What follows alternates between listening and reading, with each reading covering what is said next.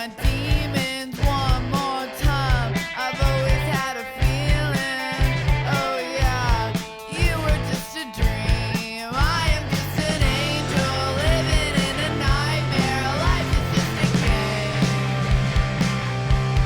Heaven is a stranger, God can never find me. Don't you wanna play?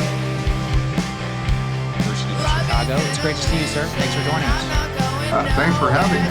All right, so Professor, originally we're going to talk about Iran. However, you sent along some slides that you put together from your most recent travels to China. We just spoke with a journalist about what happened, or what's going to happen in this summit, but you have a little bit more of an interesting and more in-depth view. So let's go ahead and start with some of these and put these slides up here on the screen, and you can tell us a little bit about what we're seeing. So the most important thing that's going to come out of this trip is the world is about to rediscover China in ways they are going to be blown away. And I know because I've been going to China since 1979. I've been touring the economic industry since 1979.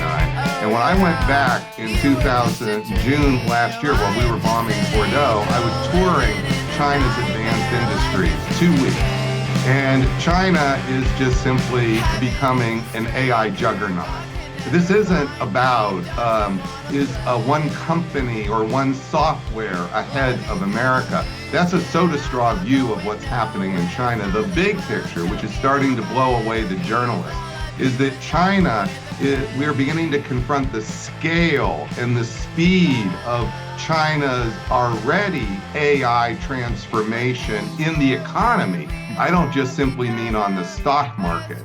And so what China is doing is they are massively integrating AI, electrification, robotics, infrastructure in cities, and manufacturing to uplift whole regions, not just simply small areas or small cities.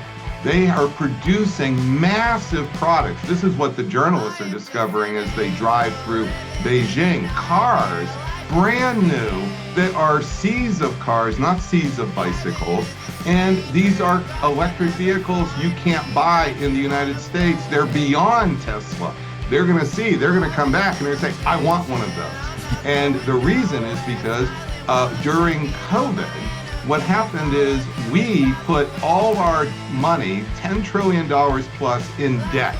And that was for good reason, to help our people. But what China did, and China can do this as an authoritarian state, they invested. They didn't give, they invested. And what I saw in China are not just seas of cars, but I visited these advanced cities now that have been uplifted in the last 5 years.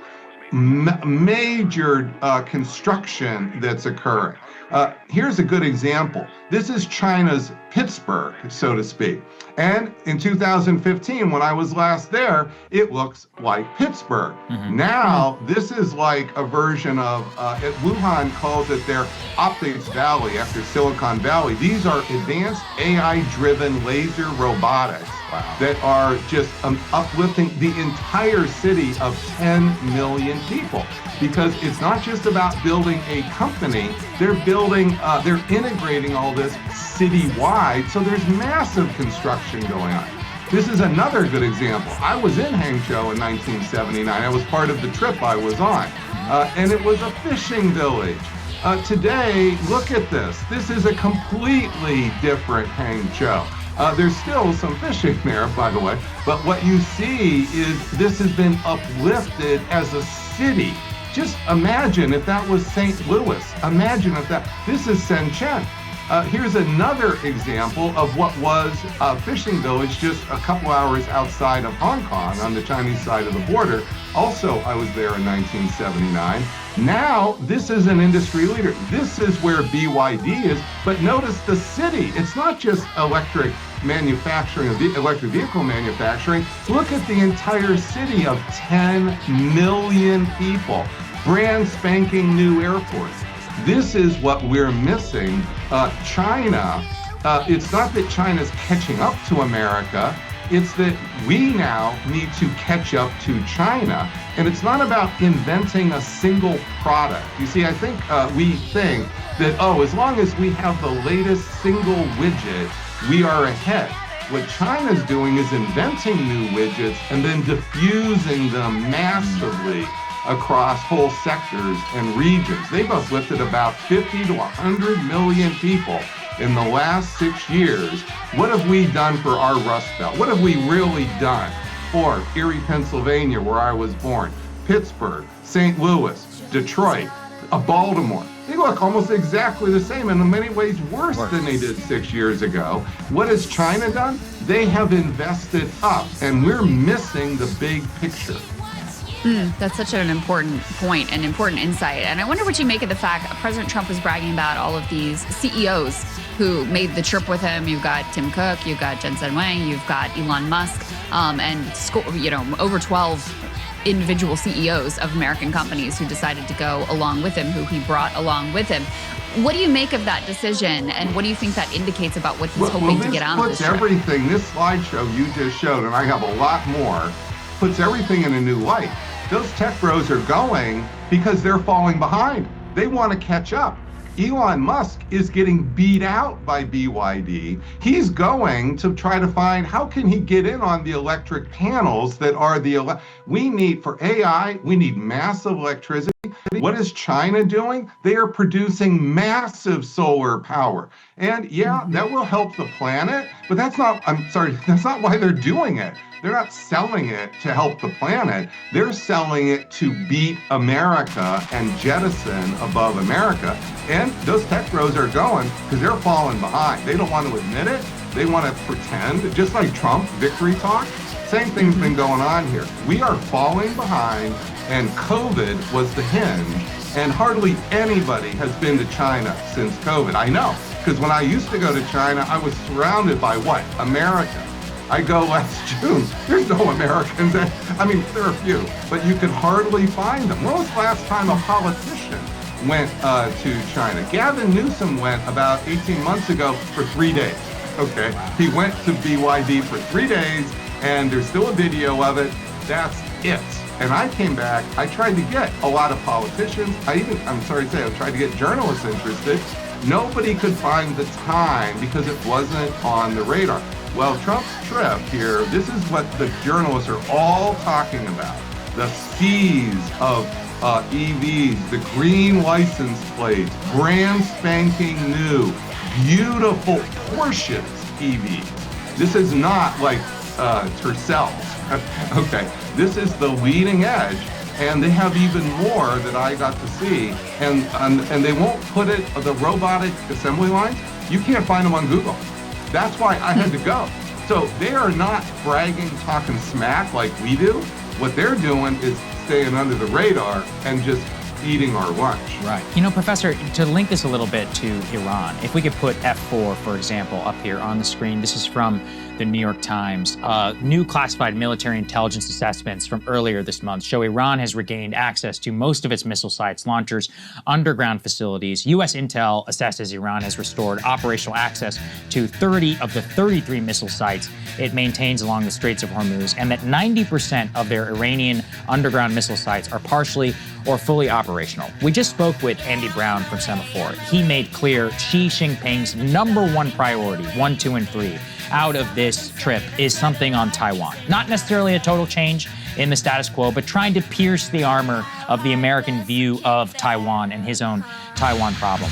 It seems to me an American president has never met with a Chinese or even any counterparty in an instance in the midst of such a tremendous strategic defeat like what we have just suffered. And how that's going to shift the trip, I mean, I'm not exactly sure, not just because of what you're talking about their ascendance, but of our own weakness, of the relative weakness in a moment like this at the time of their meeting. I'm just curious. Let me just make 2 points here, 3. So first, on your show a couple weeks ago, I said this is going to be scary for America because he's about to go in this position of strategic defeat. She's got all the cards. He's going to want concessions on Taiwan. So this was #1, absolutely predictable.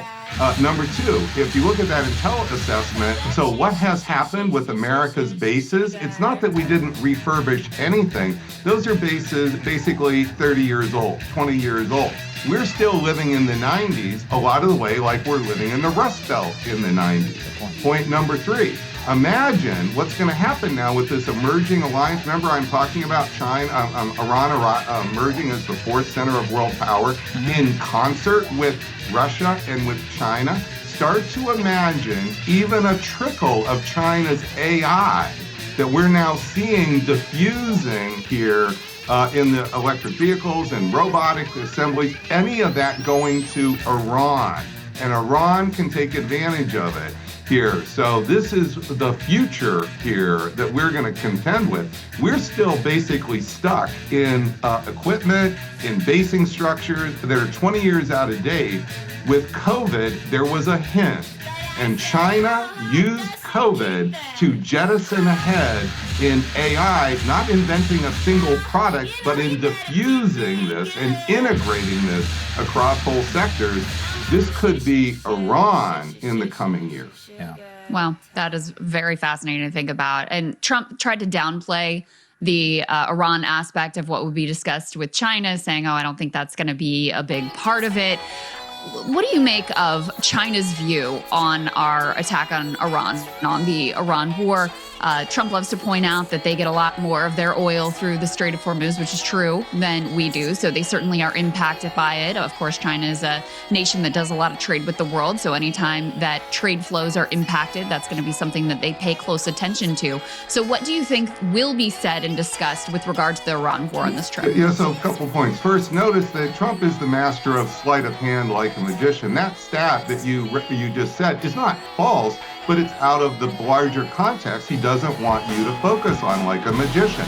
The bigger context is China has been weaning itself off of oil over the last decade.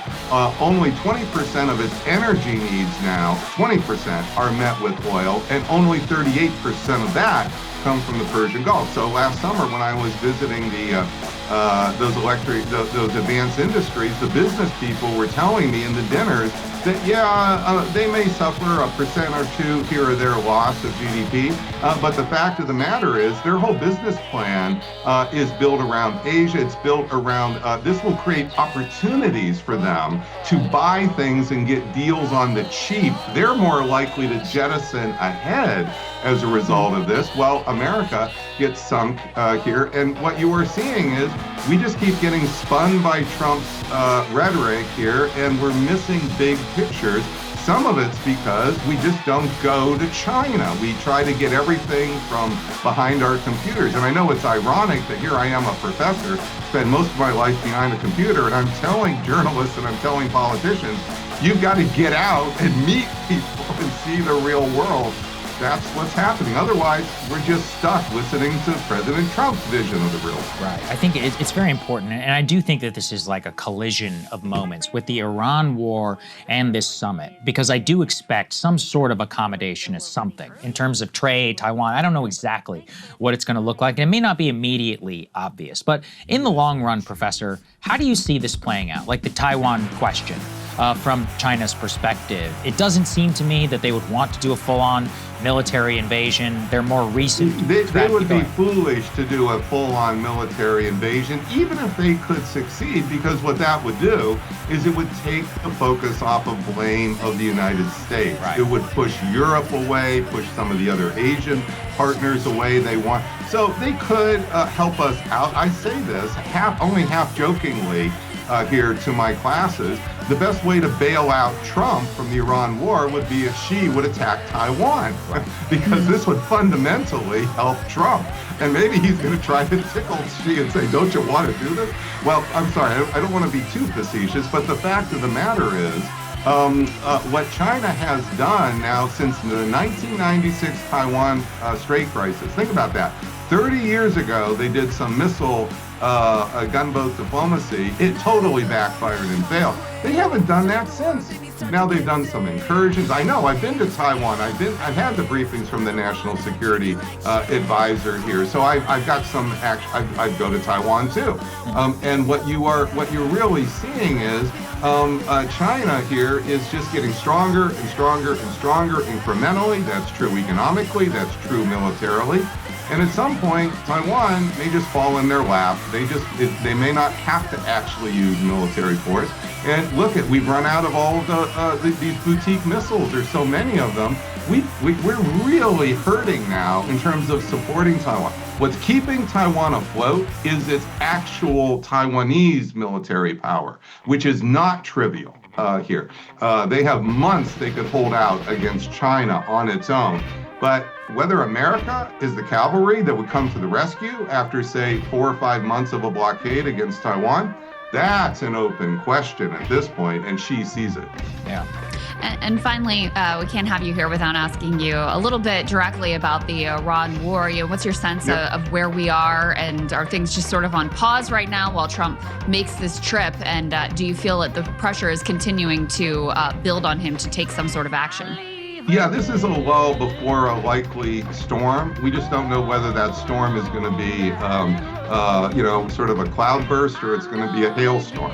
And the issue here we've talked about many, many times is President Trump is going to have an incredibly difficult time swallowing that big L on him, which will, as bad as you think his political prospects are now, he's still got a large part of MAGA behind him. And they will be even more behind him as they get into the midterms. However, if he accepts the loss and really just says, yep, you're right, I've got to stand aside while Iran gets a nuclear weapon, think about that, because that's what the real future is here, then a lot of even MAGA is going to lose confidence in the great leader because that great leader isn't so great anymore. So this is where the real problem of the trap is.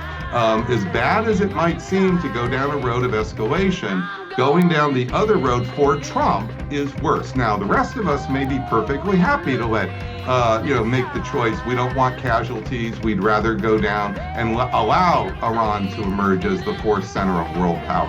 That's the choice, and we may make a different choice, but the guy in the Oval Office is President Trump, and he's in there for 2.5 more years.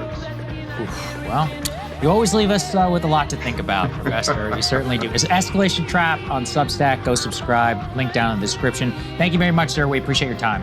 Oh, thank you. You're always ahead. You guys are always ahead, and help keep my Substack ahead. Good. Let's keep it up. Number one. Glad to be Let's part make of it that. number one. Hey, if you like that video, hit the like button or leave a comment below. It really helps get the show to more people. And if you'd like to get the full show ad-free and in your inbox Tease the imagination.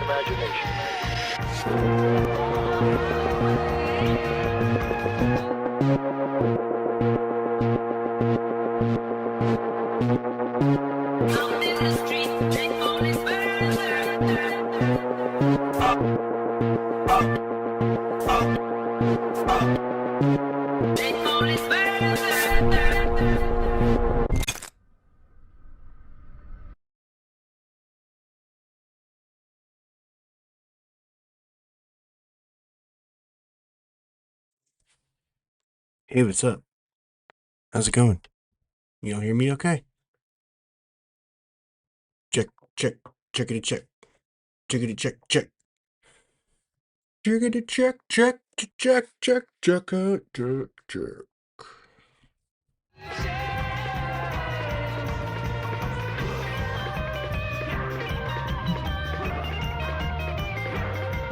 What up, BBBBBB? What up, Present Radio? Happy to see you. What up, Louie? What up, Catnapper? How's it going, Catnaps? Present, what up? Too old? So old? Louie Stonks? Louie McStonks. Yo, man, what the fuck? 3,500%. Shit. Jack Bird, what up? Dakin, what up? What's going on? What's going on? Fucking loyalists. Elemental. How's everyone doing? CIA whistleblower alleged federal COVID-19 cover up. I don't know, like these. They really pulled one over with the COVID stuff, right? Because they had all of these fucking chuds looking everywhere. They were all pissed off and looking for conspiracies in all of the wrong places, you know? Like, instead of looking at, you know, pharmaceutical. Well, they did look at big pharma, but not in the right way, you know? It's just like they see conspiracies, they see corruption as like a thing that the government does, you know? That's so weird. Right? It's always like a thing that the government is doing, like, not why they're doing it. You know, it's all like, oh, they're trying to fucking take away church, brother. Okay, why? Why would they be doing that? Why would you think that? Who stands to profit from that? The government's gonna profit from closing the church? I don't think so, dude. Come on. It's like I tell everyone, dude. Like, your conspiracy, you need to start off with who's getting paid for which reason? You know, what's the incentive structure? Hey, look at this guy. Fucking let the oil flow. Oiling it up. Dakin the Great. It's gonna be a Dakinopolis. I can't hear that shit. You can hear it though, right?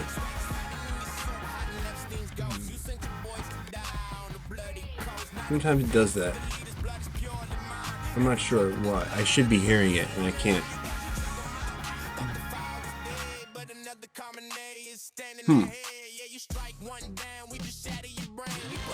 I hope you all enjoy it though. Let me pause this.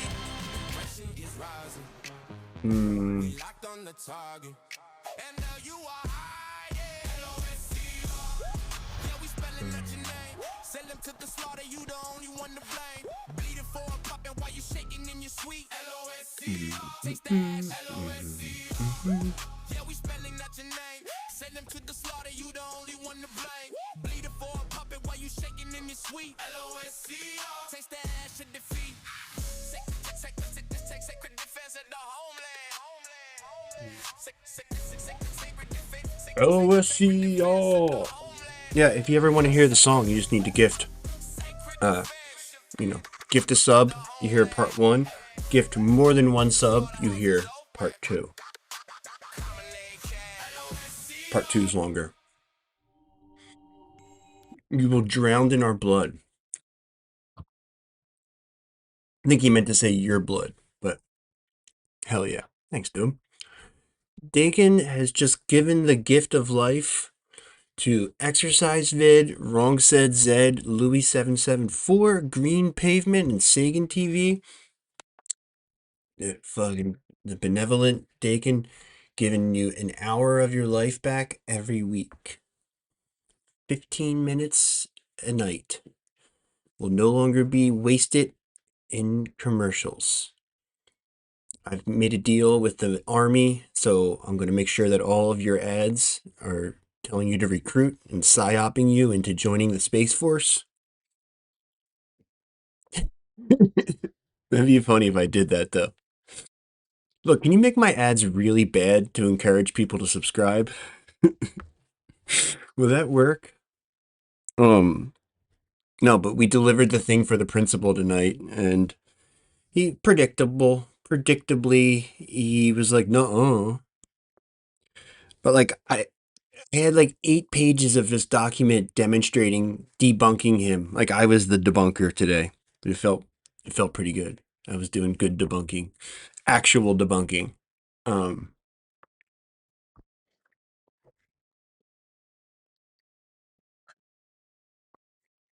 Anyway, a dementor free, yeah, no dementors all month. You get an hour a week not watching commercials, and you can sleep peacefully knowing there won't be any knife wielding, let me see if I can find them.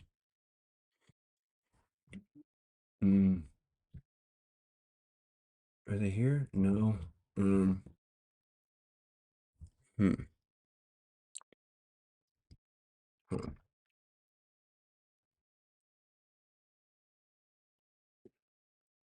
Um, here, maybe.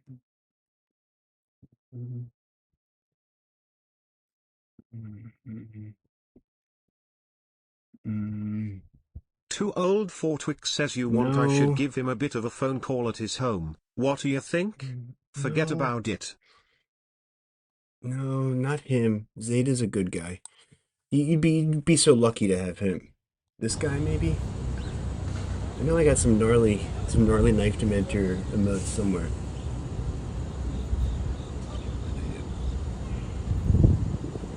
Ugh. This guy could haunt your dreams if you don't subscribe.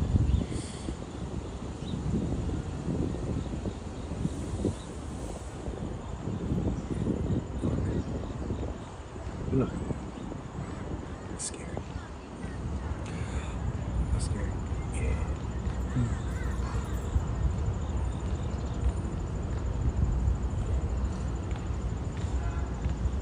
I need to get the sound effects on that one. I know I have. Oh, this one maybe. Where are they? No. Hmm. All right, whatever. I don't want to leave you waiting.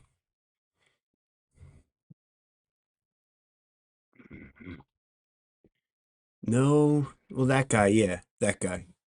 Oh, here it is. Wait a minute. Found it.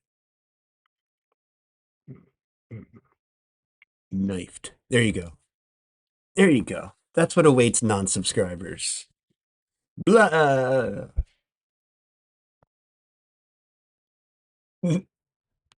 Anyway, sorry. That was just a little humor. Look, that's a fucking insectoid. Just a little debunker humor. A little anti that guy. Yeah, that guy's waiting for you right there. Yeah, look at these guys. That that's the Anunnaki oligarchy. Those are humans. They're having a meal of humans, human flesh. You don't want to be made into a human flesh meal, do you?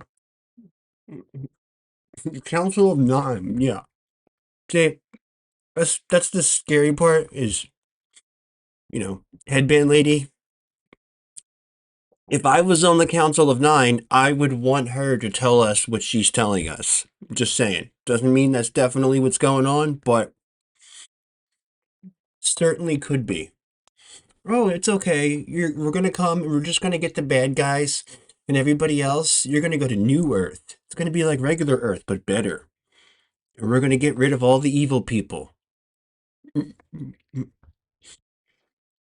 mean, you know, it would never do that to her. She does have a lot of scar tissue on her heart, so anything is possible. Um, did you see they didn't send the G didn't go to the airport to pick up Trump? Apparently that's a big insult. The president goes, the president of the receiving country is supposed to meet them, and you sent the VP.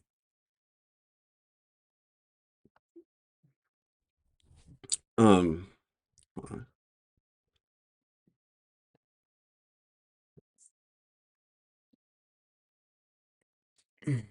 hopefully, hopefully they do some shit though. They slap him around a little bit. Cause like he goes there and he like doesn't learn anything. He doesn't like have it. He doesn't come back with like a more accurate perspective on the new status quo. Like he doesn't come back with like a better perception of like the geopolitical dynamics. He goes there and then just comes back and he's like, "Oh, China's lying about everything. We're great. China's lying." Like they needed to show him what he's like. That he needs to have consequences for his actions. Her heart already has too much scar tissue. Yeah. He was busy getting acupuncture. Dude, I wish I was getting some acupuncture. Mm. Look.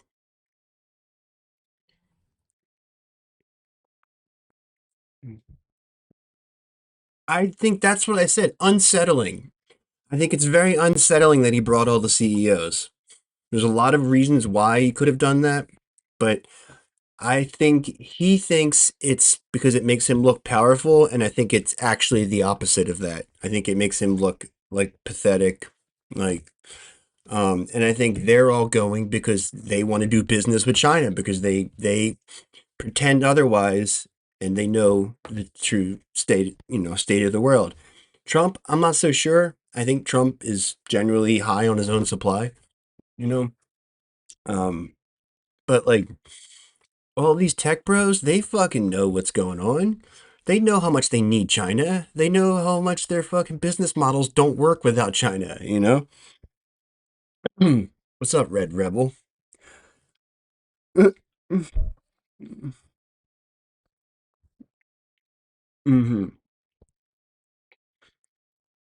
Mm. Was that guy apologizing to him? Mm. Oh, sorry. President Xi was getting acupuncture. I mean, it looks like the middle of the night, so maybe that's why.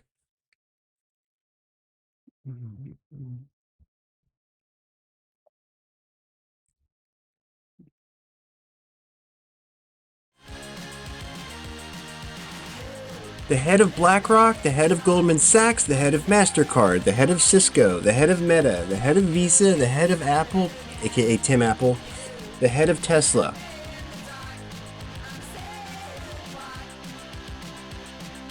Wow. Look at all these assholes, though.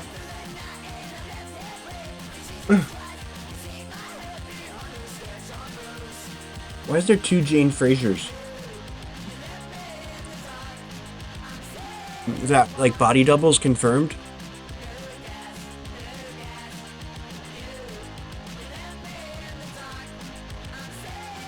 GE Aerospace. God damn. Someone needs to find MH370 that plane. You know what I'm saying? Cargill. Why can't we ever get an MH370 where we need it?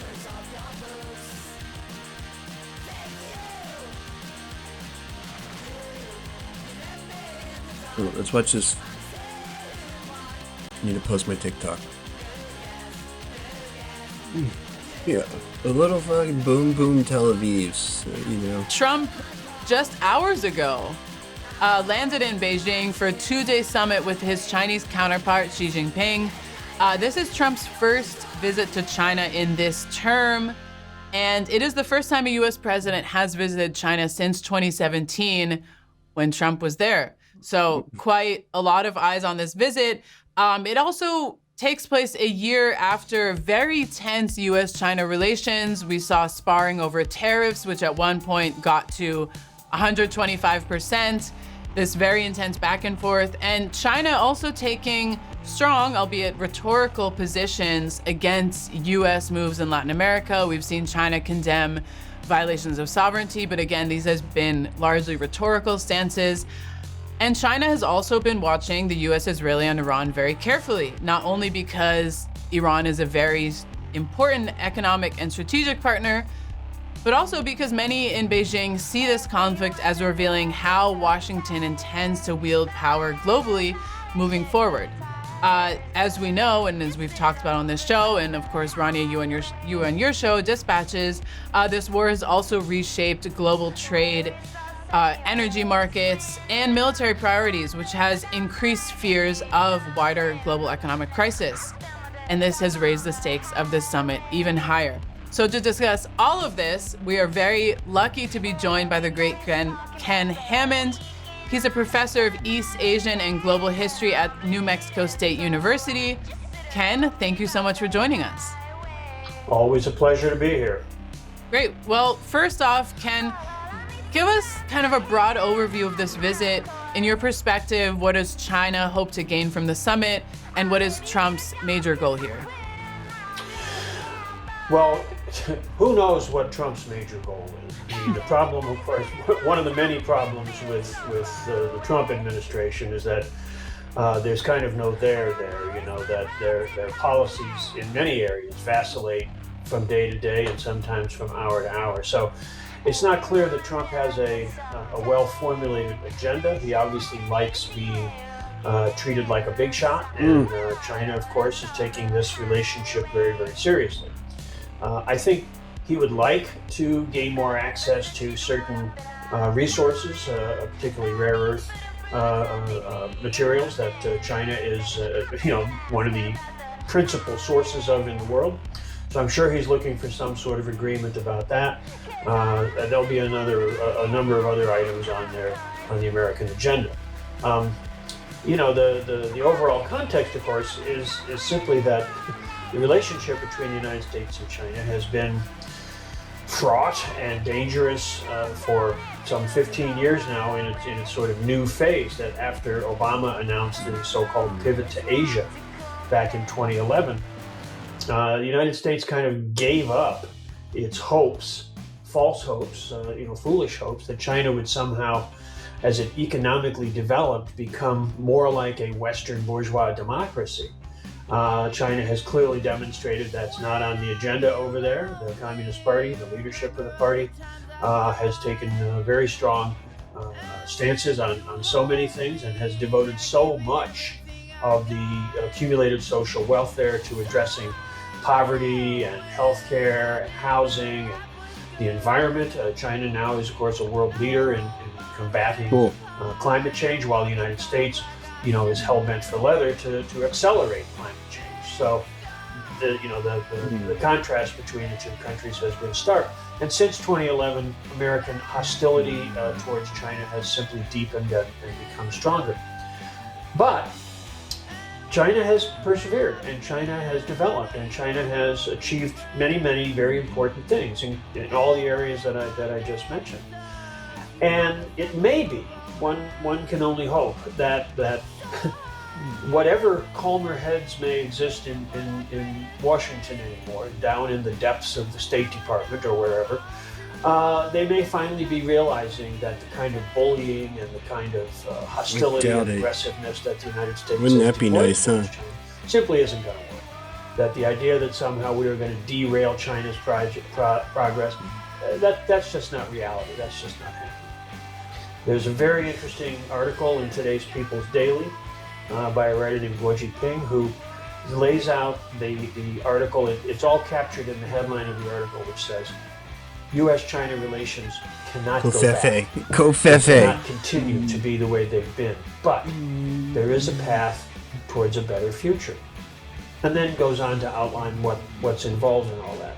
Whether Donald Trump, whether the United States political elites are in any way open to this more pragmatic, more realistic view that the interests of humanity, the interests of working people all around the planet need to be prioritized. And these two great countries, these two huge economies, need to find ways to work together rather than trying to, having the United States try to undermine China. I got a banger TikTok. Whether that's possible, it's hard to imagine given the recklessness of the Trump administration. But we'll have to see what goes on these next 2 days. Well, while we're on this point, Ken, I want to read you some of the names and titles of some of the people that are going on this trip alongside Trump. We have Apple CEO Tim Cook. Tim Apple. CEO of Tesla and SpaceX, Elon Musk. NVIDIA CEO Jensen Huang. BlackRock Chairman and CEO Larry Fink. Cargill Chairman and CEO Brian Sykes. GE Aerospace Chairman and CEO H. Lawrence Culp, and Goldman Sachs Chairman and CEO David Solomon.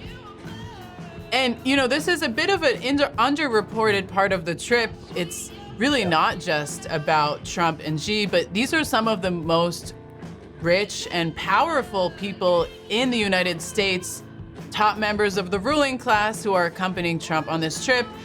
And as you know, and I think it's kind of ironic, these are some of the same figures that fund politicians who are waging a crusade against China and say that anyone who challenges the dominant narrative about China is an agent.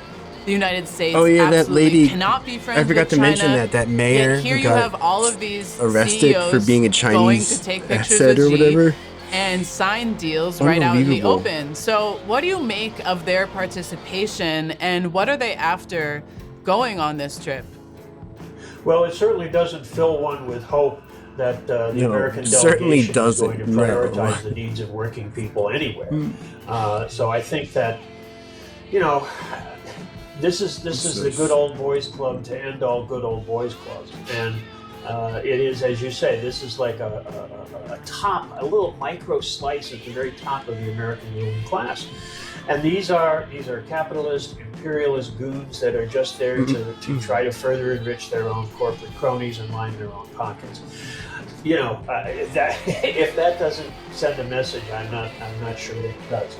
What's remarkable, I think, and you know, we can reflect on this in various ways, is the restraint that the Chinese side shows on this. I mean, we're at the point in this relationship between the United States and China where Trump and all these billionaires are kind of going to China hat in hand. You know, they're kind of recognizing, maybe not fully yet, and maybe they're not ready to fully accept it, but recognizing at least in some way that they're going to have to get at least a little bit with the program. The most Not evil program people to have ever walked the socialist earth. development and poverty eradication. And, It's your favorite evil guy's all favorite evil all guy. the things that China dedicates its accumulating, you know, social wealth to.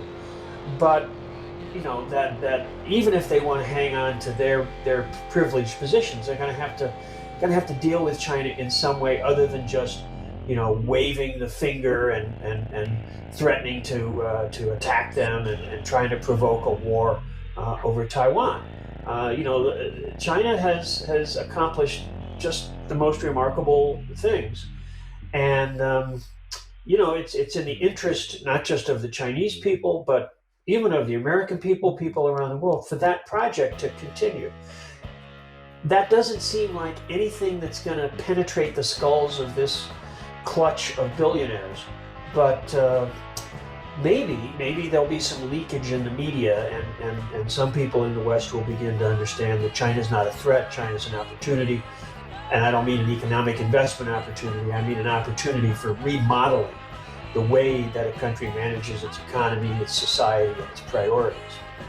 Well, I'd also just like to point out, which is an interesting element, that the companies that do sign these agreements with China, oftentimes, like was the case with Elon Musk in Tesla, they have to, you know, sign agreements that say they're going to promote socialist values. Yet at the same time, they are ardent and fervent anti-communists here in the United States. Yeah. Interesting. Yeah. No, go ahead. No, it's just that you got to wonder about the cognitive dissonance that's going on in their heads. Yeah. No, it's really incredible. It makes took me a picture wonder, of my are we going to screen. see some sort of write-up from Fox News on all of these CEOs saying that they're now just like Chinese agents? They fined Fox Because of what I News just for heard, illegal sounds- parking. To me, like, that might be the case. Really? I saw Tony Well, again, Dukakali I do- got denied a visa. Yeah. That's pretty If cool. you're watching Fox News, there's an idea for you. Ken, I do want to ask you about the Iran war angle here, Double. because, you know, as we've mentioned, the summit is taking place with the backdrop of the U.S.-Israeli war on Iran. So, you know, what lessons is China taking away from that war? Do Chinese leaders see this Double as an isolated regional circumcised. conflict, Doubly or do they circumcised. perhaps see it as a broader He loved American it so much he had to strategy get it aimed twice. ultimately, some might argue, at containing bigger powers like China and Russia? Oh, I think the Chinese Oh, I are really very like being conscious mutilated. of, Mutilate me some the more. implications of what's happening in the Gulf. That's why China wouldn't let him in. As they have been, you know, Ew, that's gross. No, you're not Israel's coming in. genocidal Denied. war in Gaza. You know, Denied. China has taken the Damn. principled positions, and as Zoe pointed out, much of this has been rhetorical, but it has also involved things like working with the Palestinian political action groups, you know, to try and agree to a coordinated approach. You get it reattached just so we can get it removed hopefully, again. eventually, this terrible war comes to an end, and to be things fair, like the I Iranian think the Saudi second one reconciliation, which right now was like a doesn't seem to be ceremonial going all that bris. well, but I think the story You know, is they China just kind of like has nick taken it. some practical steps in This the is area even as weirder well. because you're an But adult. Me as I a think rabbi, that just like you know, slicing your China's dick. It's so just the gross. articulation of those principal positions is in part underpinned by the fact that you know China is the largest purchaser of Iranian oil, but Yeah, it's Iranian so oil gross. is You're an not the adult, largest man. What's wrong with component you? of China's oil supply. So this idea that somehow by going in and fighting Iran, you were going to put some chokehold on Italian. Yeah, I think it would be awkward, but who knows? You know, Petroleum supply. Who knows? That was never a realistic proposition. So I think that Chinese are very conscious of their strategic position. They have stockpiled reserves over the last year or two, sort of in anticipation of possible problems like this. They have a very, a capacity for longer-term planning that I think greatly exceeds that of the United States. It's like they can't. Most Western powers. Like they can't give China any dubs in anything. Like it's the same way that they like refuse to like let Bernie have a dub on anything. You know, like they can't accept that pure market solutions are not the answer to anything, to everything, right? Like everything has to be purely like, okay, the market-based solution. This is what, like the answer always has to be more neoliberalism. It can never be anything but that. So you can't even admit that like China's ability to do 5-year plans and make long-term planning has been just tremendously effective, and the just deterioration of any kind of like, I don't want to just say quality of life, but like infrastructure, public infrastructure, just the entire like experience of being an American has been just degraded so significantly over the past 30 years of the neoliberal, like, post-Cold War era. That's such a stark contrast. China, and then it's not just America, it's everywhere. It's all the fucking, the colony, the fucking client states. Just fattening up the 1% for no specific reason. Like, it's just bizarre. The austerity, very short-sighted. What?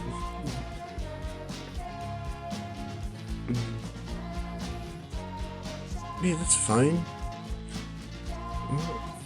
So...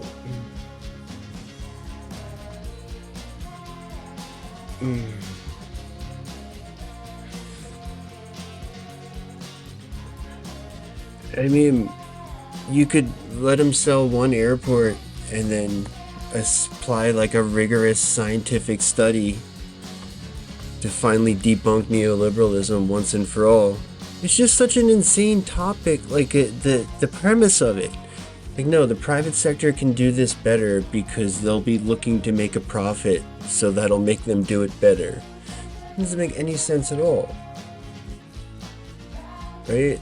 It just has every single instance, it's just been made everything worse for everybody. More expensive.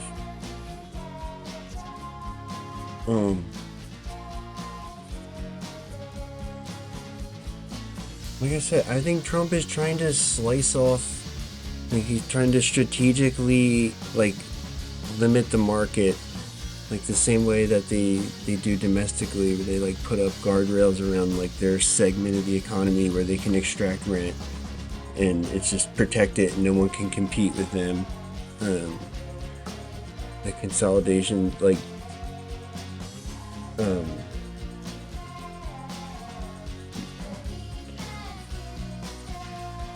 and then basically make it so that they can benefit from China's, socialist powerhouse, manufacturing production, and then not have to actually compete with, their products, right? Like the way like what they did with the cell phone towers and shit in Europe. The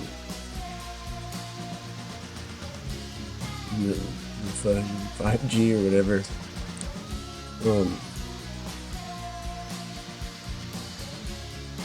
Yeah. Nihilism kills people. Heard it before, give it a listen. So if Carney sells, I mean, if she lets Carney sell, like, yeah, that's what I would propose if I was, what's his face? New guy. That's what he should do, actually. He should respond just like I did. That's what, man, what the fuck is his name? I forgot already.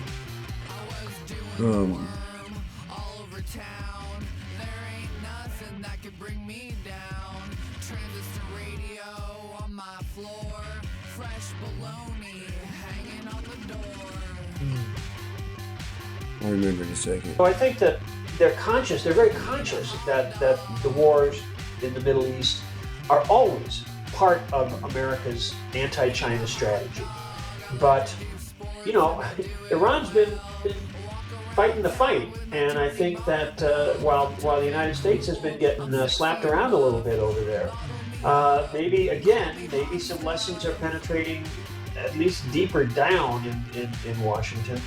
That not such a good idea. You're such an optimist. You're such an optimist, Ken. You're such an optimist. That's a very well. I just keep hoping that somewhere buried in the bowels of the State Department, there's still some expert, Yeah, who's like, you guys. But on that note, Ken, I do want to ask, do you think that now, after 4 decades of these policies, but the reason why I say the book came out on June 12th is that just how ironic. The guy's name I can't remember is this lady's husband. I feel like this catastrophe, right? This crime really, in so many ways, is the ultimate symbol of that lovelessness as policy, of that neglect, of that systematic neglect and systematic discrimination, but also of that hollowness that you're asking about, right? Because of this extraordinary cruelty that China investment in image, like the investment in the aesthetic, in such sharp contrast to the divestment of the inside, of the interior, right? How can I do a fire in the booth when I'm trying just to maintain? And since June don't hear the word fire in the same way, heard screams, splutters, and them gasping for air. That's not bars in the booth. It's so hard to compare. YG doesn't mean to deal with Trump. That's a good way of putting it. How does that bomb sound to those that bled in war? That we never saw. Remember when they settled scores with metal swords like Skeletor? Chinese made gunpowder, Nobel invented dynamite. They say the guilt in his mind compelled him to design the prize. We know what Einstein's mind was like. How many geniuses we never knew that were deprived of life. I can't philosophize on horrifying flames. We don't have to apologize or qualify our pain. To grenfelize our loved ones of the colonizer's name. Should we let the corporate media lobotomize our brains? You are beautiful. No matter how this life disfigures you, you're beautiful. If that's the case, right? The way you just broke that all down, and China abuses. I mean, they're not dumb. They're quite smart. Market would make people a better running deal.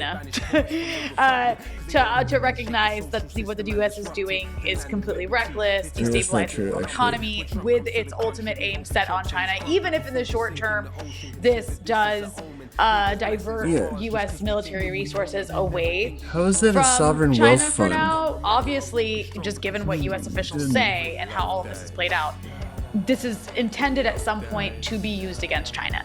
So, and of course, Iran is a very close ally of China. So did China perhaps miss an opportunity here to leverage their visit to maybe try to force a push for an end to this war? And I'm saying that in the sense also that we can't deny there has been a lot of criticism, friendly criticism, I would say, towards the fact that, there's a feeling, especially in the region, which, where I'm speaking, the region of the Middle East, of West Asia, that why isn't China doing more? So yeah, I'm just curious, is there a missed opportunity here? Yeah, well, I think that many of us, myself included, are concerned, I suppose I would say, about why China isn't perhaps doing a bit more. But I also think that we don't know out here in the real world.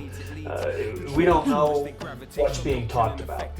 And I think one thing that's important to bear in mind right in these next couple days is that while Trump is in Beijing, meeting with Xi Jinping and all these billionaires are in his train and all this stuff, the talks that may actually be more substantive are taking place. I hate when you start the game Korea, and the fucking guy sees what your lineup is and then he changes his. Fuck Scott you, Bessent dude. from the Treasury and Come all on, that. just play. And I think that's where whatever leverage China may feel He sees has what formation you're will probably using, so then he fucking puts I something think different that, on. The United States is fairly desperate for greater access to some of these. I just changed mine too. I saw he was doing that, so I changed mine. Advanced Fuck you. technologies. China is now in the lead in many areas of technological development beyond the United States, and I think that gaining access to some of that knowledge.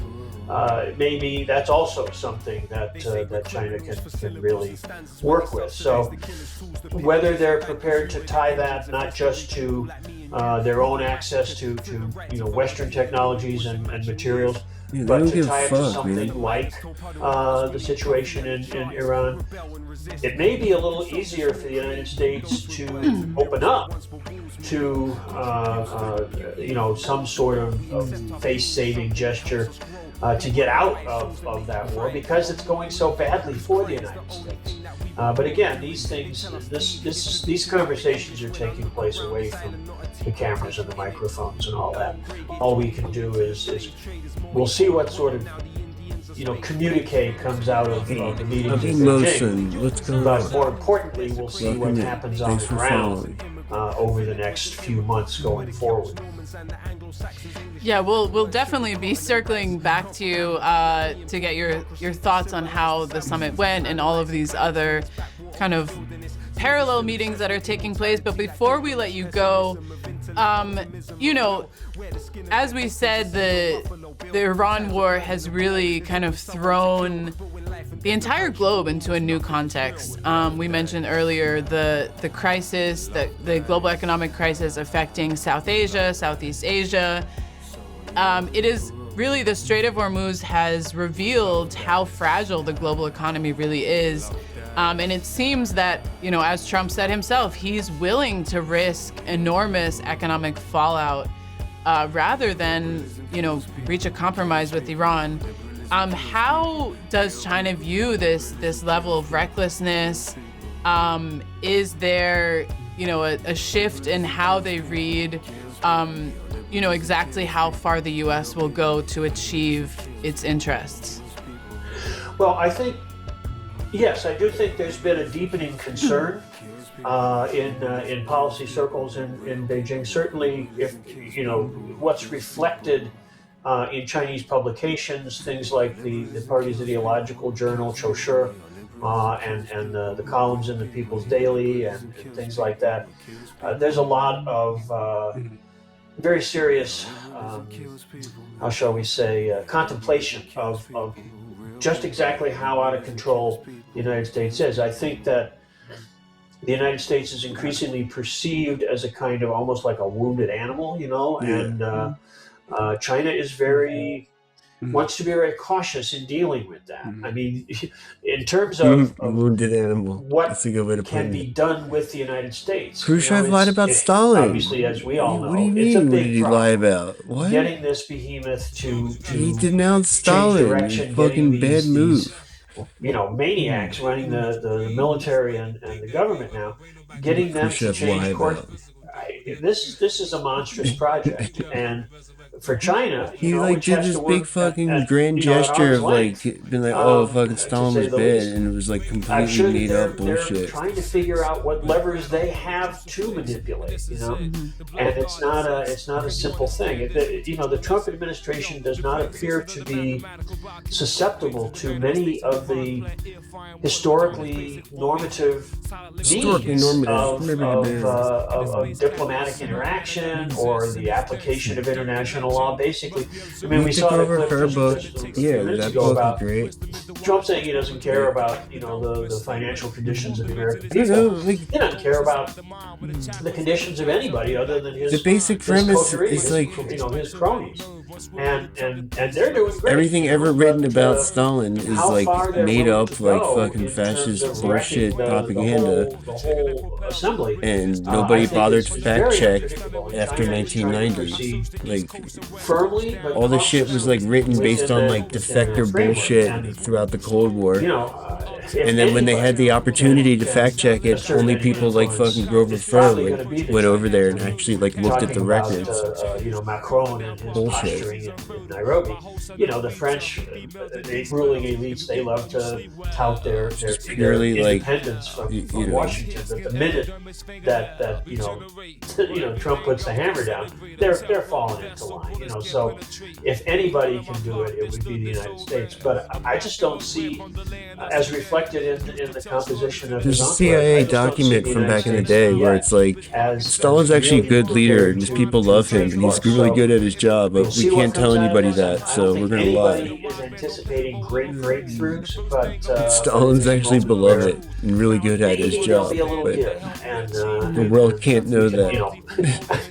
I've already been accused of being an optimist, so maybe I'll indulge that just a little further. Well, as Gramsci said, optimism of the spirit, pessimism of the intellect. Yes, pessimism of the intellect, optimism of the will. Yeah. Exactly. Well, Dr. Ken Hammond, thank you so much for joining us for that excellent breakdown. We'll definitely be watching over the next day what happens in this summit and how that impacts us and the world. For sure. Thanks for having me here. It's always good to see the two of you. Wu-Tang motherfuckers. Oh, Wu-Tang motherfuckers. Oh, Wu-Tang motherfuckers. Oh, it's almost halftime. Firepower.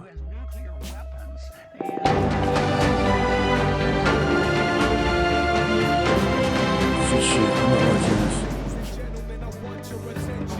This is America, where what started as ping-pong diplomacy with China has now developed into what Donald Trump calls a close friendship. But the two countries are currently in a fragile trade truce. Donald Trump is in Beijing with the hope of cementing that. I'll have more on that later in the show, but to start us off, here's Cyril Venier in our Washington studio. Manuel Rapallo, thank you. Here's how Donald Trump views the U.S.'s trade relationship with China. It's a ripoff, and he's on the wrong end of it. The president believes this partly because Americans buy more from China than the other way around, the trade deficit that he rails against, and partly because China, like the U.S., does.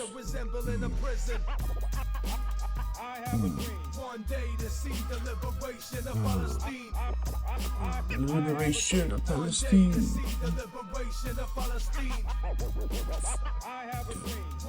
I always get stuck looking at those recommendations, even though. I'm not anti-Jew, I'm anti-oppression, anti-Zionism, anti-aggression, American Oh, I gotta make up my mind. to the engine, Wait. American-made guns be the murder weapon. They blaming Hamas for the Wait a minute, I wanna watch this. Let's watch this. feel if your land was stolen, living in a prison, your spirit is broken, half your fam dead, can you fathom the notion? So Kash Patel, y'all, is really not doing well. He's been struggling pretty bad. There was that big report that came out that basically said he's like a psychotic alcoholic who doesn't know what the fuck he's doing, who misses meetings, who's in no position to run the FBI. And so he was doing a committee hearing here, and man, it did not go well for him. So here we have Patty Murray, Senator Patty Murray. First, she's going to talk to him here, and you're going to begin to see he's losing it. So he's going to lose it a little bit, and then wait until we get to the back and forth with Van Hollen. Let's take a look. Patel, we need a serious budget, but we also need serious leadership. And I will say this, there is one clear priority in Trump's overall budget, and it isn't law and order, it is war. Because while Trump is proposing cuts to programs that really do keep people safe, he wants to increase war spending by $500 billion. And I don't need to tell anyone here we are not going to bomb our way to safer communities. So I intend to help put that budget up and write bills that keep families safe. But beyond that budget, we need serious leadership at the FBI. that the American people can trust. And I am deeply concerned about the reports that your leadership has not been serious. We need somebody We need J. at Edgar this agency Hoover who's focused on in a solving criminal jar, cases, his head in a not jar. passing out branded bourbon or jetting around the globe. Yeah, branded Your job is to be bourbon. reachable. And I know Senator Van Hollen asked you about this. But I gotta say, if you want to pass He got out liquor or locked out pop of bottles his in a locked email room, account. He stick thought to he was podcasting. fired. Leave law and order to people who Yeah, really do stick care to about justice and fairness. That is podcasting, really critical. And Stick to She said stick to podcasting Yeah, dude, to him. shut up and dribble. Oh my days. That's got to stick. that's what I am really deeply concerned about, and so are many people. Thank you, Mr. Chairman. Can I respond? Stick to podcasting, bitch. This is what Stick real to leadership looks like at the podcasting, FBI. dude. Every one of you was given it. Now he's going to drop a whole Oh, bunch no. of fake numbers on everybody. Here we go. Happened under my tenure at the FBI and the Trump administration. 20-point drop in the homicide rate. 45,000 violent offenders arrested last year, twice as many as 2024. 2,450 criminal gangs disrupted. That's a 322% increase from 2024. 6,900 child victims have been located You're since I've such been a in the seat. bitch, That's a 144% increase. 2,900 child- child predators yeah, and dude, human we got traffickers all the arrested. That's a child 70% predators. increase. They literally disband a bunch of agencies whose sole job was to go after cartels and human traffickers. They literally rolled all of that back in order to go after immigrants in the Home Depot parking lot. They went after day laborers instead of actual criminals. The real hard work of actually getting the bad people. They disband a bunch of the agencies doing that work, and now here he is lying and saying, oh yeah, we've been going after the bad guys. My ass cheeks you have. This is all bullshit. And we've arrested 8 of the top 10 most wanted fugitives in the world in 14 months. Yeah, dude, That's crime twice as many in the is 4 years lower every combined. year. That is what the men and women of the FBI are doing, well-resourced. Everyone should take a look at this. If people want to continue the baseless, fraudulent, false personal attacks at me, that's great. Keep the target on me, as I've always said, but the mission has never been better. Mr. Chairman, if I could just respond to that. I appreciate the work of our FBI agents. But leadership, serious leadership is a concern. And we are seeing the pictures of passing out branded bourbon and what happened at the Olympics, jetting around the globe and all the rest of it. Dude, And that, stop I will it. say again, Mr. Chairman, is a J. big Edgar concern. Hoover would never do that. He's so dumb. He thinks he could get away with the optics of this when Trump himself reportedly hates the optics of Kash Patel going to the fucking Olympics, drinking like a frat boy, looking like an asshole, taking a plane to go 17 minutes to see his shitty girlfriend sing the national anthem to the fucking NRA. Like, even Trump doesn't like this, you dipshit. All right, but we got more. So here's Chris Van Hollen grilling Kash Patel, and Kash Patel, I should call him Crash Patel, Crash Patel crashes the fuck out and loses his shit, and he refuses in this clip, as you're going to see here. He refuses to shut the fuck up. And so there have been no occasions when your security detail had difficulty waking or locating you, is that right? Nope. Oh my days. Imagine you're still like on some drunk frat boy shit where you're like, you're a grown ass man and like they can't find you. They have to try to break into your house to get you. And so he's asking this because this has reportedly been the case that they can't find him some days and they got to go and try to like drag him out of his house for meetings and shit. Difficulty waking or locating you, is that right? Nope, it's a total farce. I don't even know where you get this stuff, but it doesn't make it I don't credible even because know you where say you so. get this stuff. I'm not saying it, I don't Director even know Patel. where you get this it's been stuff. written and documented. You are literally saying it. No, I'm saying that these are reports, Director Patel. No, and unlike I your will baseless say- reports, You're the right. only Unlike person your that was slinging baseless margaritas in reports. El Salvador on the taxpayer dollar with a convicted gangbanging rapist was you. Kilmar Abrego Garcia, who by all accounts is totally fucking innocent, and you fascists ruined his fucking life, okay?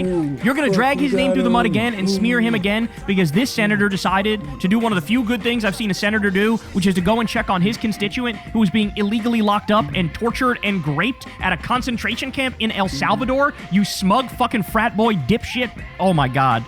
I can't. I gotta reel it in a little bit, bro. Yeah, I gotta on reel it in. I'm camera about to go too taking a far. champagne I gotta bath stop. with the fucking I gotta hockey stop. team. I cannot stand this guy. By the way, also, Cash, I don't know if you realize this. You're brown. Crash Patel. You're brown. Do you have any idea how quickly these white nationalists and fascists and Nazis will throw your ass under the bus? Do you have any fucking idea how much they hate you too, you dipshit? And here you are. That could have been you in CCOT. That could be you. You think you're special, you're fucking not, okay? You're just another brown guy to them. And just wait, because you're going to get thrown under that bus eventually. The only person that ran up a $7,000 bar tab in Washington, D.C. at the lobby bar was you. Did you hear what he said? He ended up with a $7,000 bar tab in Washington, D.C. What? I'm not kidding when I say Republicans are now using fake images and posting them on social media. They're saying Chris Van Hollen was drinking with Kilmar Abrego Garcia, and they spent $7,000, and it was in a D.C. bar. That was in fucking El Salvador, you lying hack scumbags. but they can't help themselves. They have nothing, guys. I need you to understand this about the right. They literally have nothing.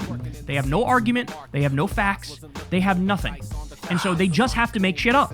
That's what it boils down to. I'm just going to make some shit up. And that's what they do. Suggest in this room allegations that have been drinking are on true. taxpayer dime during Are the day you polygraphing? is you. Director Patel, come on. Director These Patel, are serious come on. allegations that were made Director against you. Patel. And they're in a Allegations lawsuit are that you false. filed. Director You drinking Patel. margaritas with a gangbangers Actually, through and on it just video. goes to show you Running a don't. $7,000 bar tab at the lobby bar has been filed by your own office. Goes to You show- drink during the day. That's you. This is the Chairman. ultimate example of hypocrisy. Chairman. I will not be tarnished by baseless allegations Let and me fraudulent ask you a statements from the media. This man, he's got a talent for being the most unlikable person in human history. The way that he's just like, he will not take a breath, he will not shut the fuck up. It makes me think he got a little bit of Narco Rubio's booger sugar, y'all. Because we all know Narco Rubio, and he's low-key sneaking. He's low-key sneaking that all the time. You mentioned that indicates you don't know what you were talking about. Now here, The only Director thing I know Patel. is you're the one drinking margaritas with felons. Actually, that's a You're the one false drinking statement, margaritas and with I'm felons. asking you about your statements. I've answered that. And I'm asking you about a particular report. And It's not a your report. testimony. So let me ask you this. He said it's not a report. What is it then, big guy? What is it when multiple news outlets report the same thing, that your ass is a fucking drunk idiot loser? What is He that? a drunk You idiot don't want to call it a loser. report? What word do you want to use? It's probably, Are you willing to take the test? Or did they use It's called dollars the in audit El test Salvador? I that don't know. members of our active duty military and others take I think to they determine might, whether because they they have had a that big drinking problem. shit. I'll take any test you're willing to take. I will take it, Director Patel. I'll take it. You ready to take it? Let's go. Yes or no? Let's go. Side by Take it. side. I'll take it. Just this guy. This fucking guy. I can't, man. Whenever you see a committee hearing where they end up grilling the Secretary of War Crimes, Pete Kegsbreath, they end up grilling this idiot, they end up grilling Christy Noem or Pam Bondi, you are guaranteed to hear some of the dumbest shit you've ever heard. And then later on, Trump goes, they did a great job. They really handled them. It was really incredible. It was really amazing. I really loved it. And then you watch it back and you go, are you fucking kidding me? These people don't live in the same world that you and I live in. So, Trump, I don't know what you're waiting for. You know They you want to did a fucking shit good can this job guy. considering Get on it. I all don't want to see his things face anymore either. considering. Hey y'all, do me a favor and like and subscribe. It helps out big they time do in the the best they algorithm. can with, like, Click the such bell as shitty well for material. notifications when videos drop, and watch that video on screen right now. You know you want to.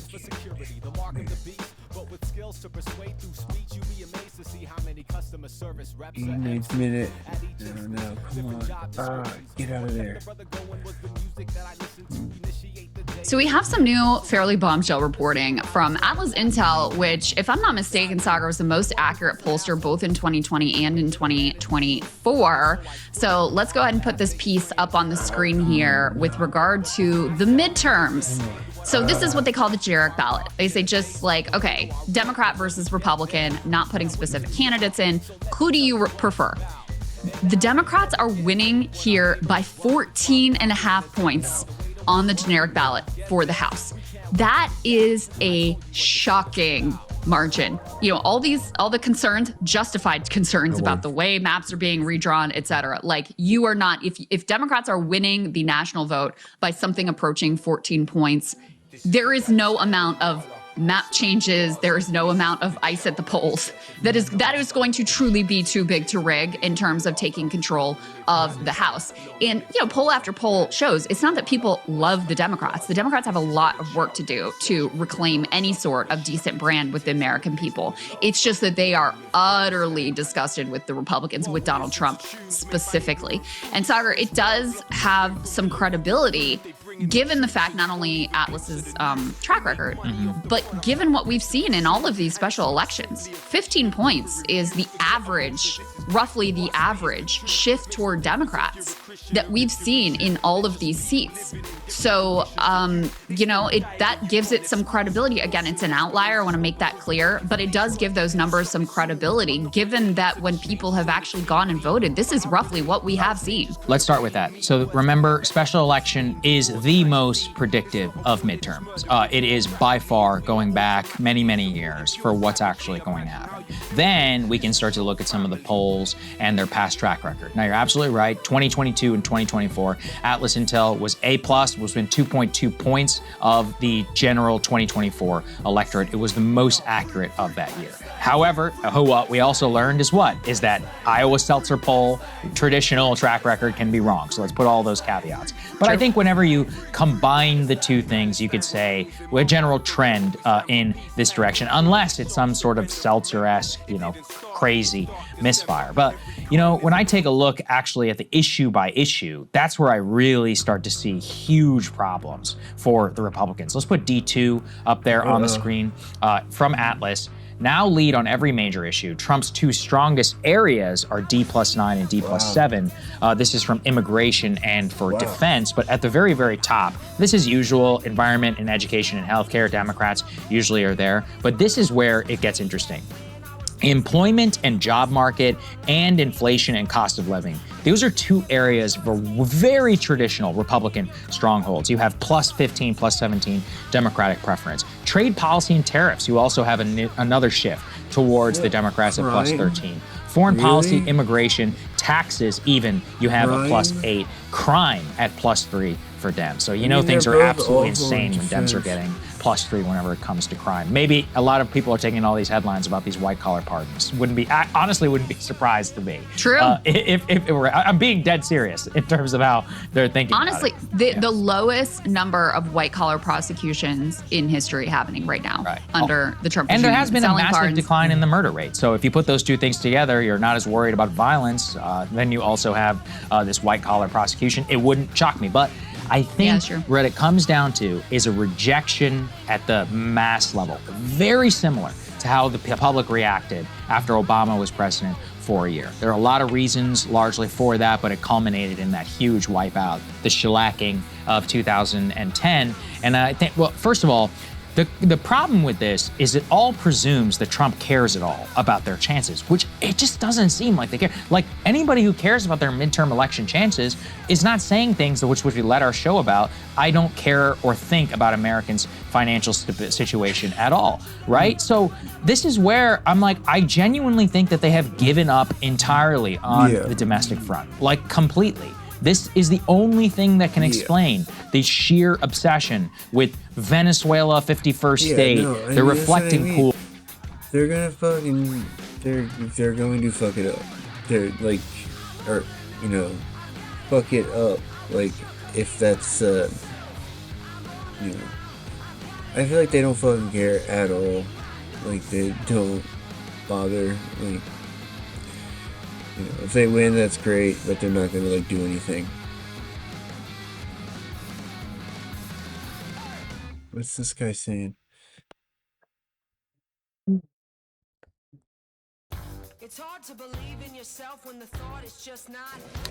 Let me say a few words first. For updates.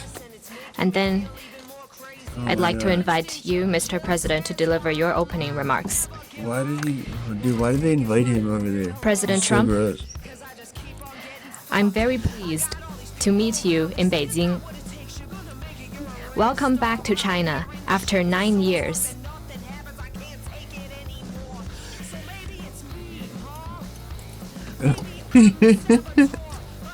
The whole world is watching our meeting. Oh my God. Currently, transformation not seen in a century is accelerating across the globe, and the international situation is fluid and turbulent. The world has come to a new crossroads. Can China and the United States overcome the Thucydides trap and create a new paradigm of major country relations? Can we meet global challenges together and provide more stability for the world? Dude, Trump's such a bitch. Look at him. Can we, in the interests of the well-being of our two peoples and the future of humanity, build a brighter future together for our bilateral relations? These are the questions vital to history, to the world, and to the people. They are the questions of our times that you and I need to answer as leaders of major countries. This year is the 250th anniversary of American independence. Congratulations to you and to the American people. I always believe that our two countries have more common interests than differences. Success in one is an opportunity for the other, and a stable bilateral relationship is good for the world. China and the United States both stand to gain from cooperation and lose from confrontation. We should be partners, not rivals. We should help each other succeed and prosper together and find the right way for major countries to get along well with each other in the new era.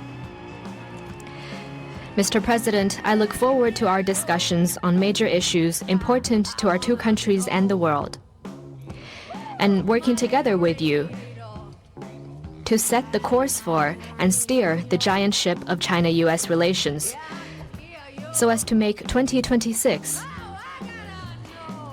a historic landmark year that opens up a new chapter in China-US relations. I will pause here and hand over to you, Mr. President. Thank you. You and I have known each other now for a long time. In fact, the longest relationship of our two countries that any president and president has had. And that's, to me, an honor. We've had a fantastic relationship. We've gotten along. When there were difficulties, we worked it out. I would call you and you would call me. And whenever we had a problem, people don't know, whenever we had a problem, we worked it out very quickly. We're going to have a fantastic future together. Such respect for China, the job you've done. You're a great leader. I say it to everybody. You're a great leader. Sometimes people don't like me saying it, but I say it anyway because it's true. I only say the truth. And I just want to say, on behalf of all of the great delegation that we have the greatest businessmen, the biggest, and I guess the best in the world. We have amazing people, and they're all with me. Every single one of them. We asked the top 30 in the world, every single one of them said yes. And I didn't want the second or the third in the company. I wanted only the top. And they're here today to pay respects to you and to China. And they look forward to trade and doing business. And it's going to be totally reciprocal on our behalf. So I really look very much forward to our discussion. It's a big discussion. There are those that say this is maybe the biggest summit ever. They can never remember anything like it. I can say in the United States, people aren't talking about anything else.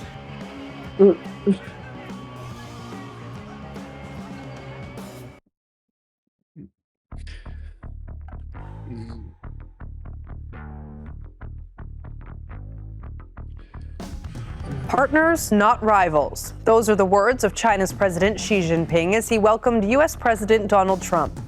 The U.S. leader shared similar sentiments, saying the relationship between the two countries is, quote, better than ever before. Xi is holding talks with U.S. business leaders in a visit that is expected to be dominated by trade. Earlier, the two leaders met in the Great Hall of the People after a pomp-filled welcome ceremony. But thornier issues are also likely to be discussed, including Taiwan and the Iran war. You and I have known each other now for a long time. In fact, the longest relationship of our two countries that any president and president has had. And that's, to me, an honor. We've had a fantastic relationship. We've gotten along. When there were difficulties, we worked it out. I would call you and you would call me. And whenever we had a problem, people don't know. Whenever we had a problem, we worked it out very quickly. We're going to have a fantastic future together. The common interests between China and the United States outweigh our differences, and each country's success represents an opportunity for the other. A stable China-US relationship benefits the entire world. When we cooperate, both sides benefit. When we confront each other, both sides suffer. Al Jazeera's Katrina Yu joins us now live from the Chinese capital. Katrina, a meeting between Trump and Xi has just concluded. What are you learning about what was discussed in that meeting?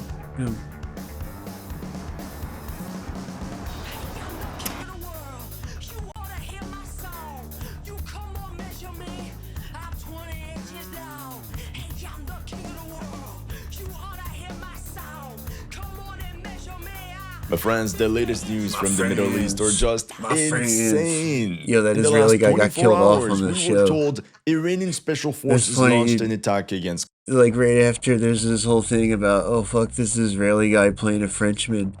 The very next episode he gets fucking scrubbed out. Yeah. What up, Comradski?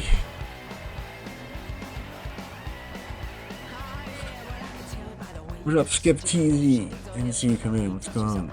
Glad you're here. Welcome in. Yeah, on the boys. Earl was like, wait a minute, this guy's supposed to be French and he's an Israeli fucking veteran. You know, like IOF veteran. Fuck that. What do you mean? They're gonna have to take him out, man. Or maybe he'll kill himself. Maybe he'll fly into the sun or something. Maybe he'll fucking... Homelander's really powerful. But they're obviously setting it up for, like, to make his fall more epic, you know? There's not gonna let... Like, he can't... You know? You can't let the bad guy win. Are you kidding me? Yeah, I know, but it's... Soldier Boy's gonna fucking... It's gonna be a big thing. They're gonna get him. Don't worry. No way. They have to get him. What's wrong? Why would you think they weren't gonna get him? They have to. I mean, that would be awful. Maybe they'll... I don't know.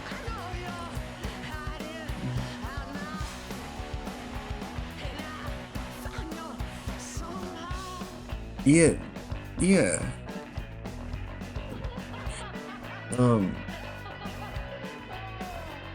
And there's one more.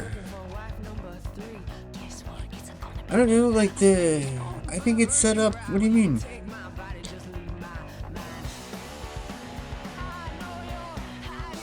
You don't think? I don't know, the Soviet research thing. I mean, she's probably gonna get it. I mean, there's a pretty clear-cut runway though. They have to kill off the fucking fascist dictator, you know, superhuman, you know, godlike, megalomaniacal. I don't even know how you would describe him. He's such a bad guy. You can't leave him in charge. He's like Kanye West politics. He's like, just like a superhuman god. Like he's in the process of like taking over the Christian like church and making it into like a Homelander church and killing off the non-believers, and it's just brutal. Like he has his psychics like go fucking focus group you, and like if you're not a true believer, he has them fucking kill you. Just awful.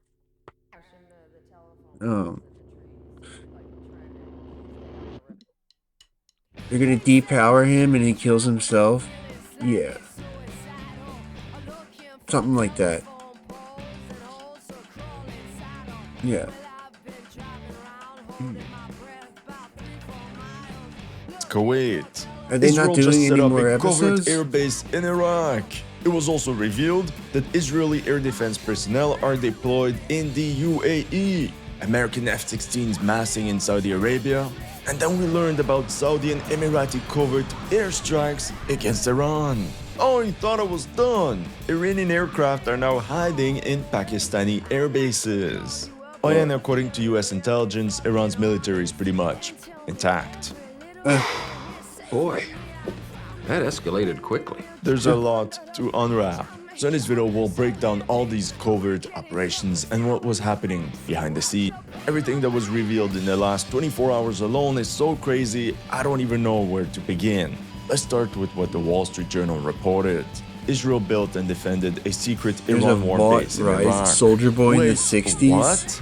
The Israelis are believed to have yeah, built that should be cool. I like Soldier Boy this season. According to other sources, Israel built the installation just before the war. It's pretty reasonable. and the base housed special forces and served as a logistical hub for the Israeli Air Force. It's totally illegal because that base was promised to them 3,000 years ago. And guess who discovered the entire installation? A shepherd spotted the Israeli base. These damn shepherds! When Iraqi forces went to investigate, the group came under intense fire, killing one soldier and wounding 2 others. And as proof of this engagement, local Iraqis even found remnants of Hellfire missiles probably fired from AH-64 Apache attack helicopters. The craziest thing is that this guy on Twitter mentioned this firefight on the 5th of March, but it went largely unnoticed. Wow. The base is said to have been geolocated right here. And for you to get the full picture, here's a before-after. We can clearly see the runway on a dry lake bed, as well as an entire camp, tents, and temporary structures. And at the bottom we can see 7 helicopters. So they just rolled up on their shit? The Israelis abandoned the airstrip around mid-March due to heavy rainfall. Oh, wait a second. Do you remember those? That would explain all the videos of aircraft and helicopters flying over the Iraqi desert just above ground. Now the Israelis keep repeating that they haven't lost a single aircraft during the campaign against Iran. And this is probably a lie, because we were never provided with an explanation for this pilot ejecting over Iraq. Initially I thought it was an American pilot, but now that we think about it, could be an Israeli. Hold on a second, buddy. Didn't America build an airstrip in Iran as well? Yep, I guess it's just another coincidence. Now you understand how hard it is to pierce through the fog of war. For example, we're getting a lot of mixed signals from the US. What's the Mexico On one hand, spin-off? we have Trump's not very subtle messages on his social media, and on the other, there's this article by warmonger Robert Kagan titled "Checkmate in Iran." Who should we believe?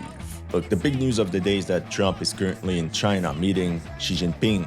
But with that being said, it's obvious that the peace talks between the United States and Iran are going nowhere.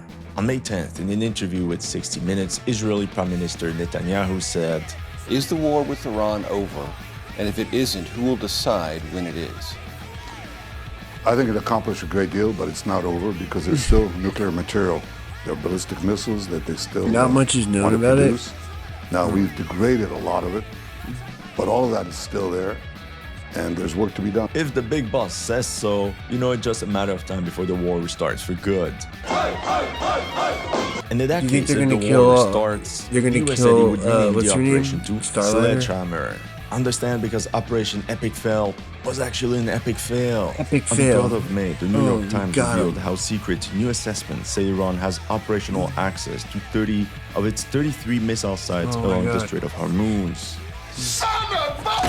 On top of what I told you last video, where Iran is said to have maintained 70% of its missile launchers and missile inventory. Whatever the name of the next operation might be, the official said that from the Trump administration's point of view, it would restart the 60-day clock that requires congressional approval for Epic war. fail. If we accurately interpret these omens, we're probably gonna witness a new round of US airstrikes against Iran. Perhaps as early as this weekend. Okay, back to covert operations. All this time you were probably wondering why the US is doing all the heavy lifting, when the Gulf countries sit back in a yacht next to Anastasia, crack a camel milk open, and just watch the fireworks. Some people did report that the Gulf countries did partake in airstrikes, but community nodes on Twitter repeated official denials. All we keep hearing is that no, it's not true, no, it's not true, no, it's not true. And then on the 12th of May, we learned from Reuters that Saudi Arabia launched covert attacks on Iran. At the same exact time, Bloomberg also declared that the United Arab Emirates retaliated against Iranian attacks on its territory earlier in the war. Well. Believe official reports? Well. No. Believe the OSINT community. Saudi Arabia and the UAE launched airstrikes against Iran, and we're just learning about it now. So you can only imagine what else we're not being told. There was also this interesting report by Faitooks. On the 8th of April, the Iranian oil refinery on Lavan Island was targeted and set ablaze. Lavan Island is located in the Persian Gulf, and if we zoom in, you can see how part of the island is covered in oil storage tanks. And it's some of them that were hit on the 8th of April. At the time, Iranian state TV accused the UAE of being behind these attacks, including claims of Emirati Mirage jets, wing-long drones, and unmarked F-16s. A couple days before that, 2 drones were shot down over the Iranian city of Shiraz. Yet Anadolu reported that the debris likely matched the wing-along 2 operated by Saudi Arabia or the UAE. On April 2nd, this OSINT account declared, "The incident would indicate Gulf state participation in operations over Iran." A month ago, the UAE and Saudi Arabia denied everything, but now we're told it's actually true. You're probably wondering, well, what about Qatar? Well, on March 3rd, Channel 12, citing unnamed Western sources, said Qatar had carried out strikes in Iran in response to Iranian attacks across the Gulf. Of course, Qatar denied everything. But if we look at the pattern, it's upgrade probably your true. subscription So what right else could this here. mean? Some analysts believe all these Print sudden communism announcements were plus. made as an exit ramp for Trump by pushing the GCC No. into the fight against Iran while the US sits back. Change your life. We also just learned that Israel deployed troops to the United Arab Emirates. The Times of Israel reported how Israel just sent Elevate the your UAE consciousness. Iron Dome batteries and personnel to help them operate them. An Iron Dome battery is more than just a launcher. There's a radar unit, a command center, 4 launchers, as well as maintenance and logistics support teams. In total, we're talking about roughly 40 personnel. Now we were told that multiple Iron Dome batteries were deployed. That means at least 100 Israelis are protecting the sky in Dubai. And it's all starting to make sense. That explains why UAE Air Force CL-600 jet landed at Ben Gurion Airport on the 14th of April. Probably a high-ranking official. That also explains the intense airlift operation between Nevatim Air Base and the UAE between March and April. I mean, chapeau to all these OSINT guys. Really impressive work. And guess what? Another UAE jet landed in Israel on the 12th of May. For sure the fireworks are gonna restart very soon. We also just got the news that on May 1st, Iran's IRGC conducted an armed infiltration against Kuwait's Bubayan Island. As you can see on the map, Bubiyam Island is right next to the Iranian border, only 25 kilometers away. Now Iran cannot attack directly because this part here belongs to Iraq. And that's why the Iranians had to carry out a naval raid. Why would they do this? The only thing of value on Bubiyan Island is the Mubarak al-Kabir port, the one built by China as part of its Belt and Road Initiative. Apparently, it's an armed team of 6 commandos that attempted to infiltrate Bubiyan Island by boat. And in the end, 4 of the Iranians were captured and the 2 others managed to escape. Kuwait identified the men held as 2 guard naval captains, a guard naval lieutenant, a guard naval lieutenant, and a guard army lieutenant. This is In the exchange suspicious. of fire, 1 Kuwaiti soldier is said to have been wounded. Knowing the history of the Kuwaiti military in this war, it's probably due to friendly fire. Now, this could have been just an isolated incident, but this is not the first time that Iran targeted this island specifically. The first time was on the 28th of March, with drone and missile strikes on US forces positioned there, and again on the 4th of April against US satellite equipment and munitions on the island. So if we go back to the commando raid and its objective, in my opinion it was a demolition job, not against the port, but to detonate US equipment, more specifically HIMARS launchers. In April, Iran's Fars News reported that Bubiyan Island was the place of concentration of commanders and technical officers of the HIMARS fire batteries of the US Army. And we also have footage to back up this claim. Who knows, maybe the objective was actually much more ambitious, and it was to capture US Army personnel. Now I want you to keep in mind that it's already 2 times now that the information from Iranian state TV proved to be correct. That's why, as an analyst, you cannot turn a blind eye to whatever Iran is saying. You actually have to listen.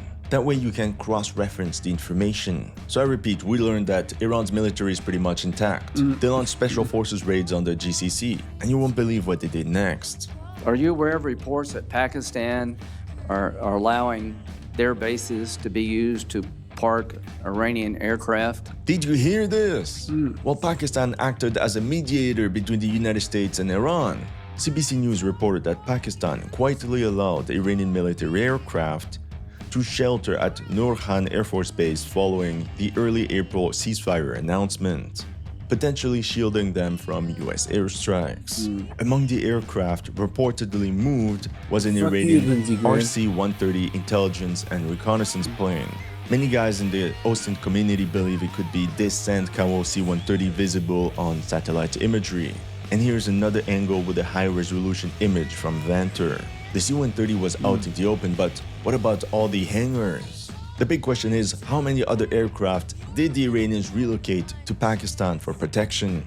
And if Iranian fighter jets were indeed redeployed to Pakistan, it is possible that over the past month, they have been upgraded with the latest Chinese technology and weapon systems by the Pakistani Air Force. And you know what? We haven't heard about these guys in a while. This silence is extremely suspicious. It seems the Iranians are worried about US and Israeli special operations forces being inserted deep inside Iran. That could explain why the IRGC completed a 5-day military exercise focused on asymmetric ground warfare and anti-helicopter tactics. This deployment of IRGC elements could also prevent future recovery missions of downed pilots over Iran. And now, at last, according to the newest satellite images, another 15 F-16 Fighting Falcons were spotted at the Prince Sultan Air Base in Saudi Arabia. In total, 53 F-16 fighter jets are said to be stationed at that airbase. That's just over 2 full squadrons. At the same time, a dozen US tankers are parked at Ben Gurion's International Airport in Israel. My friends, everything is set up. In my last video, we saw how difficult it would be for US warships to break through the Iranian blockade of the Strait of Hormuz on their own. But that could change with air support. With those 2 squadrons of F-16s now sitting in Saudi Arabia and a dozen tankers parked right next to Israel, the US can finally run continuous combat air patrols over the strait. That means SAED missions hammering Iranian coastal radars and anti-ship missile batteries from the sky, while the warships below push through. F-16s could also be highly effective against small naval targets like Iranian fast attack crafts. At least that's the overall strategy. Now is it gonna work? Well, that's another story. In the past week, there were 2 publicly reported instances They just ordered of a lot more combat Chinese aircraft fighters. calling for Nice. an emergency landing. First, on the 10th of May, when a US Air Force F-35A Lightning II Squad 7700 while operating Nice near looking the Strait plane, of man. Hormuz. Holy shit, look at And that then thing. again the next day with another F-35 over the same area. Who knows, maybe the Iranians are behind it. And if you're wondering why they're not releasing the footage, well, in that case, it could breach the ceasefire and the war would restart immediately. All this to say that the Iranians are learning, they're stronger than everyone thought, and this means the upcoming battle for the Strait of Hormuz could be extremely difficult for the United States. That's all I have for you today, and see you in the next one.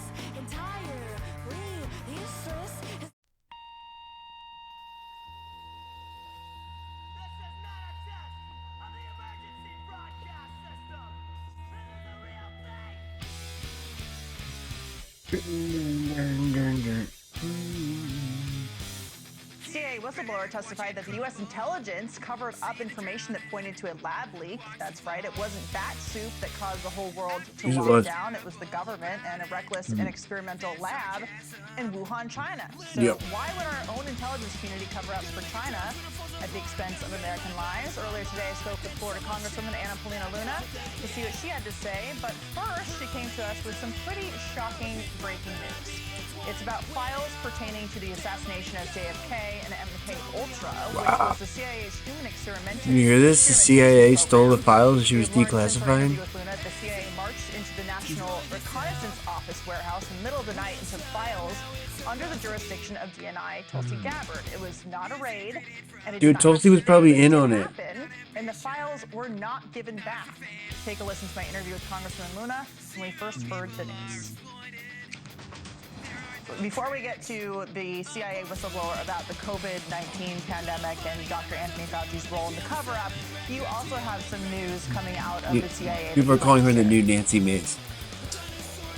Yeah, so we were actually just notified that the CIA went in and took documents out of ODNI, multiple boxes pertaining to the JFK files as well as MKUltra. The reason why this is troubling is A, there was an executive order that the president had directed the full declassification of JFK, but then also to the MKUltra files, the CIA famously has said that, you know, all documents were released and other documents had been destroyed. So these are allegedly those documents that apparently never existed, and so very troubling. I did just talk to Chairman Comer, and we are sending in the next hour or so a preservation of documents request to the CIA. I have calls into the White House to the director of the CIA himself, and so obviously as this develops, we'll keep everyone up to date. But obviously as this develops. Does the CIA have jurisdiction to go into Gabbard's office like that and take documentation?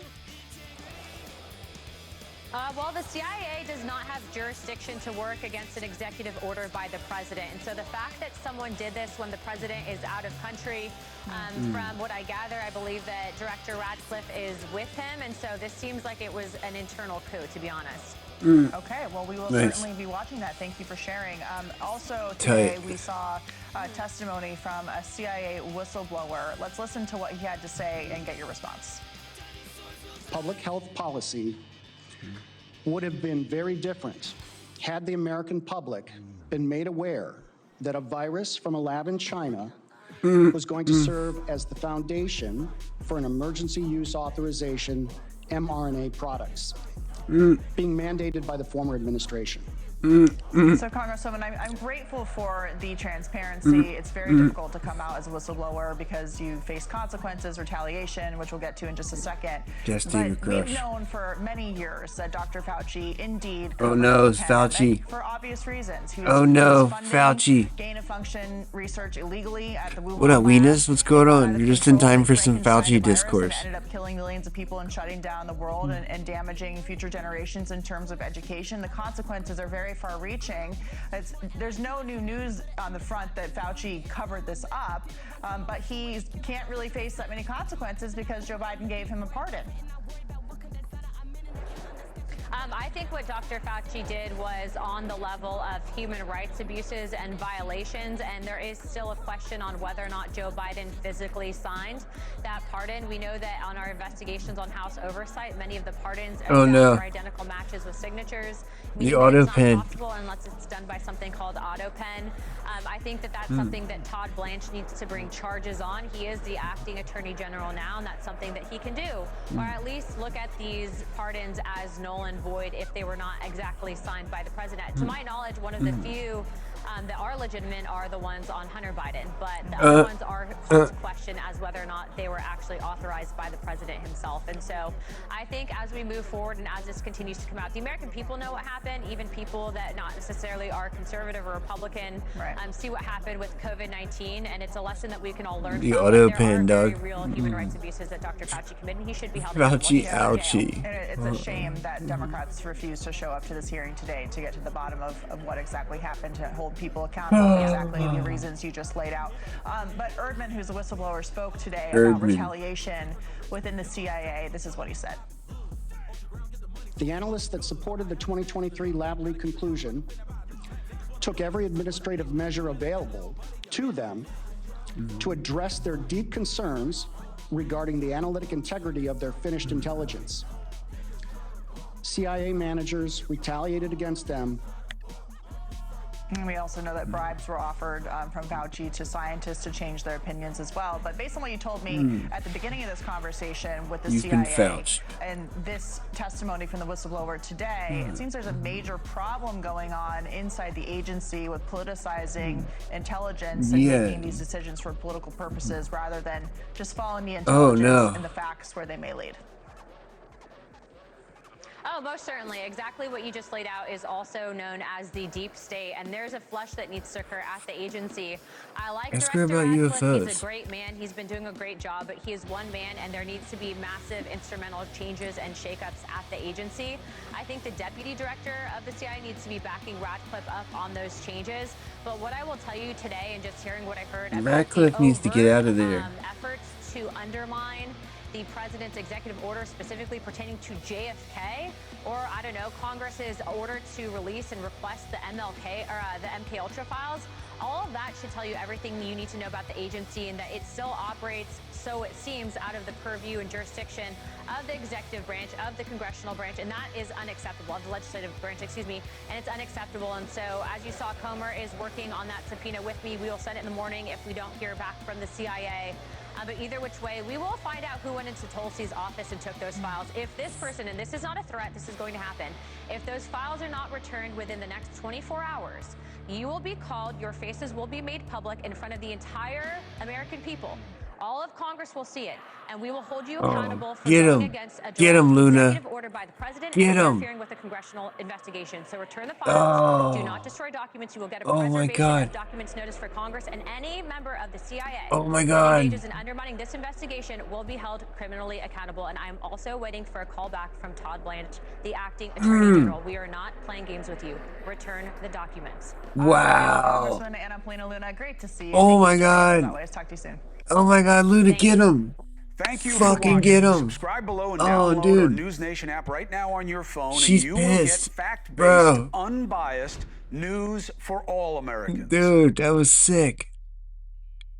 Fucking return the files. We are not playing with you. The JFK and MK Ultra files. Holy shit. From the CIA. Oh, fuck. Oh. So Tulsi got him to her office, and then they couldn't seal the deal? Oh, man. Wow.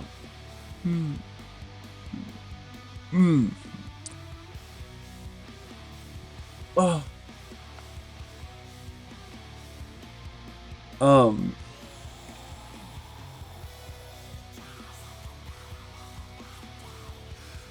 I wonder if, oh dude, they're gonna fucking shred those files, aren't they? Oh man.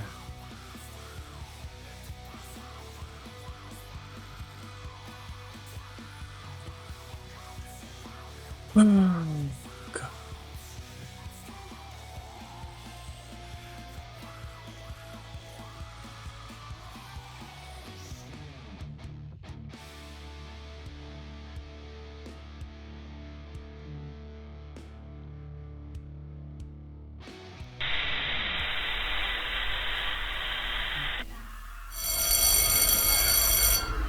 King Trump School. This is Destroy America. They are camel riders, and they are going to give this terrorist democracy. Terrorists, terrorists, terrorists. Sit down. Keep your eyes on the board. Oh shit. The ink is red because the history is bored of your fairy tales and your plastic freedom stand. Today, we count the scars on a stolen land.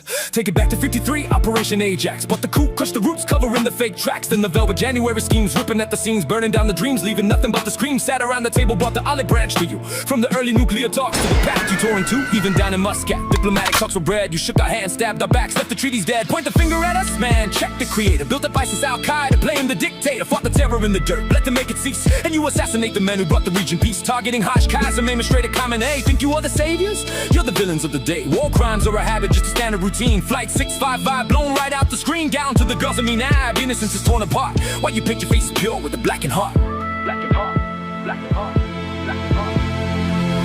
1, 2, tell us the truth. You stole the peace and you targeted you. 3, 4, nothing but war. We don't believe in your lies anymore. 5, 6, the system is bust. They don't really care about us. Hand in hand, we stand our ground. A million voices, a single sound.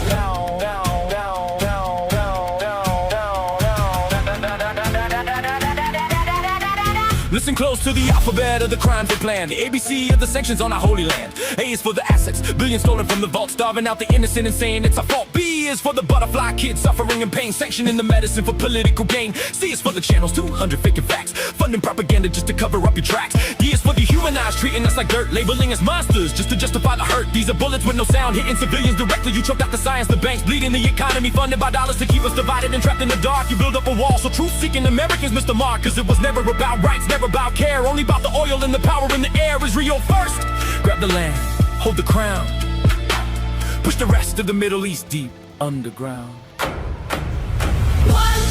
tell us the truth. You stole the peace and you targeted youth. 3, 4, nothing but war. We don't believe in your lies anymore. 5, 6, the system is bust. They don't really care about us. Hand in hand, we stand our ground. A million voices, a single sound.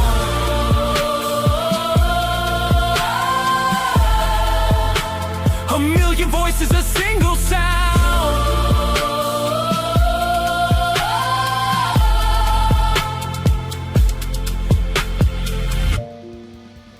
You call it foreign policy. We call it a crime scene.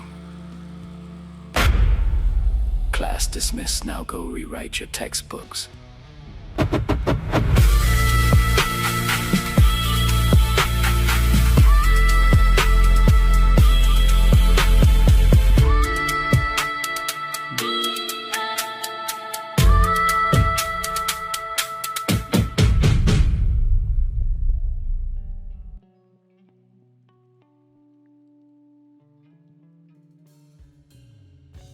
Just yeah.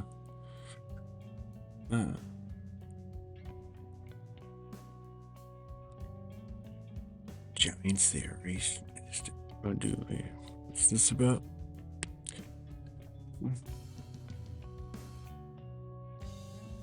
The other day, I made a video about the Pragmata video game drama and covered some insane opinions people were having about it. How the game activated some fatherly instinct in some men, and how people were calling those men creepy incels for having the basic human desire to start a family. A small part of that video was covering far-left Twitch streamer Hassan Piker's awful opinion about it. I will play that segment in its entirety so you have some context.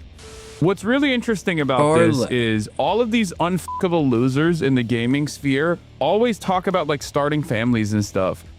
And I don't understand like why this has become a thing that they care about. Like, if you're a gamer, you should care about things that you actually experience. You should care about things you actually enjoy, right? If you're a lonely gamer who has never been around a woman and will never have sex with a woman, why do you care? Like, why do you care about having children or like riding for having children? Like, it's just not something that you're gonna experience ever for your life, for the rest of your life, right? This is something that I never understand. Wow, maybe there's a reason people are yearning to start a family and can't afford to have one and can't seem to find a partner. They feel alienated from their work and atomized from their community. If only there was a political commentator around to speak about all this. Oh well, guess not. First of all, the only care about something if it affects you is extremely libertarian coded and also very weird coming from a guy who understandably wants everybody to care about a genocide that is happening across the ocean. Second of all, what is this nihilistic horseshit?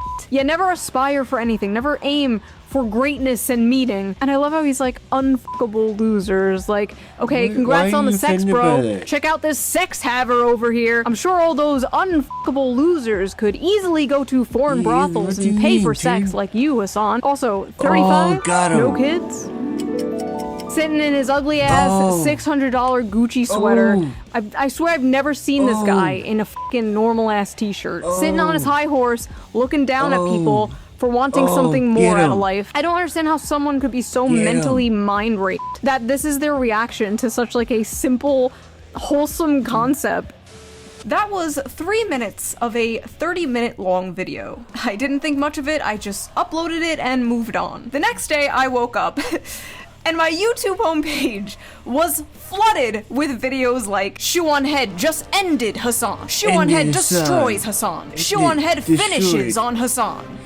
Wait, what? I had no idea what was going on. And to my surprise, he actually responded back, which then prompted a bunch of new videos. Hassan just had his biggest meltdown. Hassan's biggest meltdown yet. Shuan Head has completely mind-broken Hassan. His response to me couldn't be that bad, right? Right? What an unbearable way to exist, dude. Oh, I'm getting all my politics from Shuan Head. Ooh, look at me. I'm an emo girl. Ooh, look at me. 4chan guys who are now 38 years old want to fap to me. Why would you openly admit that you listen to Shuan Head? What the is wrong with you? In this video, I'm going to show my raw reaction to his response, and throughout that will be sprinkled in like normal commentary. Now, I'm gonna be completely honest, I was really debating whether or not to do a response to his response, but like, everyone else is covering this crash out, so why wouldn't I, the subject of said crash out, cover it myself? So I thought it would be fun if someone joined me responding to this, because it is so ridiculous. I needed somebody to like bounce off with, because I felt like I needed some like emotional moral support, because I feel like I'm going insane watching this. So I am joined here today with the lovely Smug Alana, the VTuber, everyone's favorite Oshi. Hey guys, I'm a JPEG and I would bow, but I can't, so just pretend I am doing it right now. No, nice bounce. Well, I mean, it'll get the views in, you know what I'm saying? Bro, you were on the last Shuan Head video. I will literally myself if you bring that shit up in here, okay? Why? What do you want me to do? Myself in the face, not die in the process, but at least lose significant chunks of my brain so I can operate at the same substandard, suboptimal IQ level that Shuan Head and her dumb audience operates in, so I can do a regular response to that? Is that what you want me to do? Yeah, why is he so mad? Still has yet to bring up anything. Nothing. 0 points. Like, 0 points addressed. How many seconds in are we? I basically made the same joke in my video about like giving myself brain damage so I could understand. Trying to follow the logic here. Let me just give myself some brain damage. Imagine being that chatter, like, hey Hassan, did you check out this video? Do you want me? Ooh, look at me. I'm an emo girl, and I change my politics all the time. Ooh. Time out. Emo? I wasn't even gonna bring that up. No, Dude, hold on. Oh For me, God, it's the wild way that he frames having nuanced opinions, like depending on the subject. Like, God forbid you disagree with Hassan Piker, the arbiter of correct opinions of the internet. I do not have that many videos. I have like 100 videos in the span of like a decade. You could go randomize and click on any of those videos and you wouldn't be able to tell if it was made today or 10 years ago. Which, honestly, I shouldn't be bragging about. But, okay, my point is, I haven't changed that much. And the things I have changed my mind about, I'm very open about. The way he's framing people changing their minds, changing their political opinions over time as, like, a bad thing is bizarre. Especially as a guy whose goal is, I assume, to change people's mind politically. He's totally for people changing their minds politically, but only when they change their mind to agree with him. He supports people changing their mind as new information presents itself. He supports iDubbbz apologizing for the crime of being funny 5 years ago. But when it comes to me changing my mind on like 3 things over the course of a decade, that's bad. Like, yes, I've changed on a few things, obviously. From the ages 23 to 35, yes, your opinions are gonna change a little sometimes. No way, really? Like, you probably don't believe the same things you believed like 10 years ago. No, absolutely not. Well, I think in that video that you talked about, I don't know, I remember like a couple of months ago, you were like, I had a baby, and then I lived in the city, and then I was like, man, baby, safety, and... Okay. What's this?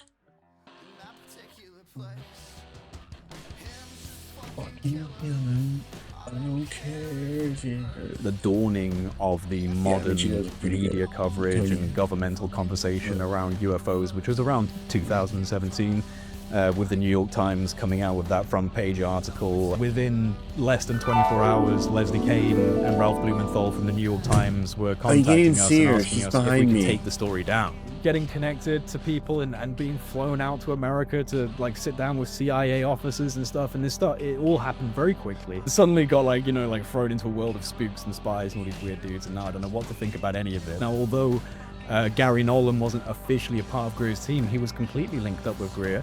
For a number of years, he was doing the Atacama humanoid, which I still have questions about that. I don't think that this is conclusive, and I think that there was probably some smudging of the data on the Atacama humanoid, quite frankly. You could say disclosure's already happened just because official institutions have acknowledged that there is a reality to things that are unidentified and they're flying and they're objects and we don't know what they are.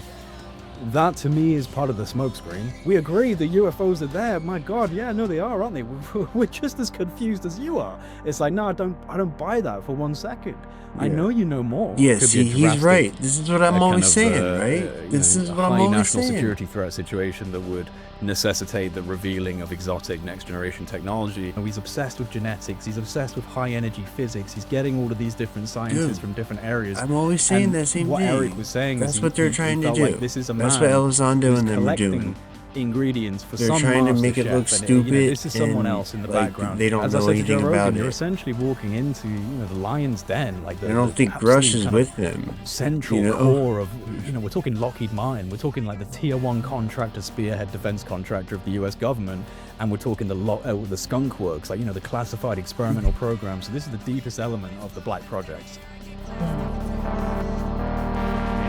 at that. Self-inspired and zero.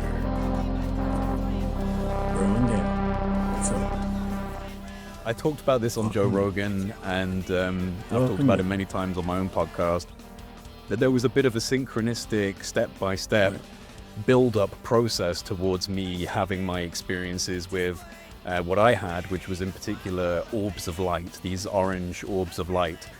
And there's a lot of people who have a knee-jerk reaction to not just the UFO subject, that's already controversial, but within the UFO subject, the claim that you're able to have contact, that you're able to initiate some form of contact, that you yourself can be the responsible party for a communication of some form. This is a very controversial kind of subcategory of the UFO subject that even people who are really into UFOs will look at and go, I'm not sure about that. So for me, it was introduced to me in quite an organic way. I was already doing a lot of research into consciousness and philosophy and metaphysics and biophysics and quantum mechanics, all at a very layman level. I don't claim to be, any sort of professional or expert in these sciences, but connecting dots with what I genuinely believed was true about reality, which is that reality is ultimately conscious, that consciousness itself is a fundamental substrate of reality, and that we are, like nodes or points on a network, and that we are just kind of antennas or receivers or, complex conduits for this consciousness. And I was looking for evidentiary pathways in different research avenues, whether it was in mysticism or in science, to try and bridge the gap and bring these things together, which is ultimately why I call Project Unity. And, people misconstrued that all the time because I'm still a relatively young, quite fiery man, so I kind of get a little bit annoyed at people sometimes, and they're like, "Oh, so much for unity," and it's like, look, I mean, I get it, but that's not actually what it's about. It's a bit more kind of metaphysical and fundamental. That it's more about a unification between spirit and science on a very fundamental level. I'm still a human being, and I'm going to act like a human being, and that's just the way it is. We're all, faults and all.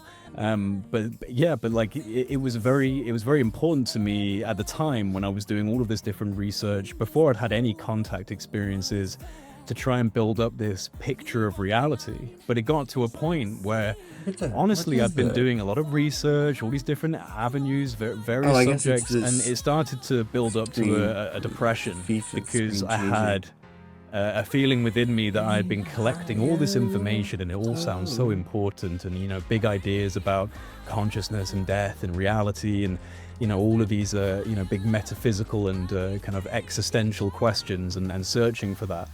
And it's enjoyable for a while, but it's funny, like almost every mystery school and almost every religion in some element will talk about how the path to seeking knowledge is the path to madness or the path to pain, because it actually is. The more you accumulate things, the more you begin to understand about reality, it can become quite painful, especially because most people are not trying to do that, so you become very alienated and cut off from the rest of the world until you find your tribe, right? Until you actually find your people. But so for me, it got to a point where I was just feeling really quite like overwhelmed, and I was like, if all of this is real, if these ideas about consciousness and universal consciousness and life after death and non-human intelligence, if all of this is real, I want to experience something in life that actually gives me a sense of it being real, not just information. I want to experience something. And so I had a moment, you could call it a prayer, I guess, but for me it was just sitting on my bed one night and just talking out loud to the universe, kind of having a little moment and just saying, look, I do think that these things are real, and I've got like a real intuition that this is what I should be researching and studying, but I need something that actually is happening in life, something that I can see, something that I can actually experience that validates all this. Like I actually feel like I need that now. And I needed no such validation. So, give me something like that, please give me something like that. And so I made that request, and I think about a week went by, and then my friend, he was like, oh, I've been watching this documentary and I think you'll really enjoy it, you should check it out. And I was like, okay, what is it? He said it's called Unacknowledged by Dr. Stephen Greer. Now at this point, didn't know who Stephen Greer was. I wasn't in the UFO subject whatsoever. I'd maybe seen a couple of little documentaries here and there, but it wasn't something that was in my mind at any point. Don't sleep even on when I was Greer. doing the like esoteric research, and UFOs just didn't really figure into it. So I wasn't already biased towards it in any way. We watched the documentary, and as much as Stephen Greer is a polarizing figure within the UFO community, some people love him, some people hate him.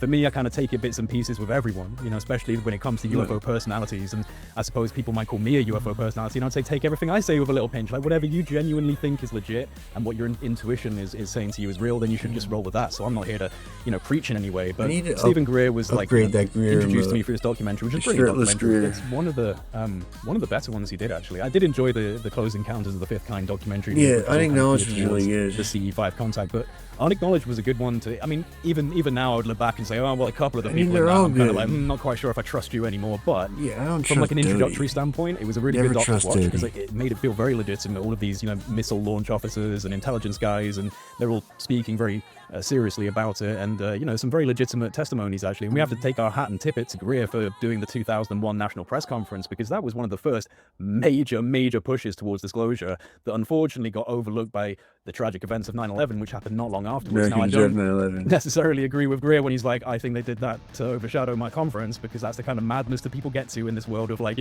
ego and like imagining things are all happening because of them. They did 9/11 to upstage him. As you kind of come to them. So that's where I kind of go, all right, that's where my barricade comes up when you start saying things like that. Nevertheless, very interesting man. Brilliant research. What the fuck, he brought together a huge conference full of these whistleblowers, and that was part of this documentary. I'm just going to take a quick break and drink my coffee. I do talk very fast. Undiagnosed ADHD for sure. Yeah, so this documentary, Unacknowledged by Stephen Greer, was my first introduction to the UFO subject. And because I'd been on my bed the week prior saying to the universe, I need a sign, I want something that connects and makes these high ideas about consciousness more real and more tangible, give me something real. And the documentary essentially ends with him talking about CE5, this Close Encounters of the Fifth Kind, the idea that you can initiate a form of contact yourself through the medium of consciousness and meditative consciousness and projecting intention. Now, if I'd heard that without making this request on my bed the week prior, maybe this would have just glazed right over, and I'd have been like, oh, that's a crazy idea, maybe that's true. But because I'd made that request, this really did feel like the moment he started talking about it, my brain went straight to that, moment on my bed, and I was like, oh shit, like I think this actually is the answer I've been trying to get. And here's a guy telling me that all of these things that I've been trying to learn about consciousness and meditative mind can be applied to actually gaining some form of evidence through an experience with some form of intelligence. Now, Stephen Greer will argue all the way pretty much that these are peaceful entities, and maybe they are. Like, I didn't have any negative events other than the mark that appeared on my arm, which is it's weird, and I still don't know what to think about that. And a lot of people have said that you should have like some form of hypnotic regression therapy, and maybe I should. I guess there's like a little part of me that's like, if that turned out to be something I didn't want to know, like that would really suck. But at face value, my experiences were just incredibly profound and enlightening to the extent that it was a confirmatory event for the request I've been making. So to cut a long story short, when I was watching that documentary and got inspired by what Greer was talking about, I started going out into my garden every night and started to look up at the stars and breathe. And I'm not a meditative practitioner. That's what really inspired me most of all, to pick up a camera and put it on a tree branch and say hello to the world and say I had these experiences, because I was like, well, damn man, like if I can do this, I'm not an idiot, but I'm not a practitioner of yogi meditation or anything. Like, I'm not ready for that type of spiritual enlightenment, and yet I could have these experiences. So surely most people, if not everyone, can have these experiences. And so, yeah, I mean, it all started off, essentially, Project Unity, with me having these extremely vivid and profound experiences with orange orbs of light, including this one event where they did actually come down from the sky, 3 of them, and hover about 3 feet over the roof of my house back in 2019 in August. Yeah. And to this day, I have no idea what they are. I've done a lot of research into the various ideas. I kind of lean maybe towards a form of sentient plasma, self-organized plasma. Something can read but I'm your not 100% thoughts, sure. I But yeah, think. that's what really started me. And obviously, I've gone down various your avenues. brain I'm not, emits a brain one-man band waves. in my own mind. I don't just obsess Because over it's one just a subject. question I of, like like, all these different mysteries in the world and in reality, sensitivity, and, even into what's going on in the modern conspiracies, in modern politics, and the modern. Like, we can read your brainwaves with an EKG on your head. Like, it makes perfect sense that, like, a plasma-based life form would be able to, like, have more sensitivity in something like that, even from far away. So, like, if they can pick up on, like, a certain wavelength that, the CE5 produces, right? Like, a CE5, like, what it amounts to is, like, tuning your brain waves to a certain frequency, right? So, like, you're emitting it, so when you get a bunch of people together and they're all emitting the same brain waves, right? That's like something that a plasma thing in orbit or whatever would see and react to, maybe. I mean, that kind of makes sense.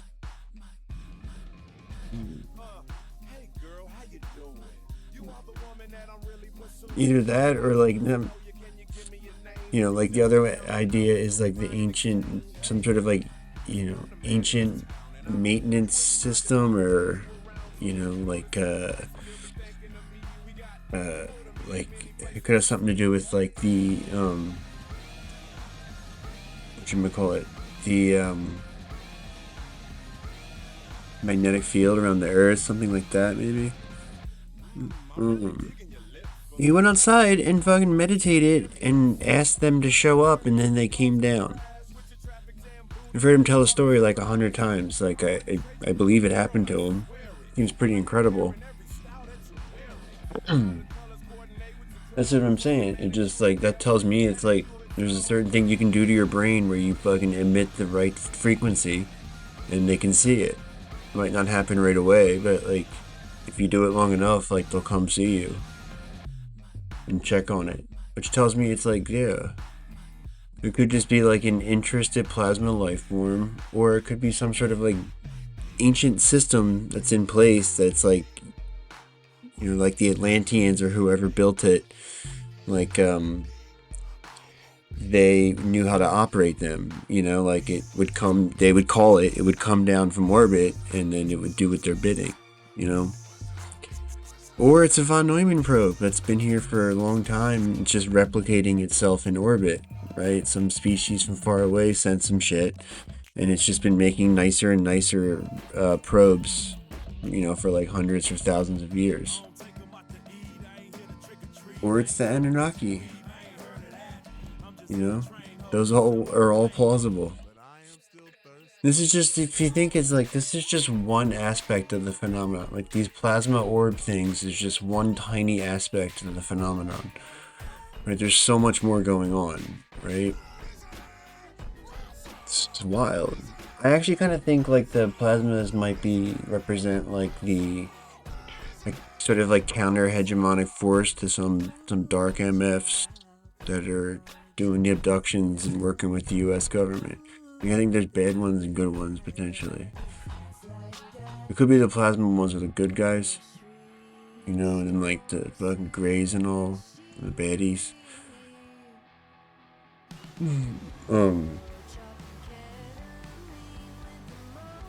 As opposed to institutions. So I like to do a lot of different explorations into research, but my core, my foundation, the kind of, the pillar upon which the Project Unity was built was personal experiences with the unknown through the medium of consciousness, which to me is like the most profound thing that anyone could ever experience, because at least from my perspective, when I had these experiences, it was confirmation that consciousness itself, I mean, how else would if I was thinking that I wanted these things to turn up, if I was truly thinking I want them to turn up and they turn up, then my thoughts were somehow traveling through the mediums of energy. How many scenarios can you think of or Therefore, something that can read his consciousness isn't thoughts? just generated by the brain as like default. No, but like, I can't. no. See, that's what I'm saying. That's only what I just explained too is only one example. Like that's not even counting like sort of like telepathic based, like, you know, accessing the Akashic records type explanations. I just gave like the skeptic take for it, right? Like if you were a skeptic trying to define, you know, trying to explain away CE5 based on like current physics, that's what you would have to go for. Something like what I said. Right? That's pretty futuristic tech, but that's not that futuristic, right? Like I said, we can read brainwaves now. Who's to say we wouldn't be able to read them a lot better 20 years from now? You know, so it's really not a stretch to think that like a fucking thing that lives in a spaceship in orbit would be able to read our brainwaves better than we can currently do it. But then there's also the whole thing where that could be, yeah, like it could know your thinking because it's like in the fucking Akashic records, just like reading your thoughts as you think them. Prove with video, and I can't prove definitively that these experiences happen, but if you do believe me, then what happened essentially does prove that consciousness is non-local, consciousness is universal, and that was enough for me. Now, you know, I've done a lot of attempts to have experiences again, I've had weird experiences, and I've taken friends out, and they've seen that's weird what I stuff mean. as well. I don't think it proves that necessarily. Okay, I've never seen anything like that. Like, what exactly was that? It's like, I don't know. Like, we don't really know, right? It's like, holy shit. Like, they actually do see these things, but I never saw the orbs again.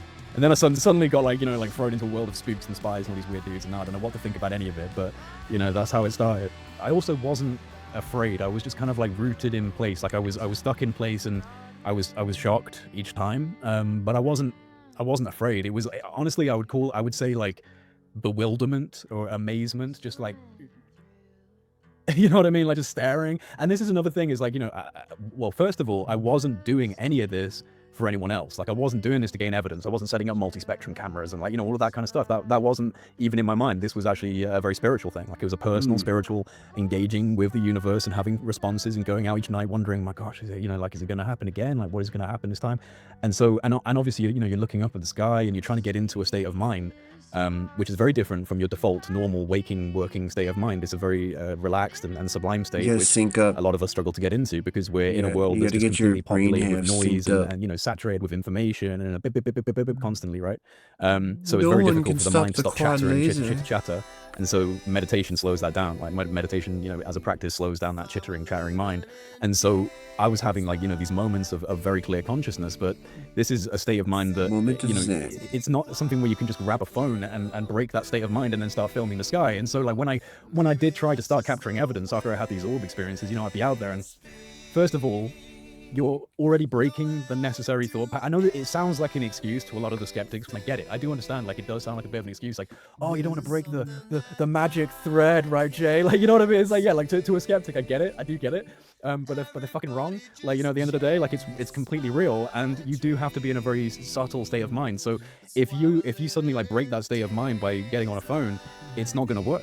And, you know, people have captured video of it. You can leave a camera passively recording the sky and stuff like that. But what I found most of all is that when I was trying to go out and capture evidence of it, I'd be looking up and I'd be calming my mind.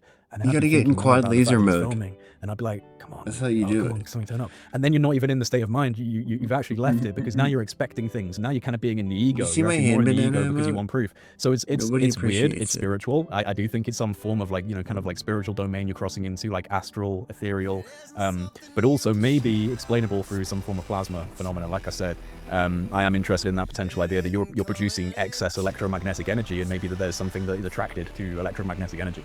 It could be as simple as that and not some, like, deep spiritual revelation, or it could be. We don't know. We just don't know.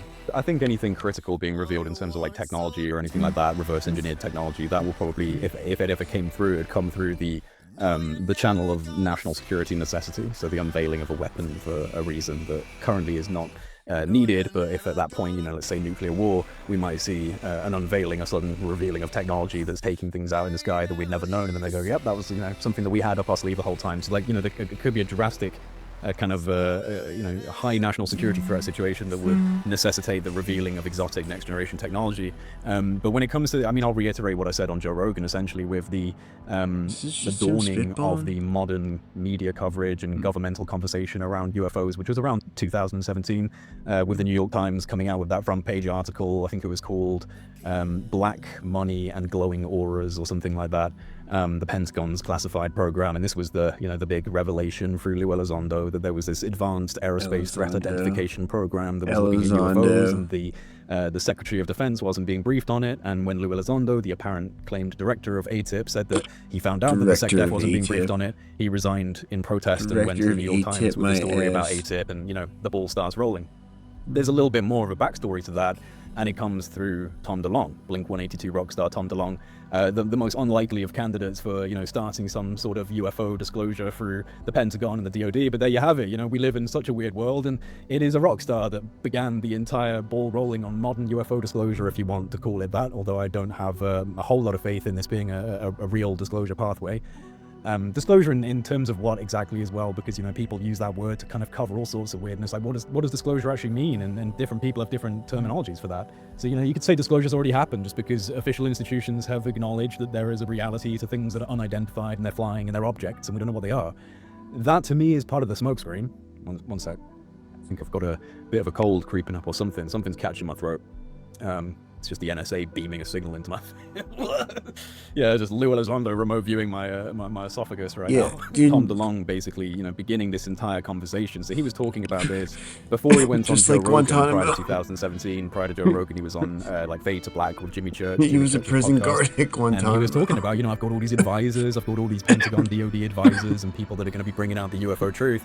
And he said in his 2015 interview, 2016 on Fade to Black, that he'd been invited by a friend, because Tom DeLonge, for anyone who didn't know, is obsessed with the UFO subject, and he has been all the way through his professional career as a musician. Could you not know and that? For anyone who doesn't actually know who Tom DeLonge is, he's a very successful musician, Blink-182, kind of like punk rock, skater rock. I used to listen to them when I was like, 14, 15 on Kerrang music channel and stuff. Like, it's kind of wild when he first came out on the stage. I was like, dude, that's the guy who used to listen to music, and he's out here like talking about disclosure of UFOs.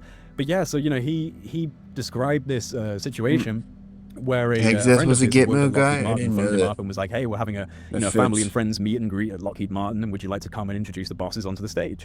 Now, clearly at this point, because Tom DeLonge at this point was already linked up with Stephen Greer, he was good friends with Stephen Greer for quite a while. He went out and camped outside Area 51 with Stephen Greer, and apparently had an anomalous experience with all these voices chattering around them in the desert night when they were in their tents. But he was like, holding on to a lot of the tapes of the whistleblowers that Greer had recorded. There's a video of Tom back in the day showing people in his house, and he's got this like big library of books, and he's got like the architecture on Mars and the Freemason design of Washington. And he's like, like Washington's all designed by Freemasons. Mars is like, he's like bringing all these books down, and then he's like, and up here I've got like about 50 witness tapes from this guy who's going to be bringing out UFO disclosure. And it's like, oh, so that's Stephen Greer. Obviously, he's the only person who had all these 50 witnesses, so they were clicked up. And even Greer said that, like, he went backstage with his daughter to Blink-182 VIP and was homies with Tom DeLonge. So they were tight. And then Tom DeLonge has this idea. He has this idea to the Stars Academy of Arts and Science, this kind of platform to begin a public discussion and kind of open pathways for the government to begin disclosing information in a way that's curated, in a way that's managed. And he described this to the people at Lockheed Martin. So he went and he did, speak to the bosses on stage and introduce the bosses on stage at this meet and greet. But he said to his friend on the phone that he'd only do that if he could have 10 minutes, 15 minutes with the bosses after the show. And he was, his friend's like, okay, like, all right, I had no idea what he wanted to do. And he actually describes being led through corridors, playing white noise on speakerphones, like all static white noise and armed guards and like, various doors, and he, talking all these layers of security, and ends up in this room with all of the bosses, the skunk works, all these guys at Lockheed Martin, and he pitches to the Stars Academy of Arts and Science. And he essentially, and he said this multiple times on Fade to Black, that he went in there, he was like, with these guys, you've got to go in, you've got to be of service, you've got to want to be of service. And that's how I approached it. I approached it as I wanted to be of service to these people. And, as I said to Joe Rogan, you're essentially walking into, the lion's den, like the absolute kind of central core of, we're talking Lockheed Martin, we're talking like the tier 1 contractor, spearhead defense contractor of the US government, and we're talking the skunk works, like, the classified experimental program. So this is the deepest element of the black projects. And he's just there like, I'm happy for you to take control. I've just got a little bit of a template here, and I'm a really famous rock star, so I can kind of get this message out there to the youth of today. And the reason why I think they actually took this bait and took this option is because of Stephen Greer. I think if Stephen Greer didn't exist, if there wasn't someone out there And I'm not saying Greer's right, but he was out there getting millions and millions of views on Netflix, like #1, unacknowledged was like #1 on Netflix for like months and months. Like, it was getting a ton of views. So a lot of people are being exposed to a narrative where it's illegal programs, it's, you know, anti-congressional, anti-institutional, and it needs to be legally looked at. People need to go to jail. And that's kind of how Greer is positing it, is that this is a criminal cover-up that's held humanity back for about a century. So that's like, you know, extreme, like, we don't want someone like this going out there from the perspective of these guys at Lockheed. It's like, you know, this Greer guy is out there raising hell, and maybe there will be investigations, maybe there will be audits from the government if he convinces enough people. I mean, look, he's already talking to CIA directors, and the Clintons are friends with him. Like, I wonder if those conversations were happening by people in the know who really did know about these programs, and because he was the only guy. Like, yes, there are a lot of ufologists, but Greer was the only one that managed to kind of capture the online viral media and actually start to propagate into the wider world. So if there is a reality to the things that Greer's saying, whew, he's a risk. And then suddenly it's like, you know, well, what do you do about that? There's no real option. You have to delegitimize them. Of the national security state. We don't even exist on paper. How are we supposed to combat someone in the public who's doing this? You know what I mean? Unless we, you know, we do that. And there's potential that was attempted. I mean, there's people on Greer's team that died from a very aggressive form of what they claim was electronically induced cancer. There's quite a few people on Greer's team that have died in that way. Wow. And Greer claims that, you know, someone, I think, offered him $1 billion at a party, like an Air Force general. Who knows if that's true? Yeah. I don't know. Don't know if it's true. But I believe him. If, you know, these are the methods being used, he was clearly an issue to them. So they didn't really have a viable method of combating that. And then again, Tom DeLonge walks into the situation, you know, and suddenly you've got this conduit, you've got this channel into the wider demographic, into the youth of today, and he's not even trying to boss us around. He's literally saying, I'll be the media face of this, but here's my template, you do with it what you will. And then suddenly, boom, Lou Elizondo, Christopher Mellon, like all these guys rush in, the New York Times gets activated. You know, how easy is it to get a New York Times story, a front-page New York Times story on UFOs? I mean, come on, this never happens, right? And I have to say, like, you know, as the rose-tinted glasses in a sense have kind of come away, and I'm looking at it a bit more critically and without the bias that, you know, because when this all started, I'm a UFO experiencer, I've had orbs, you know, all these things, I'm ready to believe, I'm fully ready. So I'm like, wow, oh my God. And because it happened in the same time period as my orb experiences, I'm like, holy shit, this is a synchronicity, this is a message from the universe. The whole world is waking up with me, you know what I mean? I was like, this is crazy. So I was really ready to jump in and believe him. I was one of the first to interview Lou Elizondo. I kind of cringe at that interview now because I'm like glazing the shit out of him. You know, this is before we found out that he was the torture czar of Guantanamo Bay and all this. Dude, psionic torture these guys czar. will come onto the scene. Psionic they have a very different method of approach to Stephen Greer. They have a very different narrative. Psionically torturing. And again, I'm not arguing that Greer is completely right, but what we have to look at is just the basic facts. There's one guy who's got a narrative that's very problematic for the national security state. He's the one guy that's out there causing noise. Then suddenly, he's overtaken by a governmentally propped up, governmentally supported group of people who actually poach members from his team, people that were on Greer's actual Disclosure Project team, moved over to the Stars Academy of Arts and Science. Now, although Gary Nolan wasn't officially a part of Greer's team, he was completely linked up with Greer for a number of years. He was doing the Atacama humanoid, which I still have questions about that. I don't think that this is conclusive, and I think that there was probably some smudging of the data on the Atacama humanoid, quite frankly. But, you know, we can maybe get into that. But either way, there was a poaching from Greer's team. They all came onto To the Stars Academy, and this became the de facto, you know, conversation starter and maker for UFOs. So Greer, as much as he'd probably hate to hear this if he listened, got left in the dust a bit. And he did. He did get left in the dust a bit. And so I think when it comes to the modern UFO conversation, one of the issues I have with it more than anything really is this pushing of the idea from not from your average Joe, but from within the deepest elements of the you know, national security architecture. Oh, we don't know what they are either. We agree that UFOs are there. My God, yeah, no, they are, aren't they? We're just as confused as you are. It's like, no, I don't buy that for 1 second. I know you know more. You might not know everything, but you 100% know a hell of a lot more than we do. And you've had all of these years since Nikola Tesla, since T. Townsend Brown, of looking into the energy, physics, and propulsion methodologies that might represent what these things are doing. And so don't tell me that you haven't created anything either, because I know you have. And so that's where I have a big problem with the modern narrative, is that, yes, a conversation is being started on UFOs, and yeah, I can sit my grandma or granddad or someone else in my family who's disconnected from this and say, well, you know, Christopher Mellon, the secretary, the assistant sec def of defense, and Lou Elizondo, and these guys, and they'll be like, whoa, so Stanford and the Department of Defense. Mothership density. And it convinces them. So that's, you know, one of the ways that 72%. Like, oh, look, yeah, we're getting there. Yes, absolutely.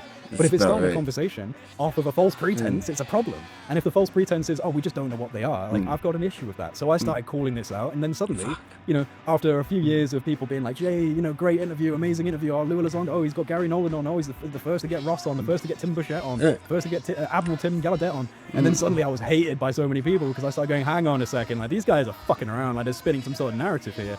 And you very quickly encounter that there is a bit of a cult, and that's where I kind of like came up against a solid wall in ufology and started backing away, going, I don't like this. I don't like being told how I need to think and how I need to talk, and especially when it comes to trusting government stooges who have been essentially deployed into the community to begin narrative changing. Like, when you start noticing that, it's a problem. And so, yeah, like, you know, a few of us early on, Tupacabra and Red Panda as well on X, and a few others in terms of like my kind of close group of associates online, we were all quietly saying these things, being like, man, like, when are people going to click onto this? And then it's kind of changed. Now a lot of people are very doubtful of these guys for good reasons, but it's been a pretty slow journey towards kind of getting people on board with that, because again, you know, we want to believe, right? I mean, it's like and I think even that's propaganda, you know, the flying saucer and the I want to believe, like, this has been pushed so much. It's like, I don't want to believe, I want to know. I want to know, not believe. I think that's one of the issues, is that the intelligence community preys on our beliefs, and they create this vast spaghetti junction of different beliefs, and everyone's combating and fighting over them. And it's not about knowledge, it's about confirming your bias and your belief. And you know, we encountered that a lot in the UFO community, and that was a big problem for me, because so many people want to believe in these guys. They want to believe in Two Stars Academy. And so did I for a while. And then you have to start being logical and you know, rational, and sometimes that means going against what you want it to be. Yeah, we all want it to be legit, but I'm afraid if it's not legit, we have to talk about it. You're not an enemy for doing that, you know, as much as people would like to paint you as one. The main proponent of the time travel hypothesis for the alien greys is Dr. Michael P. Masters. I've had him on a couple of times for interviews. He's written a few books on the idea. He's an anthropologist, and so he looks at it from the perspective of human physiology changing over, you know, exposure to certain environments or exposure to certain lengths of time. Different planetary environments could cause these types of changes over time. I do wonder. I mean, I don't know, obviously, if they are time traveling. First to get Burchett is not something to brag about. A lot of physicists really hate time travel as a concept in general, and I'm not a physicist enough to even begin to say that, oh yeah, like that's definitely what's happening. But at the same time, I leave space for it as a possibility. I also lean towards an idea that perhaps these alien greys are a primarily subterranean-based species on this planet. And I only say that because there are a few ancient references across the world to beings that are very similar in description to the alien grey. The Hopi tribe, they have the mythos of the ant people, and what's weird about the ant people, I think they were working for the fucking overlords. They actually describe these beings as not only underground dwelling beings that look like ants, but that they also came during times of great cataclysm and helped these people survive underground. I think the that's humans, who the Hopi greys tribe are. ancestors, and helped them resurface and taught them agriculture and taught them civilization building. So it's like, well, okay, hang on a second, you know, is this the alien greys? Is this an advanced subterranean species? Because, you know, you think about kind of like an analog in nature that's comparable to like think about the stormtroopers. mycelium network, the fungal network that spreads across the entire planet.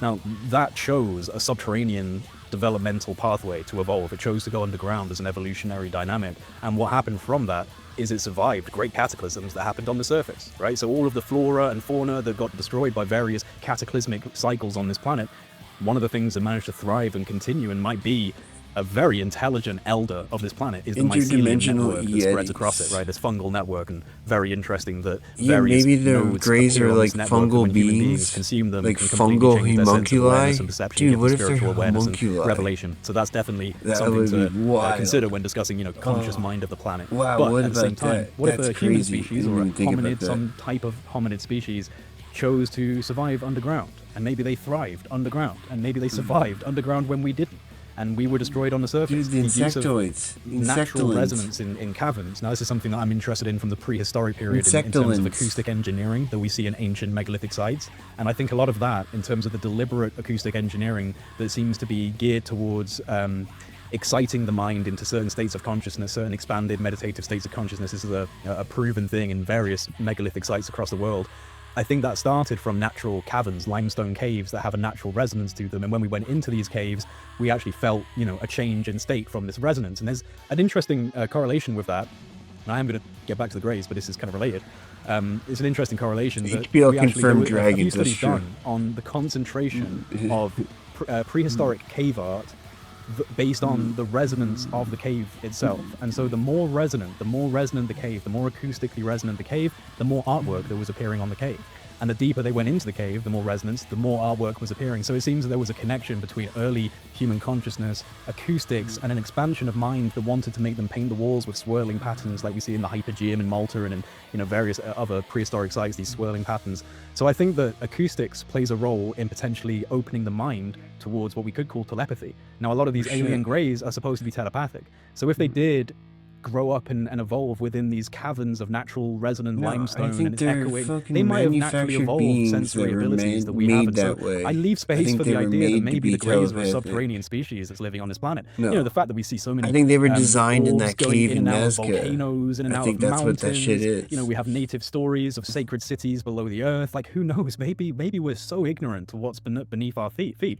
So yeah, I applied that kind of logic to it. Or maybe like in a lab nearby that's gone now. Yeah, I find the alien greys a very fascinating element of the UFO conversation because it does have intersections into ancient history. And another interesting example is I've said this a couple of times, the Amazonian tribe that was on this podcast a few years back, and when they were speaking to these tribesmen who were like legit from the Amazon jungle and only spoke their tribal language, and they had a translator on the podcast with them, and they were in their natural headdress and all fully tribal.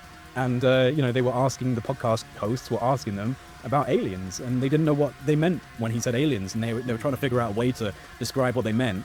And so he started thumbing through a magazine, and he shows them a picture of an alien grey, and this tribal chieftain goes, "That's Makunwabu." And like the other one's like, "Yes, Makunwabu." It's like, whoa, and they have an entire mythos about this thing called Makunwabu, which is a man that became an ant, and it lives underground, and it can steal your soul. And it can appear in what they call the divine light of Mishipan, which I suppose is just their perspective of like the divine light of God. Subterranean loose so it can farmers. appear in their perspective in the divine light of God, but it's a trickster, and you have to be very careful with this. And if if it takes your soul, you need a very good shaman to bring your soul back. And they were being like, this fucking thing is serious. Like, you don't want to mess around. Us Westerners are just out here like, what's this, an alien grey? And they're just like, don't fuck around with these things, dude. Like, you're gonna need a shaman. And none of you are shamans. You don't know what to do. You'll be lost. Mother of dragons. We'll call it schizophrenia in the modern world, but they would just be like, this motherfucker needs a shaman right now. Do we know what happened to them? There's so many various stories around the still ancient kind of on the times table across cultures that seem to relate to the not same a complete archetype as the Hollywood explanation, alien but grey. And that's surprising to a lot of some people. of it could be Nazi Nazi came around shit, in the I guess. 1950s flying saucer frenzy. It's like, no, this weird historical, the stuff Giorgiani points out is weird. It's something I would never say that I have any sort of understanding on in terms of what they are. But I do think the greys are real. I don't know what they are. Eric Weinstein said something quite interesting recently where he said it appears like they've been running ops the whole time to fucking like Epstein was collecting ingredients manipulate, from control It's not the him. UFO. He's not the master chef. He Like, is a they've been prop doing he's that. been made. He's superficial. He's not real. He's a cutout. And that's what Weinstein was really confused about. Was like, this guy doesn't have the right knowledge, the right way to be living the life he lives. And so he's also collecting. He's obsessed with genetics. He's obsessed with high energy physics. He's getting all of these different scientists from different areas. And what Eric was saying was he felt like this is a man who's collecting ingredients for some master chef, and this is someone else in the background. And I think it probably does connect into the same type of idea that in the 1940s, 1950s, this was all CIA, United States Air Force, Wright-Patterson Air Force, but it was all very Stalin on the moon. centralized and governmentally managed. And then at some point during the Cold War, this all splintered off into private aerospace and private groups that had access to extremely profound technology. There was a police and song so the called idea, Stalin on and this the is Moon. something that Greer has fought tooth and nail to put out there as a message as well, is that there is a transnational group. There is a group that is completely beyond government, completely beyond nation states and any sort of congressional action. No, these are people that are separate from all of that, and is connected into high finance, and is connected into high technology, and is connected into the black channels of trafficking, whether it's guns or drugs or humans or children.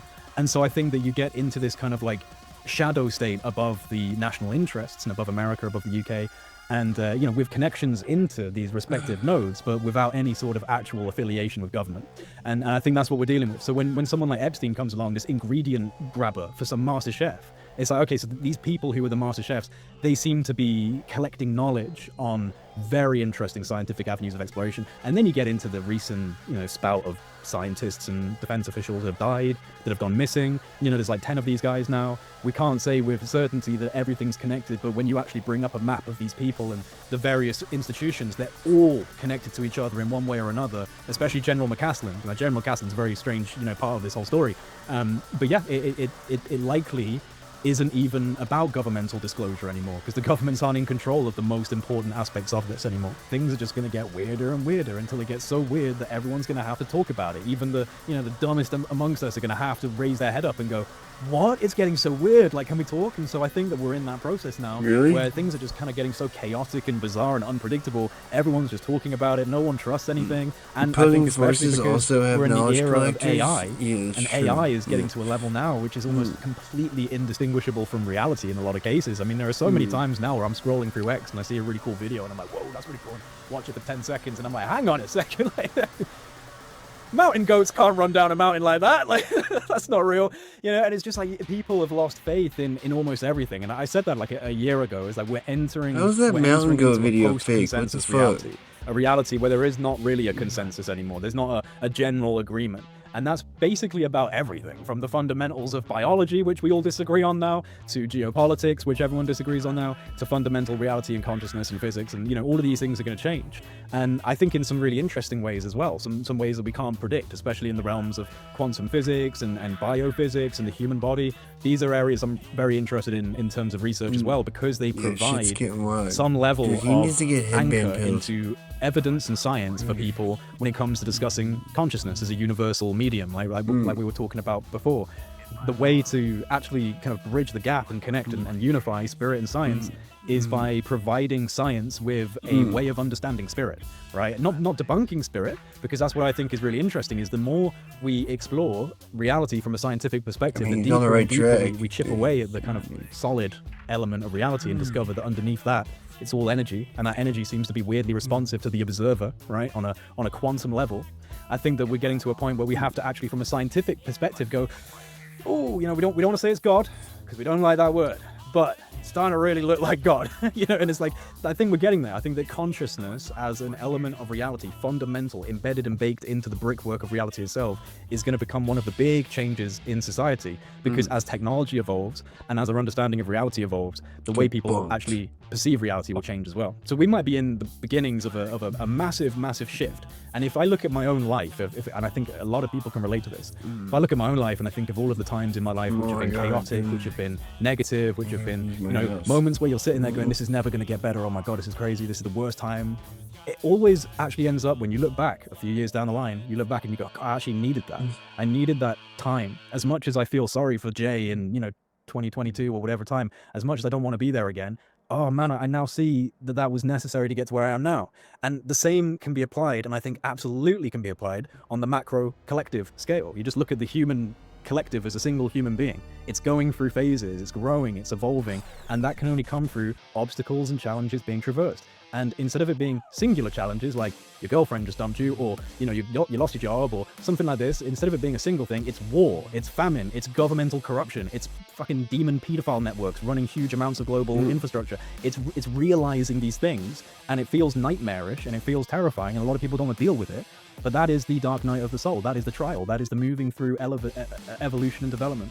So I think that we're actually in a time of profound change and transformation, but that can only come through a lot of intense chaos and confusion. So, we're in a very interesting time, like, to be alive, to be here. It's nerve-wracking and there's a lot of anxiety, but I also think that we're right on the precipice of potentially changing for the better as humanity.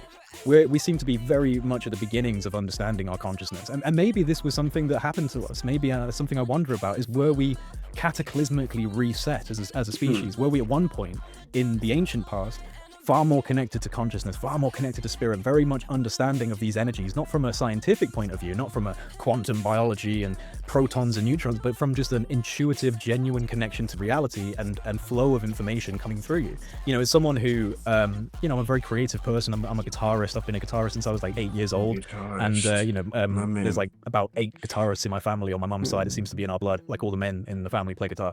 And for me, it's just like an intuitive thing. Like, I'll just sit and play, and the best times, like the best music, the best sound is when my brain suddenly just turns off. I'm not even thinking and it's just flowing, and that's the Akashic flow state, right? That's where you're tapping into information outside of the ego, outside of the id. Like your brain's kind of turning off and it's flowing in from somewhere that's more intuitive. And that happens with music, and it happens with art, and it happens with, even when I'm doing my video editing and I'm feeling really creative and I can already see it in my mind and I'm just kind of building it when I'm editing, and I'm like, yes, I get really inspired by it. And then people will comment and be like, that was so good. And I know that that's because it came from somewhere else. And frankly, not to sound like I'm, again, I don't want to sound like I'm some guru, because I'm not, but I can get into these flow states. And another one is writing. Like when I'm writing presentations or things like this for videos, and it's 2 o'clock in the morning and I've got an idea for something and I start writing it, and then suddenly 3-4 pages have happened and I'm barely even thinking, and I'm writing this all down, and then I record that, and all the time, those times are the ones where people comment and saying, that was so good, it really resonated with me. And for me, I look back at that and go, well, that's where, my brain, 30, 31-year-old, 28-year-old, however old I was at these points, I'm 31 now, that brain wasn't responsible. I was taking a back seat to something greater coming through. And so it's not even about the ego. It's not about me being like, I can do this. It's something we're all capable of doing, and doing it in different ways. You could just be someone who makes pancakes so damn good because you just get into a flow state with it and nobody can top your pancakes. You know what I mean? It could be anything like that. And cool, bro.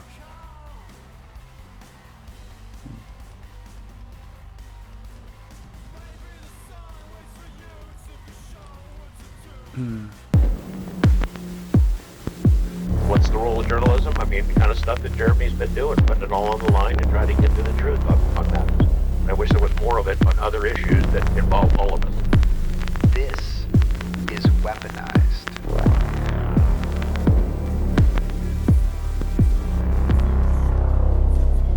Cool. The first 10 years I was doing this, I'm going through the same stuff that you're going through now.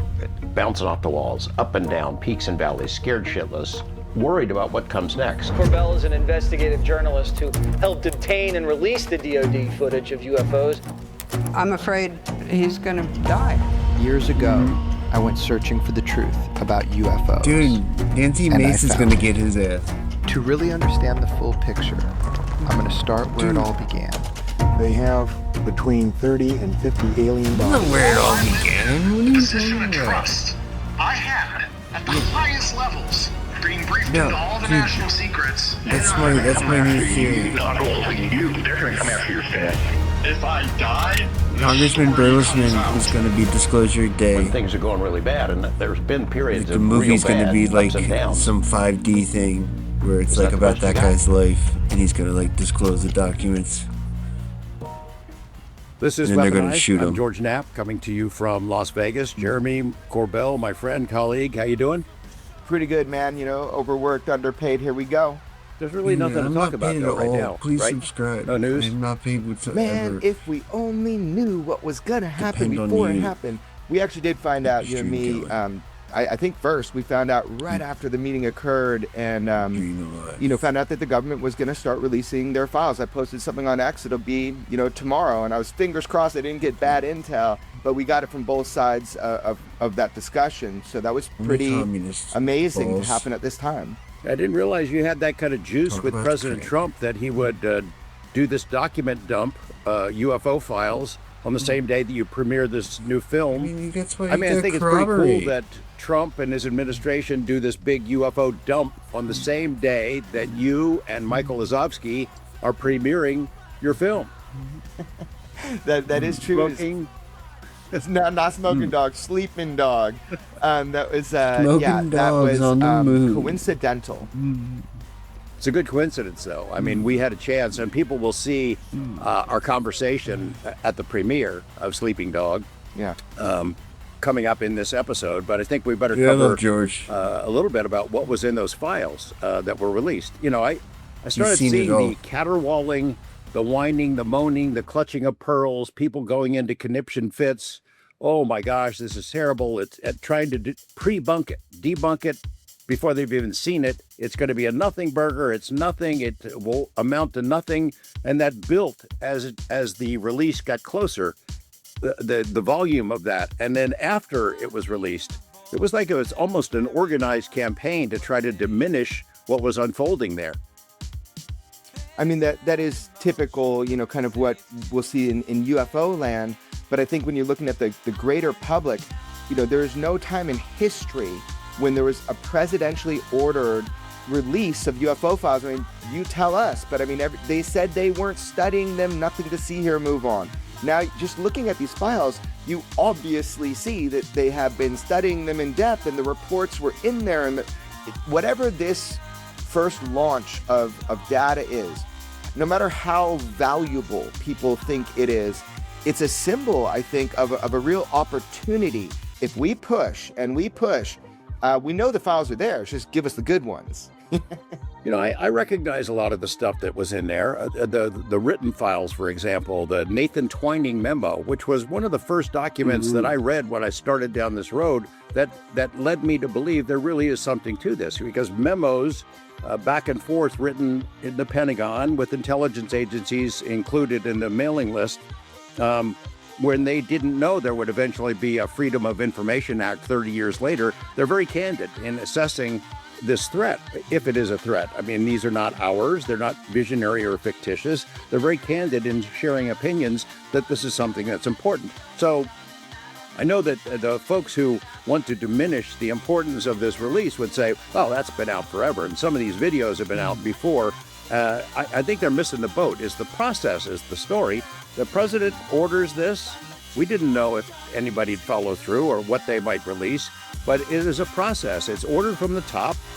First time this has happened, I think it's a big deal. Even if the individual files and videos are not spectacular, they don't show us any alien bodies, which if you were expecting alien bodies on the first part of the release, I'd say your expectations need to be tampered down a little bit. The stuff that was there, there's 330 million Americans. If 329 million of those have not seen any of this stuff before, because they don't spend their lives investigating UFO stuff, reading UFO books, diving into UFO FOIA files. They don't. And now there's one place where they can look at it and get up to speed on it. I think it was a spectacular success. I hope that they continue to drop more piles of stuff as they promised to do. And eventually, who knows how far it will go. I mean, I think you and I have talked about it before. If anything short of here's the alien bodies is going to get more whining from UFO people, right? Yeah, I mean, here's my observation about it, is that you get this huge dump of documents. Now, some of them, they've been out before. You're talking about the Twining memo. So I didn't go through all the documents. There's a lot of them. People are fixated on the videos, but the documents really speak volumes. And the fact that the average typical American who's in pop culture reading this, and whoever's going to cover it, Time Magazine or whatever, People Magazine, they're going to see that there's just a trove of a document trail to the UFO thing. And I think that's what flipped you back in the day. You realized your government had been lying to you. So the hope is the general public also gets to see this. Now, of course, inside these documents, there's going to be highly vetted things and things that are not so vetted. So a lot of times in military, you get a UAP video, but that's before a full analysis. And I noticed they put some of those in there. So let me highlight a couple specifics for everybody that I think are important. So as an example, inside of these documents were like the Baghdad Phantom. Let's use that as an example. That is something that we reported on a long time ago. We obtained and released still images. And that was from, I think, episode 7. Oh, you know which episode? Episode 7 of Weaponized. So the Baghdad Phantom. So we obtained and released images. Now we were, people said, oh, you made it up. That's not real. You forged the photos. And then they got over that. We gave enough information in the background about the case. Oh my gosh, did that provoke the actual video now? Even though we had images we strung together like a video. This is our government releasing the video. So I would have to think that they were kind of forced to say, well, the public knows about this case. Dude, he wants to take credit for everything. In fact, I think they kind of found out about it. I know they found out about it through us, because there's a bottleneck in CENTCOM where a lot of these UFO files and sightings, and even when they're shot at, they get kind of bottlenecked there before they get to proper reporting. So I know for a fact that Arrow got that only because of our reporting. So the fact it's out there now, the video in this, they call it tranche or whatever that word means. I don't know what that means. This big dump of files means the process works. Journalism works. Putting the pressure on works. So that was to me like this really moment of like, oh my gosh, this is working. The more we push, the more we're gonna get, so don't let up, keep going. But I'll give you another example. When we released what do you want to do about the Epstein files? So that is Syria 2021 You UAP. want more of them? Now, that video was How many one more that, Epstein that files nobody do you wanted need? out, because that was not just a video. That was our government's official analysis and examination of that case. And you remember we had Logan on, and he was getting come at by intelligence agencies, asking where did we get that, because he actually had ordered I want the that 9/11 analysis. file. But the I difference in want that the Epstein is that 9/11. you have a full government analysis of that FLIR footage, and they determined not shadow of a doubt, like that is they call it apparent instantaneous acceleration. Everybody can see that with their own eyes. Now I do gotta say, there is much better footage. So the question is, why isn't that just put out initially? Maybe it's a slow acclimation process. Maybe they're thinking they can get away with just sending out some of the okay videos. But the real great footage is that which has multi-sensor data starting with satellite imagery. And I know that's sensitive. And I know in the United States, we don't want people to know how well we can look at their assets. But that information visually would change public opinion beyond any of the videos that have already come out. My hope is that this is a true process that's occurring, and it's a slow acclimation. Yeah, and we're gonna you get Grush better, hinted more, at that, and but he varied. never come out You know, and we said can it. I prove think to the because it's American classified. public that the UAP thing, they're hard physical craft, and they're doing things that we certainly People can't, have like mentioned it before. instantaneous motion, Like Ratliff did that time too. People have mentioned it, but it's like the mistake. They don't know they're not supposed to what we mention call the it. chandelier. Now we know there's video. Probably really good when we video. reported there was video, Probably really and good then footage from now orbit. people get it. There's another example. A lot of there discussion must about be. that. I mean, people attempting to debunk it. Of course, it's something a flare on a parachute, which is pretty weak, and then even religious discussions about and similar cases that have been reported in the past. But that got a lot of attention, and people who had watched Weaponized should not have been entirely surprised that the video was out there. I forgot about that. Yeah. So that's an interesting one, because there was not a full government examination other than within closed intel circles. And this is what Lazar always talked about. You got to get stuff out, the data out, so that it can have the brightest and best minds on it to determine. It's still UAP. It's unidentified. They did spend some time on it, and I'm unconvinced by what I've seen online. You got people going on both sides. Point of the fact is this. We obtain and we release if we can validate that it's labeled UAP in government files, what it is, and we only had a still Trump's a image. massive pussy, what man. it is, He's not going to do don't anything. know, but a lot will be like that. It's going to take the world engaging the data. But I hope our government realizes that we have some great sleuths out there online, and that if they do put out some of the stuff that is ambiguous, that people can help with that. However, again, I got to come back to the fact of this. We have craft that they say are NHI, and we have been exploiting them for technologies. It's been happening for a long time. There's been a cover-up, even bodies, not just pilots. Bodies, non-human NHI bodies. That was testified to in Congress by David Grush. So that's the stuff people want. They want to see the autopsy reports of aliens. And I do have a little bit of hope in a weird way. Let me just get through this. If you look at what President Trump said, he led with the word aliens. Yeah, but I think they can do that without telling us how the physics work. He led with that, like information about aliens. So saying that they're here, maybe, you don't have to say. Maybe we're just getting the beginning of it, and there's going to be a lot more. What do you think, George? Well, I think that's not even necessarily the first round of questions. Well, it is fun chasing this stuff sometimes, but it's serious, a little more serious than have fun. Something that jumped out at me was NASA. So it hasn't received much attention, but NASA's administrator put out a letter saying, boy, oh boy, we're so happy to be going along with this new transparency movement. NASA has not exactly been friendly to the UFO topic over the years. Anyone who's tried to file a FOIA request with them would be able to testify to that. I recall that back when I was producing a project and needed some footage from NASA, space missions, just regular stuff that's public. It's public, produced by tax dollars. I should have no problem accessing it or using it. but they wouldn't cough it up, wouldn't give permission. I had to get Senate Majority Leader Harry Reid to intervene, give them a call, and they coughed it up. And if you ever filed a FOIA request with them, you would know what I mean. But they released some stuff that's been out before, but it hasn't been out released under presidential authority. So tens of millions, 500 million people haven't paid attention to it. Mercury 7, we've got a boat. Trump did just buy that fusion company a few months ago. And then some of the stuff from Apollo 11. Maybe there's speculation that. about That's what they may have something. seen. Apollo 17. I'm glad that stuff Like came I said, out. Trump I'm will glad do it if he can find a way to make money out of it. And I don't although know. some of that has Thought been that's out what there, aliens.gov it's not was. been debunked. It's tried to be explained because NASA does a pretty good job of pouring cold water on any suggestion that there's life out there. I saw Neil deGrasse Tyson jump in. I still haven't seen any evidence of extraterrestrials, which is not necessarily the point of the release. I don't know what the evidence for extraterrestrials would be other than maybe the bodies.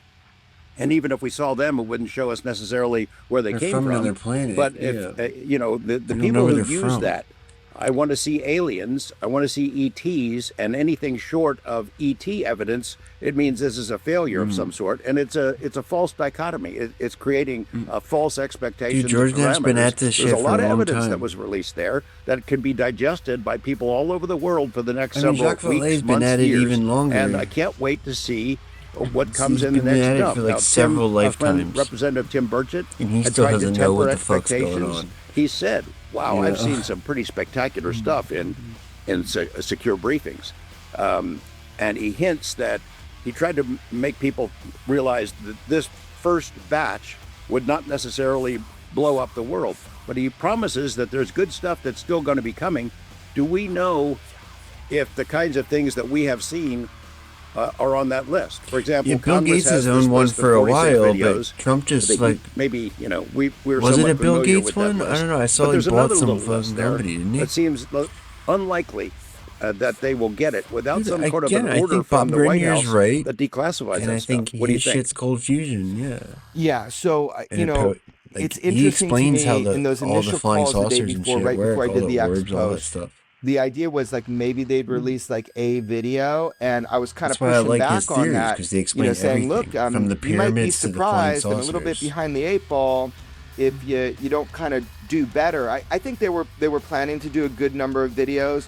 I mean that takes a little bit of time to get all those together. Okay, the 46 videos in particular. I hope they're going to release them all. We heard from Rep. Luna. She said, oh, we're getting those out. We're releasing them. Even Representative Eric Burleson said he's going to use his congressional powers to be able to do that in real time while on the floor. So that makes me think they have them, right? Now, those 46 videos are from sensitive servers. However, as I said before, some of the greatest footage is going to be stuff that is, they call ISR. It's basically like satellites. Satellite's going to be the best stuff.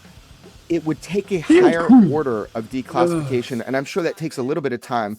But look, the Baghdad Phantom, I was reading, there's an actual report, which I never I think got Corbell's to see. There's really an dumb. actual report. I think he's like and Nick it's a Shirley mission level report. dumb. If you really sleuth through it, and I found it and posted about it, you get to Or at read least he pretends all to the be. details about it. You also read in that document. I think George would have Knapp been doesn't know what to do with declassified him. He's just like, yeah, in man. 2047. So here we are today. What year is it? 2026. So we got a little bit of a head start. So that, it can be done. Things are overclassified. So I don't know, George. I don't know what they're going to put out in the next release. But I do know that journalism is going to keep doing its thing with you and me, and that they should, be aware that it's time to go. It's time to go. I've seen debunkers, typical debunkers, names that pop up all the time on this topic, and then a new batch of them that have never appeared I think before. he was like a who rock have guy. explained that all of these Kind of videos seems like have he been was seen like before, kind and of like a all hair of them metal have guy been or debunked. something. Now we both know that like a in 90s UFO world, fucking- a video becomes debunked because someone says it's debunked, and Guns then N' everybody Roses gets to type repeat guy. that it's debunked.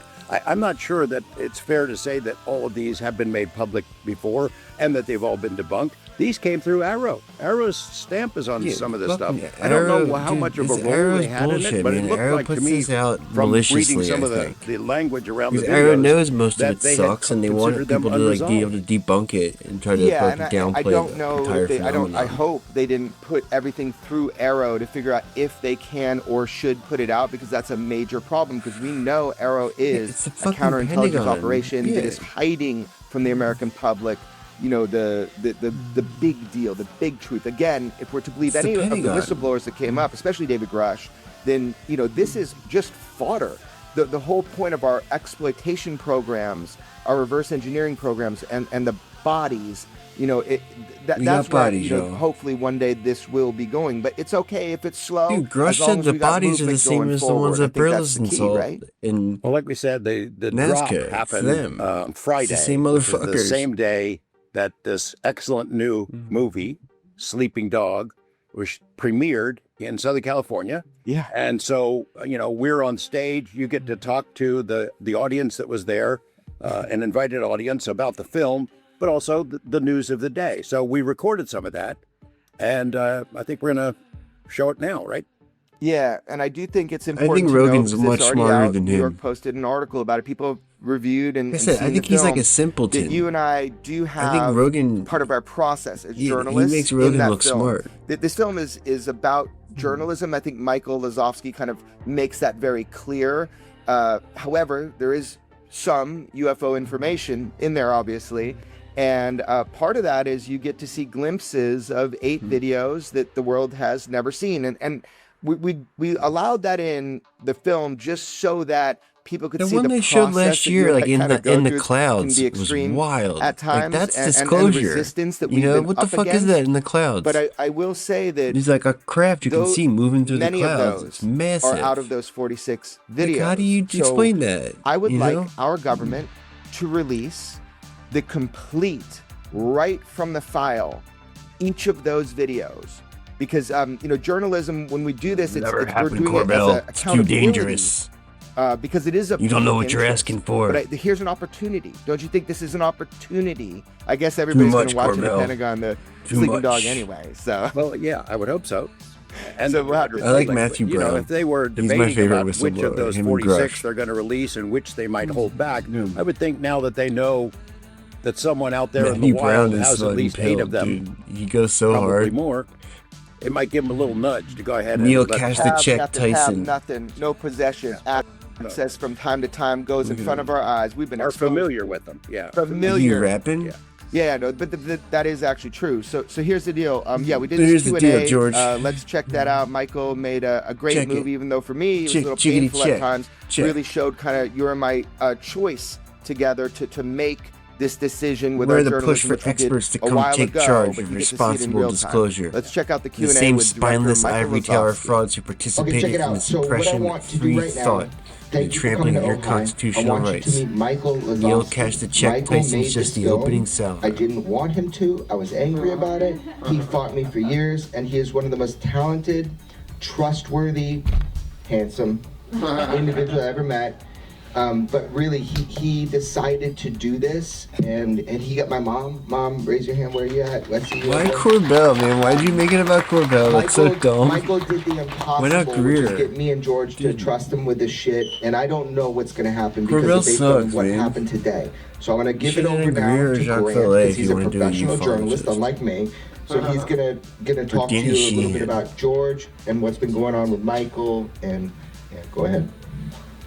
Well, thank you guys for being here. Thank you, Jeremy. Thank you, Michael. Or that fucking dude Thank you- from Thank what's you, his name? George, for being here too. The who, dude with the Rep gray Burleson mullet. recently What's his called name? one of the Ubiquity last great University. journalists in I love that America, guy. which is a huge honor.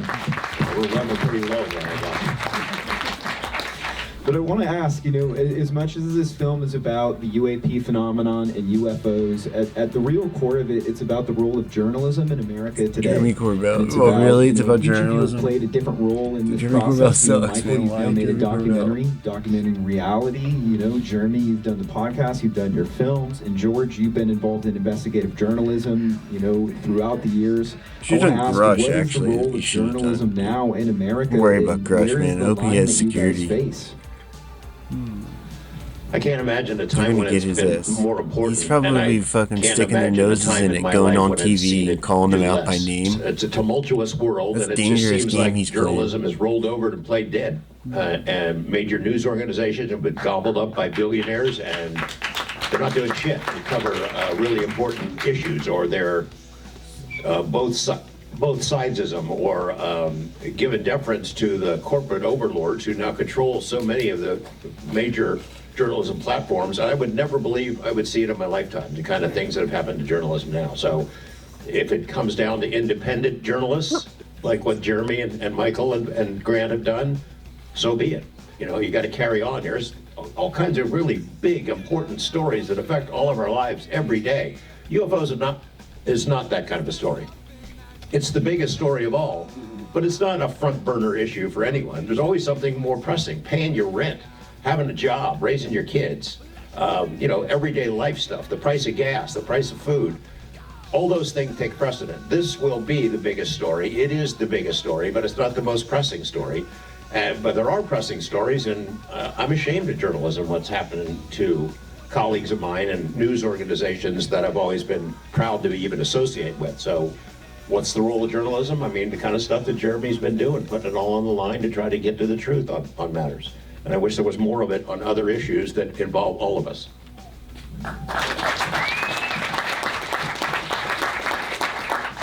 And, you know, I want to ask you, Michael, how did this go from becoming a biopic about Jeremy's life to documenting the reality as it's unfolding, so many changing events? Was there a pivotal moment where you realized, I can't just tell his story, I have to tell the ongoing story?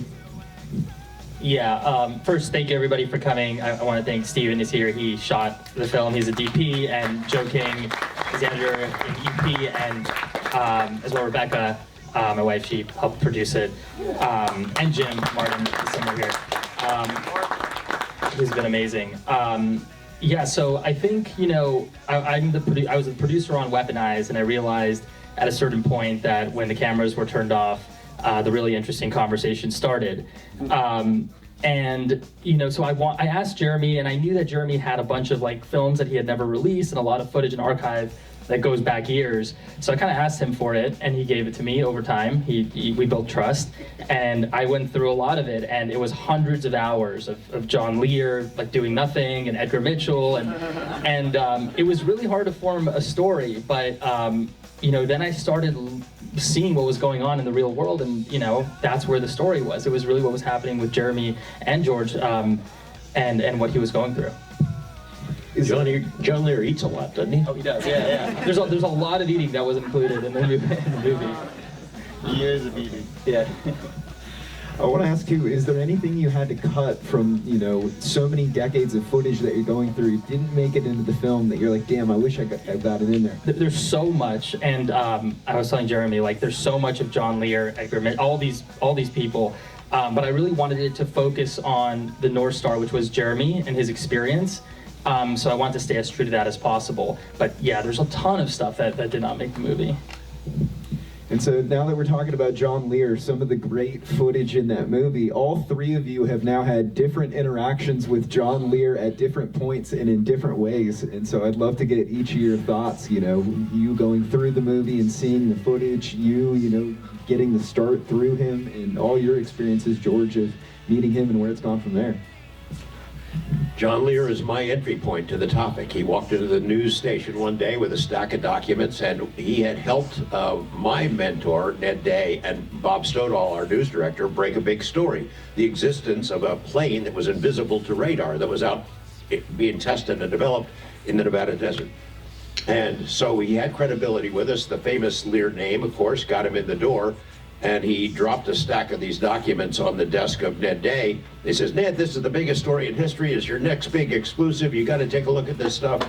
Slides the documents across Ned's desk. He starts reading a couple of them, reads for maybe 4 or 5 minutes. It's UFO documents, some of which were legit from FOIA requests, and some of which were of questionable origin. Ned slides it back a couple minutes later. This can't be true. If this is true, I'd already know about it.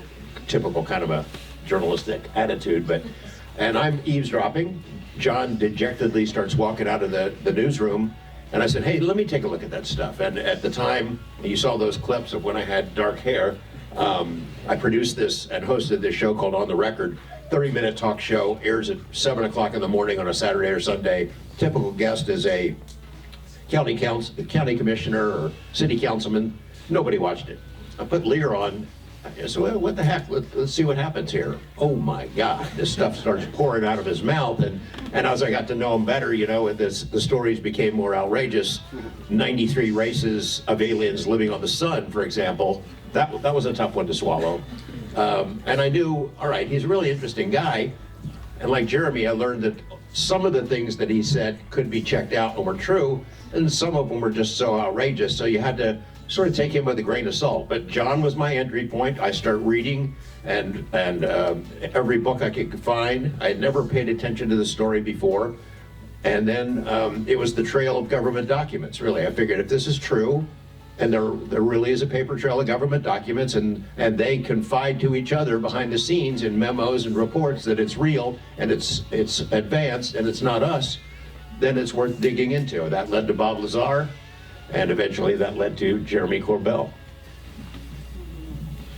And I mean, Michael, how did you balance these kind of dual sides of John Lear? He knows so much, he goes way out every once in a while too. How did you kind of figure out how to build a narrative around him that's, you know, both trustworthy and fun, but also out there entirely?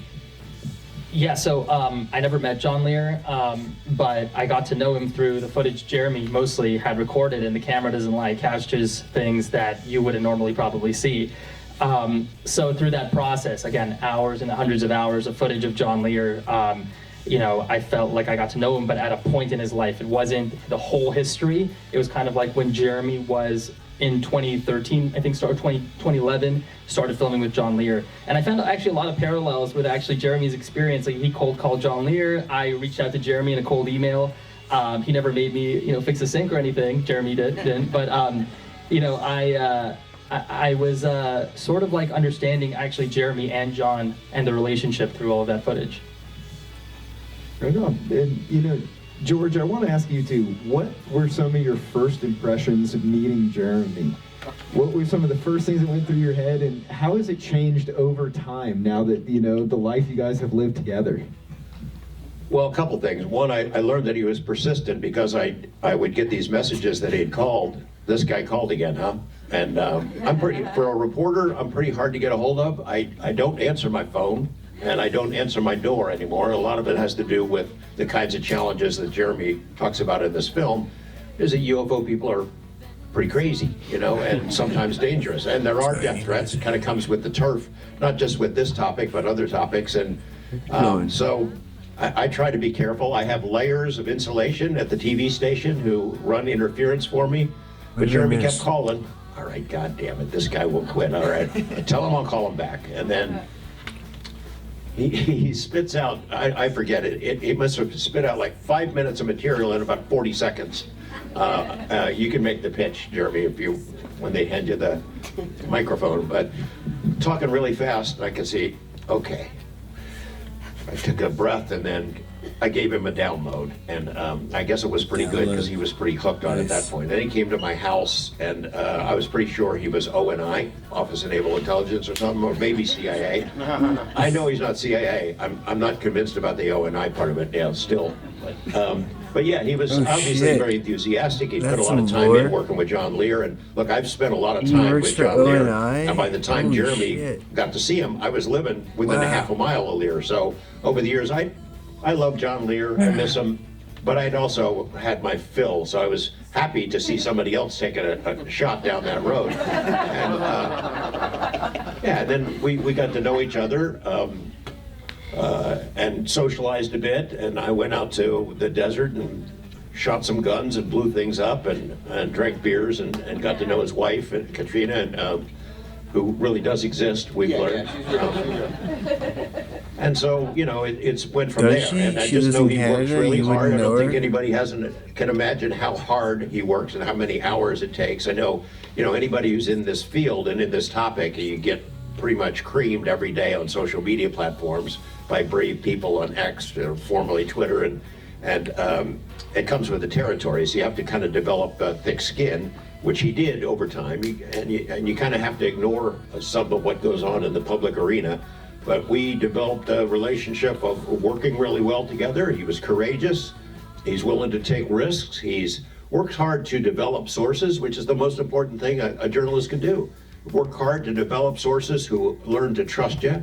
And of course, the secret to being trustworthy is to actually be trustworthy and act in a trustworthy way and honor the promises you make to sources. And that kind of thing gets around. That word gets around. And it's a great testament to the kinds of materials and special access that we've developed over the years that Jeremy has worked so hard to achieve. And Michael, I want to ask you, how different was it putting a film together versus putting a podcast together? I'm sure they give you so much material and these different conversations, but what is the difference between those two processes? Yeah, I think with a film you're looking for a story, whereas a podcast it's more of a conversation. So I think that's the difference really when structuring it. But I found this to be a very real, raw, I was capturing something that was really scary as well. So I've never really felt that way doing Weaponized as I did, just following Jeremy around for days and seeing what he actually goes through. And so I guess let's address the elephant in the room. Either somebody has the best PR agent of all time, or it's incredible synchronicity, but as most of you I'm sure know, we just got an insane amount of files released, about almost 200 pages worth. There's been, I think, something about 25 videos that have come out today. I'm wondering if you guys have gone through these files at all. Have you seen anything? Is there anything that stands out to you? And is this an important moment for the disclosure narrative altogether? No, George, man. Well, I haven't seen it all. I've seen a lot of it. Read it this afternoon and watched the videos, and I think there's no smoking gun in there, but it's a really significant time and a really significant start of a process, I think.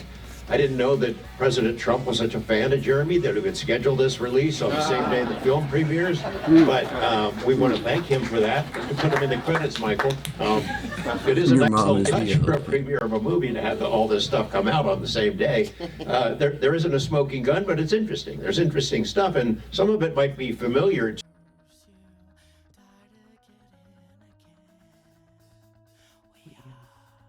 There's been a misconception going around for a very, very long time in the way that people have stated and talked about these Anunnaki beings, which are really they are the Atlanteans, okay? So when you hear Atlanteans and you hear Anunnaki, we're talking about the same people.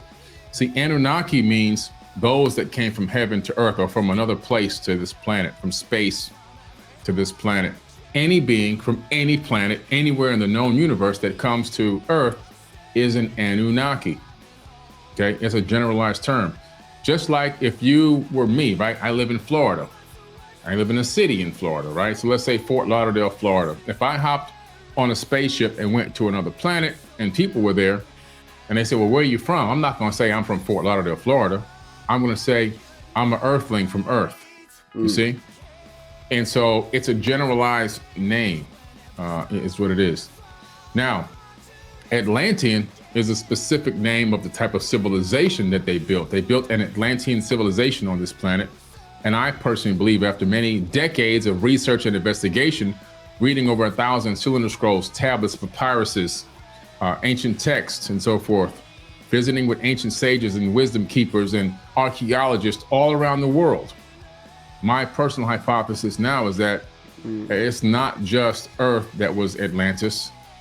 It was also the moon and extended all the way to Mars and maybe even beyond. Yeah. They were an interplanetary civilization, not just a ring city in the middle of the Atlantic Ocean that sunk. That was just one capital of many capitals that existed on this planet.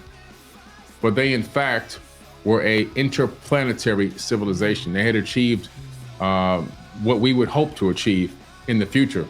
But you have to remember, according to these ancient tablets, they were approximately 1 million years ahead of us technologically, making anything that they do or did or still do to this day appear to be magic. When a more advanced civilization meets and engages a less advanced civilization, the less advanced civilization will deify the more advanced civilization. We're a cargo cult. It's called a cargo cult. Yeah, that's what we And are. what you have here on this planet, It's you a have cargo humanity, cult. which is one gigantic 8 billion person cargo cult. Shit. That's what we've become. And the deities and everything else that we're worshiping and praying to are not the creator of the universe. There is not one book that exists on this planet, and I've gone through so many more to go through now, don't get me wrong, that is authored by the hand of God itself. I don't want to say him, because him will be an incorrect terminology. You don't give a creator of a universe a gender. There is no gender. God is a frequency. God is a frequency. Really rules.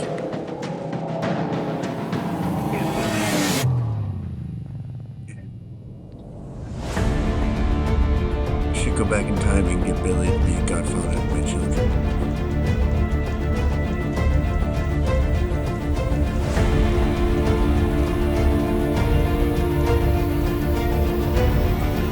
Use with time travel. Billy Carson, I need you to be the godfather of my firstborn son. What we're saying here is this. The text is written by flesh and blood people, except for one text that I know of. There's only one text that's written by one of these beings, and it's the Emerald Tablets of Thoth. I wrote my book about this gentleman, right? Look up Compendium of the Emerald Tablets. That's my book. In there I talk about the guy who wrote his own tablets. He authored them himself. He didn't have a scribe write them. The rest of these tablets and scrolls and everything else were authored by scribes. People that one of these entities would dictate to. They called themselves gods, but they weren't gods. They masqueraded as gods, but they themselves even knew that there was something above them, because they said the creator of all will answer. They will have to answer to the creator of all for what they've done to people on this planet. So they themselves knew that they weren't the creators of the universe, because they called several times in the tablets on the creator of all, knowing that there was something higher than them. And so they've duped humanity. I just assume it's obvious I'm American. Some were malevolent, some were benevolent. Some were good, some were evil. Yin, there's yang. Some wanted to help, some didn't want to help. Some tried to kill us off, some tried to save us. You can find this in all these different epics: Epic of Gilgamesh, Epic of Atrahasis, the Enuma Elish, and the 7 Tablets of Creation. These texts predate most texts that exist on the planet, with the exception of the Emerald Tablets, some of the Vedas, and maybe the only thing that will come even close to a written handed down text will be the Mahabharata, right? And so the misconception, let me get back to my point that I was talking about, is there's this misconception between people that are following the ancient astronaut theory, is that the Anunnaki created humans. Now we have to be careful on how we state this, because according to the text, they didn't create humans. In other words, they didn't just from scratch, out of absolutely nothing, poof, there's humans here. There's some type of magic or alchemy or something like that, or did they have the creation power? They use genetic manipulation, which we're gonna take a look at tonight. We're gonna take a look at genetic manipulation that was done in ancient times.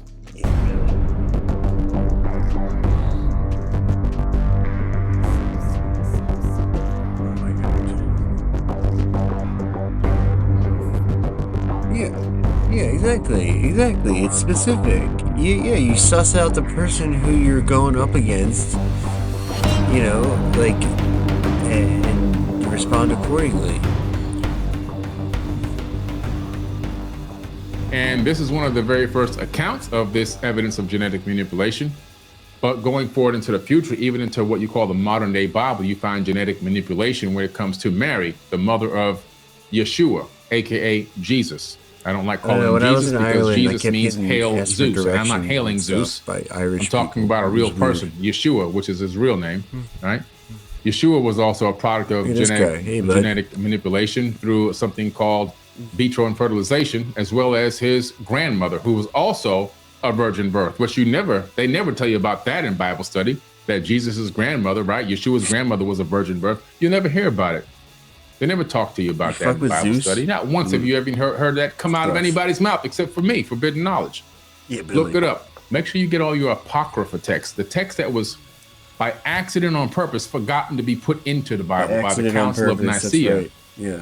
That's where you find all the incredible truths at, right? That's right, the Book Billy. of Enoch. That's He was such an important person that he was spoken about in the Bible, but his book, and the debunkers want you which to talks think the about these same apocryphal texts Anunnaki are beings, meaningless. left out.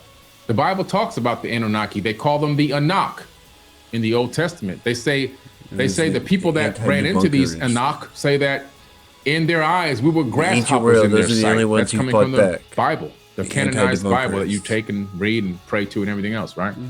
So these are the Anunnaki, they exist, and these beings, these people that are in these Sumerian tablets, their names are in the Bible as well, but nobody ever reads the Bible, so they couldn't even know. It's a singular term, but Elohim, the Elohim is the same thing as the Netiru of vampires. Ancient Kemet.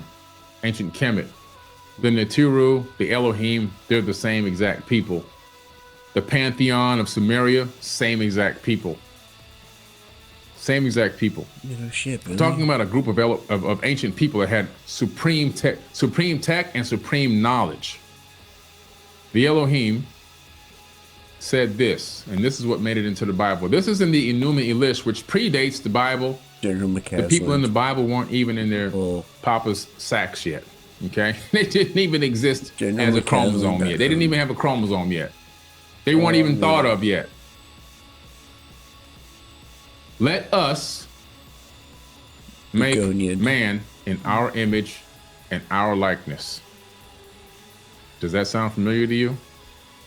Let us make man in our image and our likeness. Isn't that interesting? That you can find this in text that predates the Bible by tens of thousands of years. So, we used to be cool, according and then to they these made us tablets, lame. That's what this happened. took place some 455,000 years ago, and but that was when they got here. But the creation of the Adamu took place around 300,000 years ago to 200,000 years ago. Look at this guy. And that's when Homo erectus you know all about suddenly this. changed into Homo sapien, according to modern science.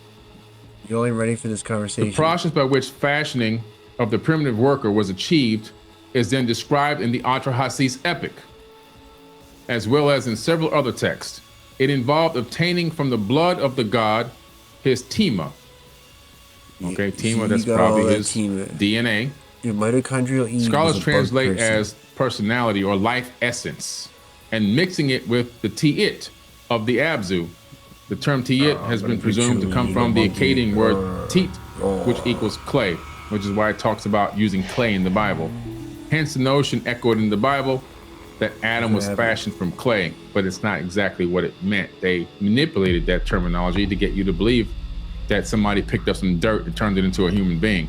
No, Billy, it's okay. I would never want it to be considered that I was just turned from dirt into a person. That means I was just a lump of mud. Come Now on, I'm a like, person. this is better. To me, This that's is not awful. magical. To me, that's just dumb. Look, we're Anyway. the monkey. The life essence of personality of these gods was mixed with I'd the rather be essence dirt, of the man. existing being. Look how scared that monkey is. Of the existing being found here on this planet. No, help me. Oh. At the Abzu, which is in Africa. By mixing genes extracted from the blood of a god with embrace the your essence inner of blood. the existing earthly being, the atom was genetically engineered. Really, So, they beat Disney in the comics. The topic lawsuit? of this is, did the Anunnaki create mankind? In a way, yes, but creation from zero to from scratch, no. What they did was our cousins were already here. We had cousins here. According to these tablets, these cute beings little came to buggers. this planet. They saw us. They didn't even care. They were like, whatever, let them do what they're doing. We're going to go ahead and start building this breakaway civilization on this planet, mining these resources and building this civilization out.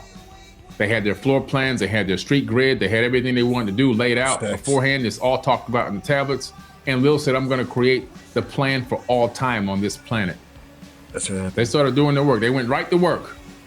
They never touched us, never interacted, never messed with us. But in the Enuma Elish and the Atrahasis epic, something very interesting happens, which goes back to Mars. These EGG beings, which were also related to these Anunnaki people, these Atlanteans on Earth, they said, man, we're doing too much work. Like, you got us out here laboring like slaves, and when we ask for breaks, You don't give us any breaks. How long did they work? According to the tablets, they labored for around 250 to 300,000 years, nonstop, generation after generation. They just kept working, building. No breaks, no real rest, being worked like slaves. That's them. Finally, and read this in the Atra Hasis and also in the Enuma Elish, they say, you know what, man, this is getting to be too much, you know? I think they think we're slaves here, and we're not slaves, so we need to go ahead and get some straightening. So these beings, these Igigi people, they got together while on Mars. They had a discussion about it. They said, well, time to go to war. Time to go to war against the gods of Earth. That's Anu, who was the father, and then Enlil and Ea Enki. That was the Trinity right there. Right, those three people were running the planet. So what did they do? They got in their ships and they fell from Mars to Earth. They came from Mars to Earth. These are the gods that fell from heaven to earth in the Bible to go against God, to go against Anu, not the creator of the universe, God, to go against Anu, A-N-U. Yeah, Bill. Let's start calling him Bill. Because we're so tight.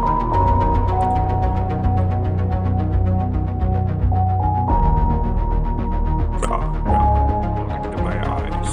Do you love Israel? Back here. I heard you didn't love Israel.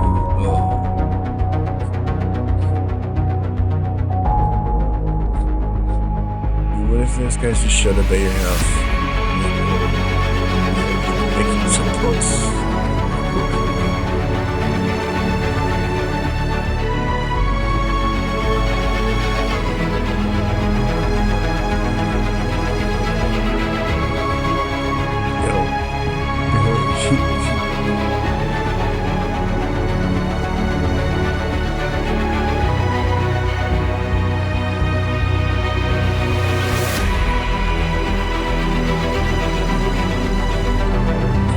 There's got to be chaotic good.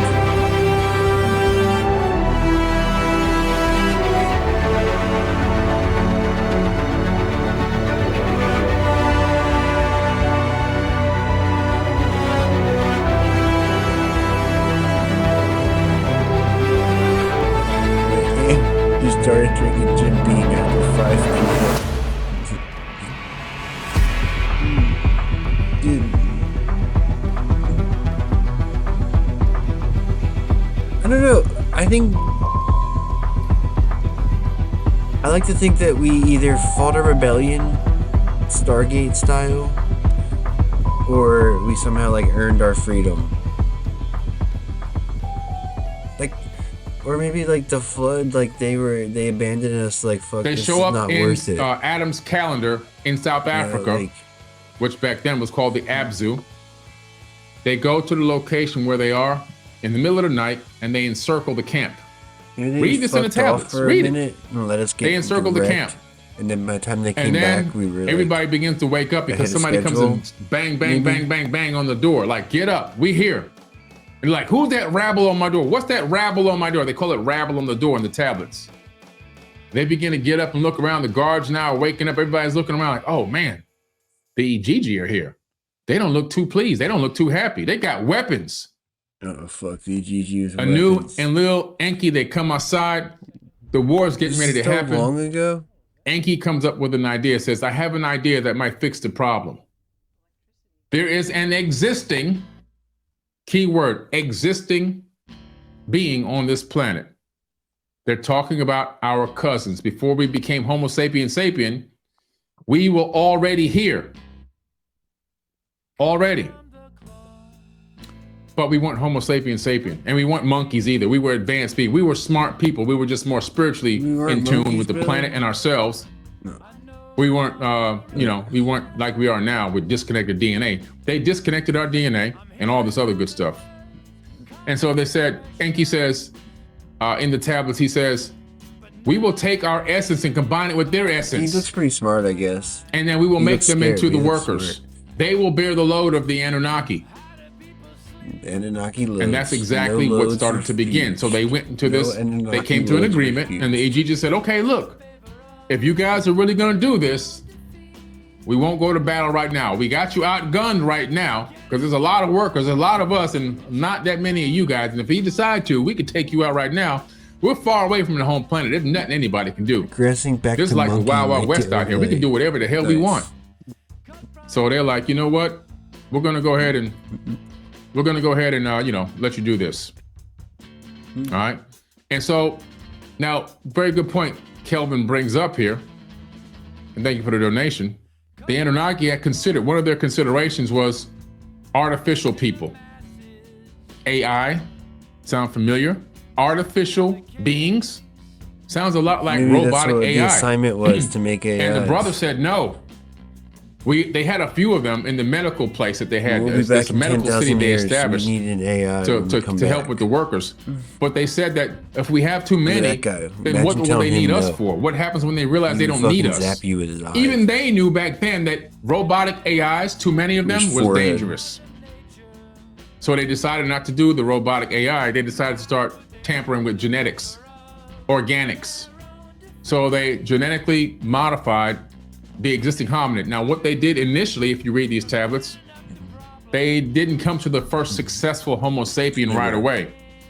They didn't even come to a Homo sapien right away. They began to clone these people that were already here, genetically modify them with their DNA and everything, disconnect some of their DNA, get them to understand their language and be obedient, and they had them starting to do labor. But the problem in the tablets was this: these people couldn't reproduce on their own. It's just like when you take a tiger and a lion, you get a tigon, or a lion and a tiger, you get a tigon.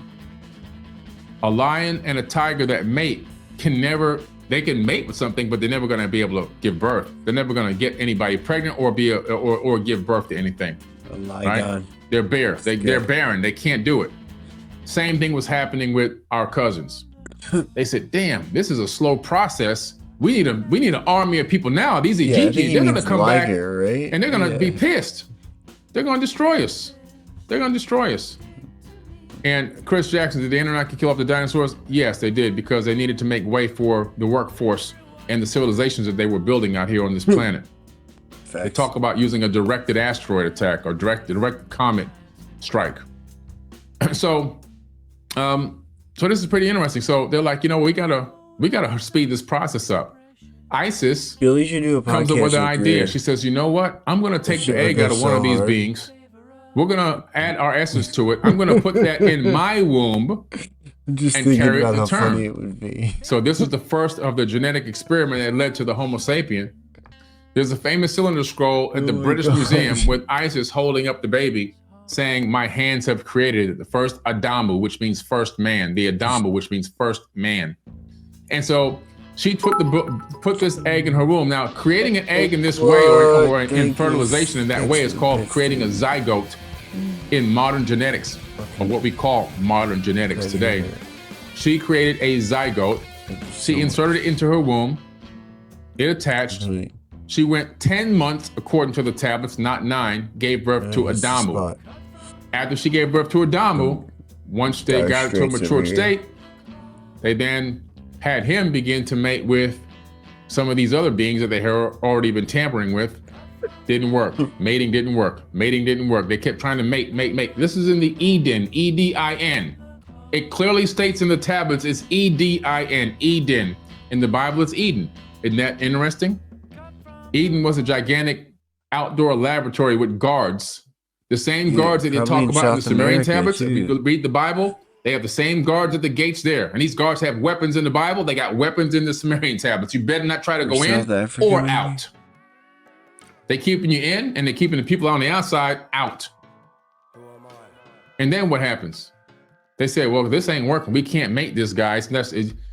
His sperm, let me check the sperm again. His sperm is working, it's swimming, but it's not working with these other beings. We got to do something else. So what they do, they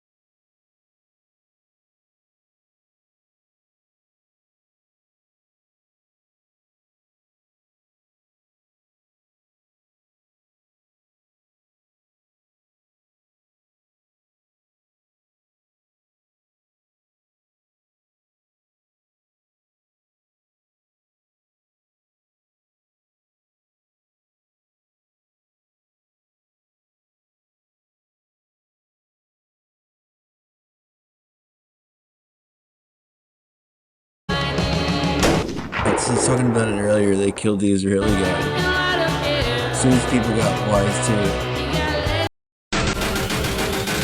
This guy's out of here. I don't slang up bang, I just smoke motherfuckers like it ain't no thing.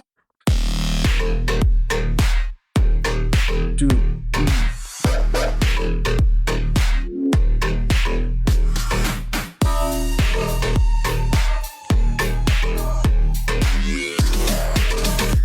I just smoke motherfuckers like it ain't no thing.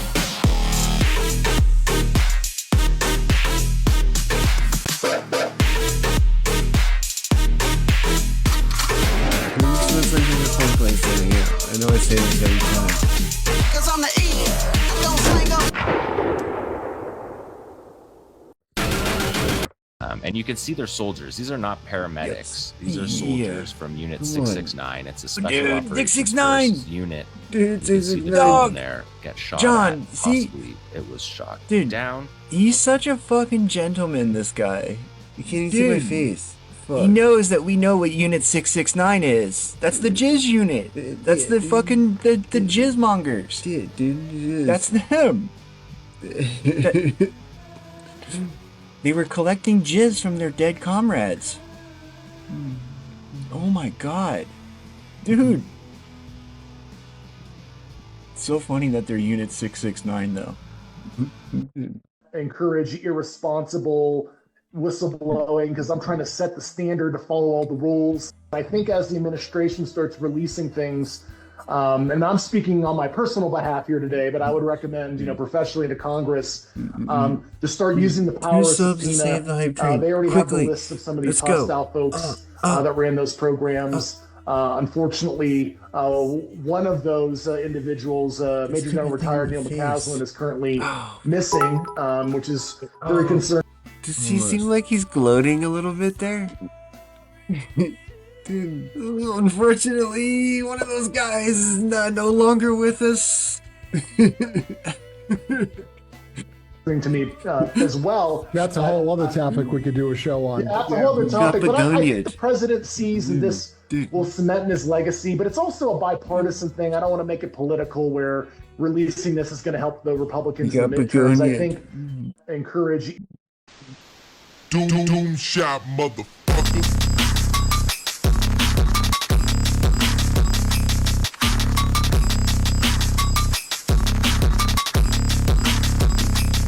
Motherfuckers.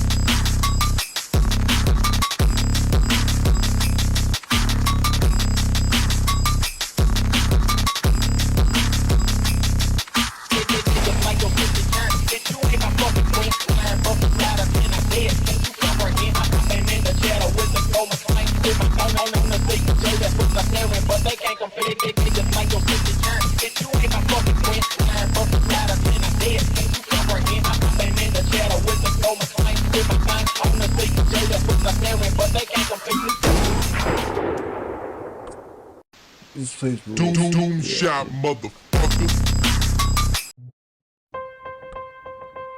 I think we've seen this one already, right? Because I already liked it.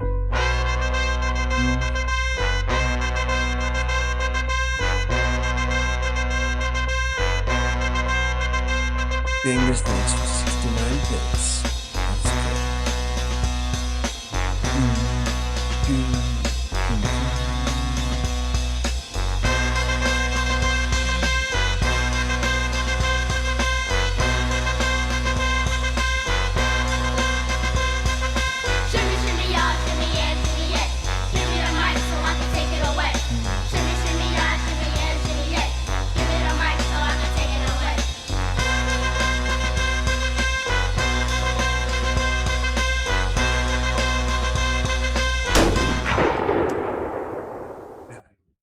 Cool. Place looks awesome.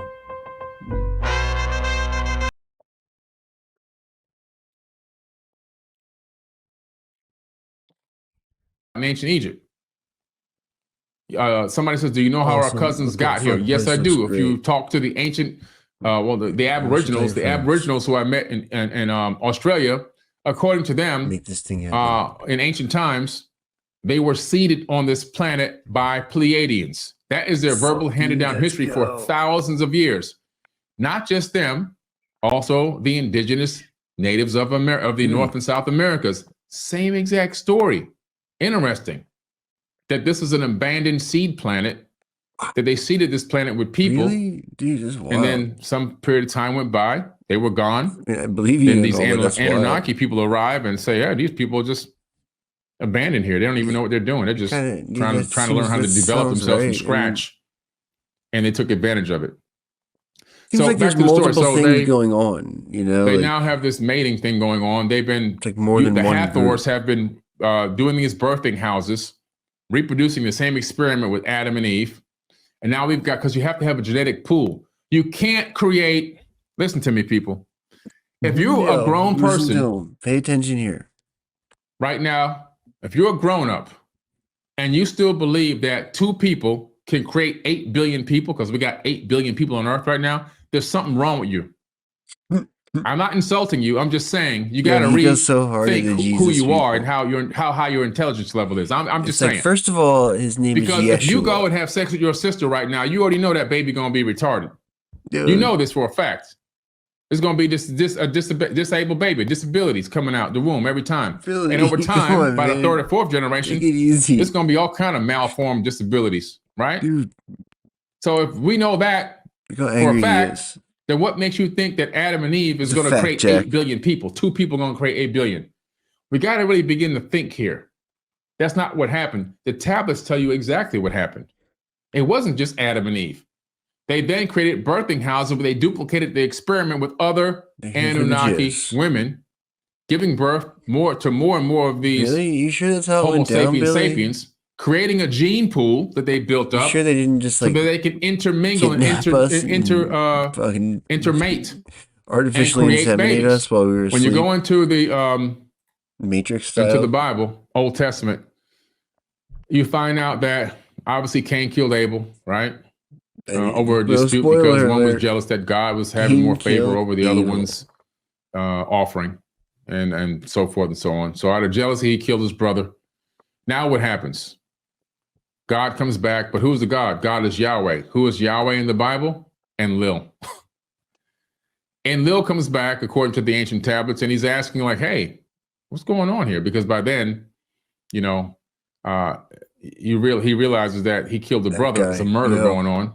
One of the first recorded murders in biblical history, but not in history itself, because in the ancient tablets, there's a million murders going on. And he's like, "What? Why'd you do this?" And so forth. So he's telling him what happened. He's ashamed and everything else. He's kicked out of Eden. He's kicked out of the laboratory because this guy's violent now. Locked out of heaven. And he goes, what Cain says something very important in the biblical text. He says, "The people out there will kill me." The people out there That's what they were trying to will do. kill Give me. us salty mouths. What people? There's only supposed to be a couple of people on this planet. What people out there? If it's Adam, Eve, Cain, and Abel, then what people are out there that's going to kill you? There were already hundreds of thousands of people out there living, working, and everything else. Give me the mic so I could take it. When Cain was actually born.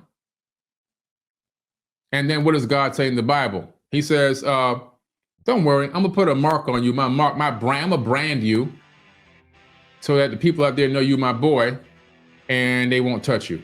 That's what the Bible says. Double circumcised, like Tony. That's exactly what the Bible says, right? And so they brand him. He knows that, hey, okay, don't touch this guy. He's a Canaan. That's where the Canaanites came from, right?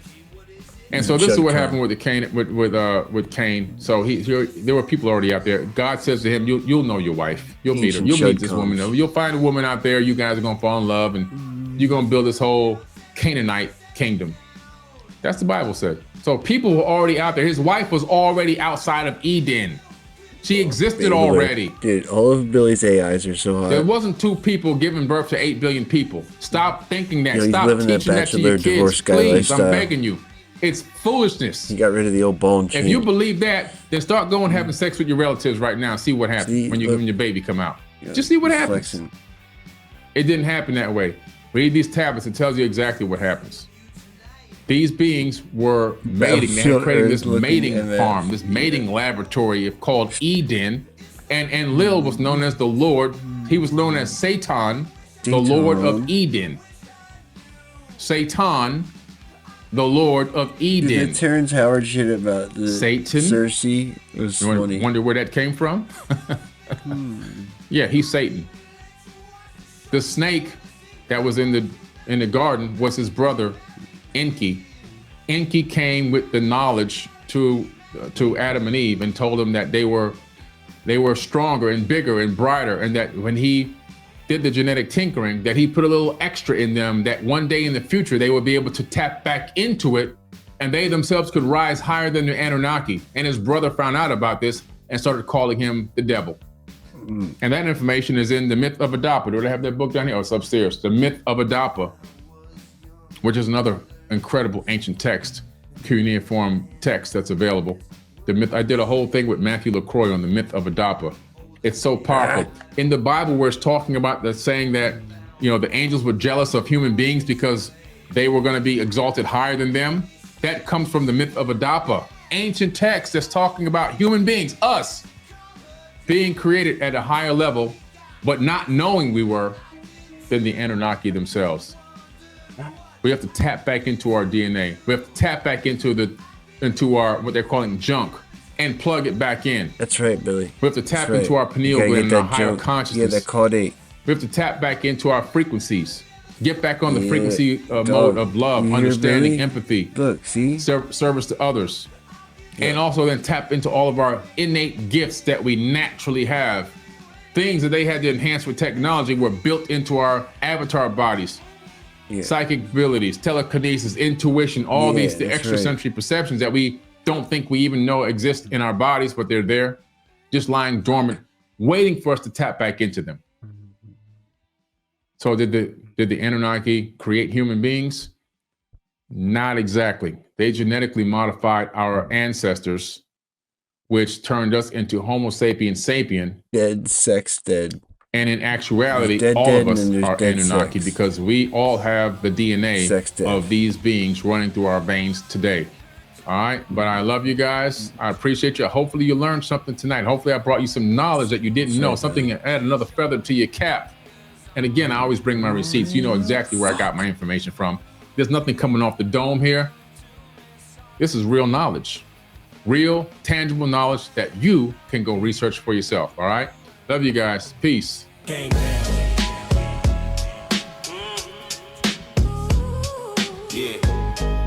what I try to bring. Billy Carson style, tangible knowledge. Made us in their image, now we question our worth. From the heavens to the mud, they flip the whole script. We slaves to the grind, but Billy had a banger last year that was like, going woke is not going broke. Create a man from clay. Now we stuck in the rift.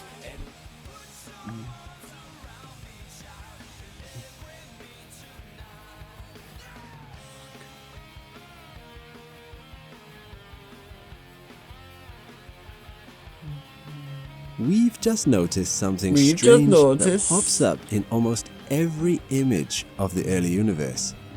Little red dots. They are scattered across the earliest reaches of the universe, some of the oldest objects we've ever observed. Everywhere we turn, there they are. And yet, no one knows exactly what it is we're looking at. And the more we learn about them, the stranger they become. These little red dots don't fit any of our existing models of star, galaxy, or black hole formation. Something this ancient should be small, chaotic, slowly building up mass over time. Instead, they're incredibly dense, dazzlingly bright, and far more massive than we'd expect. So, what are they? Some now think these little red dots might be a new cosmic body entirely. Part star, part black hole. Whoa. But is that even possible?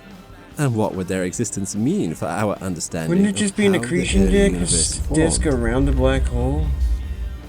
I'm Alex McColgan and you're watching Astrum. Join me today as we unpack why these little red dots defy explanation. Examine the latest theories about what they are, and discover why they could be the missing piece in one of astrophysics' biggest mysteries, the formation of supermassive black holes.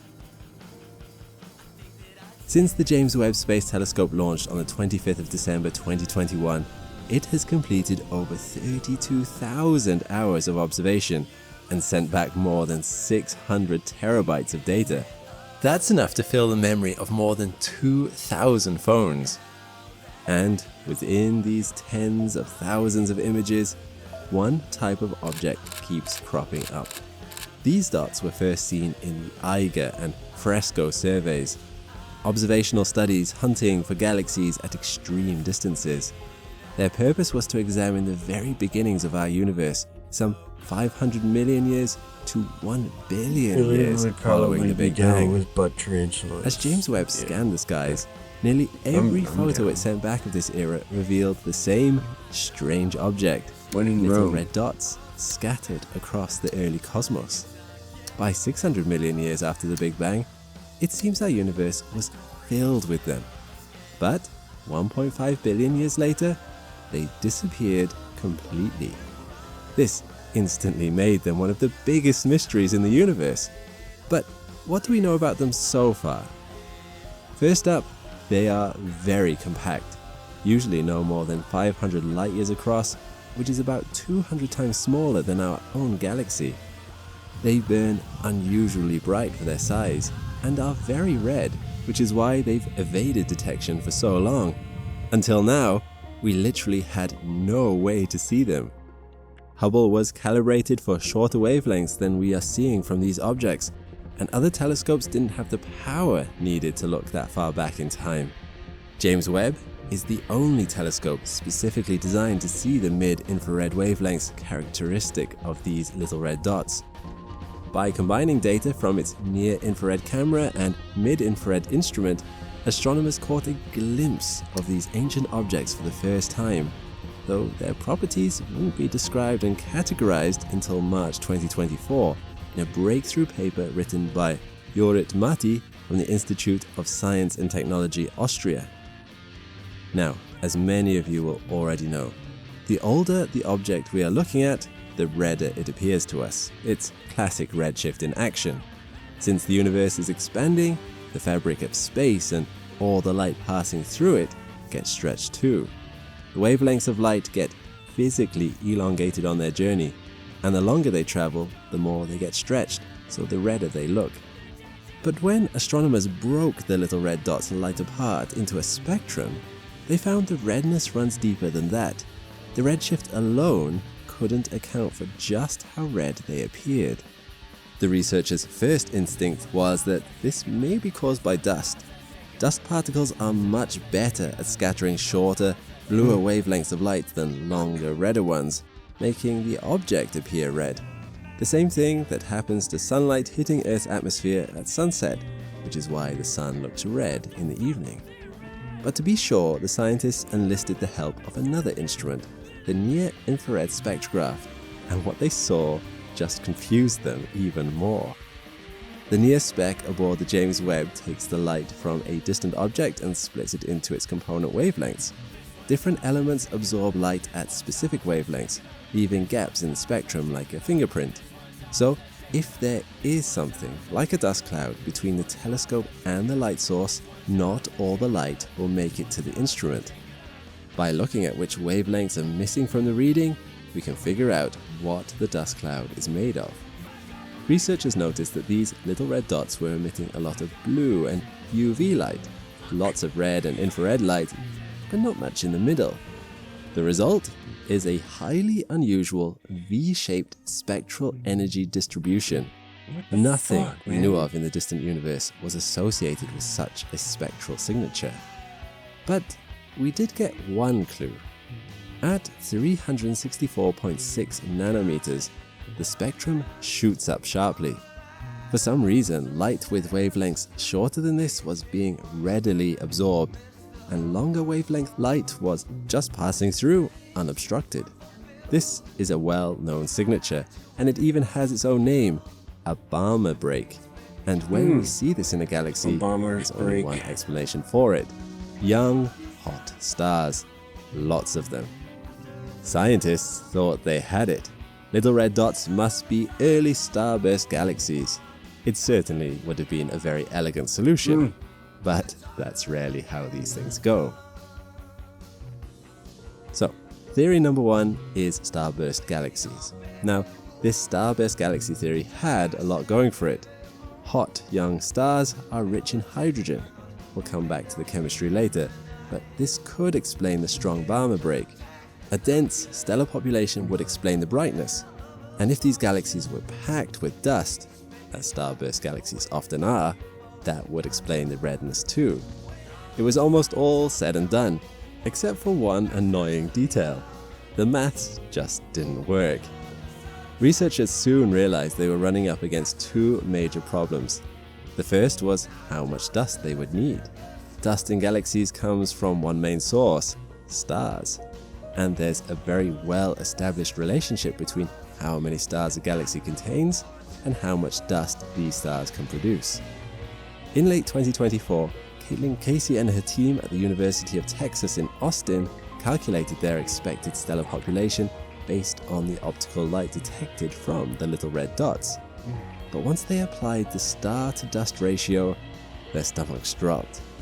Their calculations only yielded 1% of the dust needed to explain the redness they were seeing. And now, a shortfall of 2 orders of magnitude could only mean one of two things. Either the well-established dust formation models are wrong, or the main light source of these little red dots wasn't stars. The second problem was the brightness. To explain the overall brightness of little red dots using just stars, you'd need an impossibly high density of stars in a very compact region of space. They'd only be a few astronomical units apart, but this close together, stars would be colliding and merging all the time, and the gravitational dynamics would be far too unstable. What's more, these little red dots don't look like normal galaxies. Usually we can see some kind of internal structure, but even though James Webb has the highest resolution of any telescope we've ever built, the little red dots just appear as points of light, single dots in the night sky, like stars appear to the naked eye. So either the little red dots are really tiny, or their light is so dominated by a single central source that it drowns out any other surrounding signature that might exist. Which brings us to the second theory. What if little red dots aren't star-filled galaxies at all? What else could explain their properties? At the center of most galaxies, you can find a supermassive black hole, surrounded by an accretion disk of gas and dust. As it spirals inward, the gas is compressed and heated to over 12 he gets the wall, man. Hoaxers get the wall. million degrees Celsius, and it emits a powerful glow. Hoaxers, dude. Active black holes are some of the brightest objects in the universe.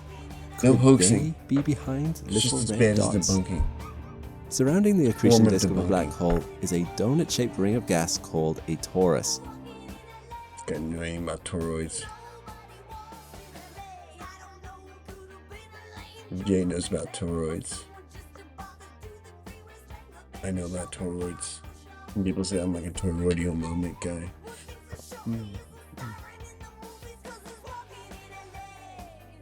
Big deal.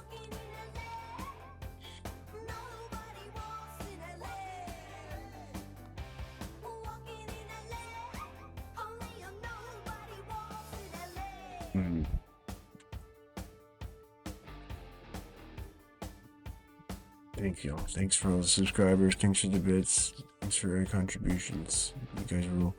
I know I make a lot of jokes, but I love everybody, even some of the non-subscribers.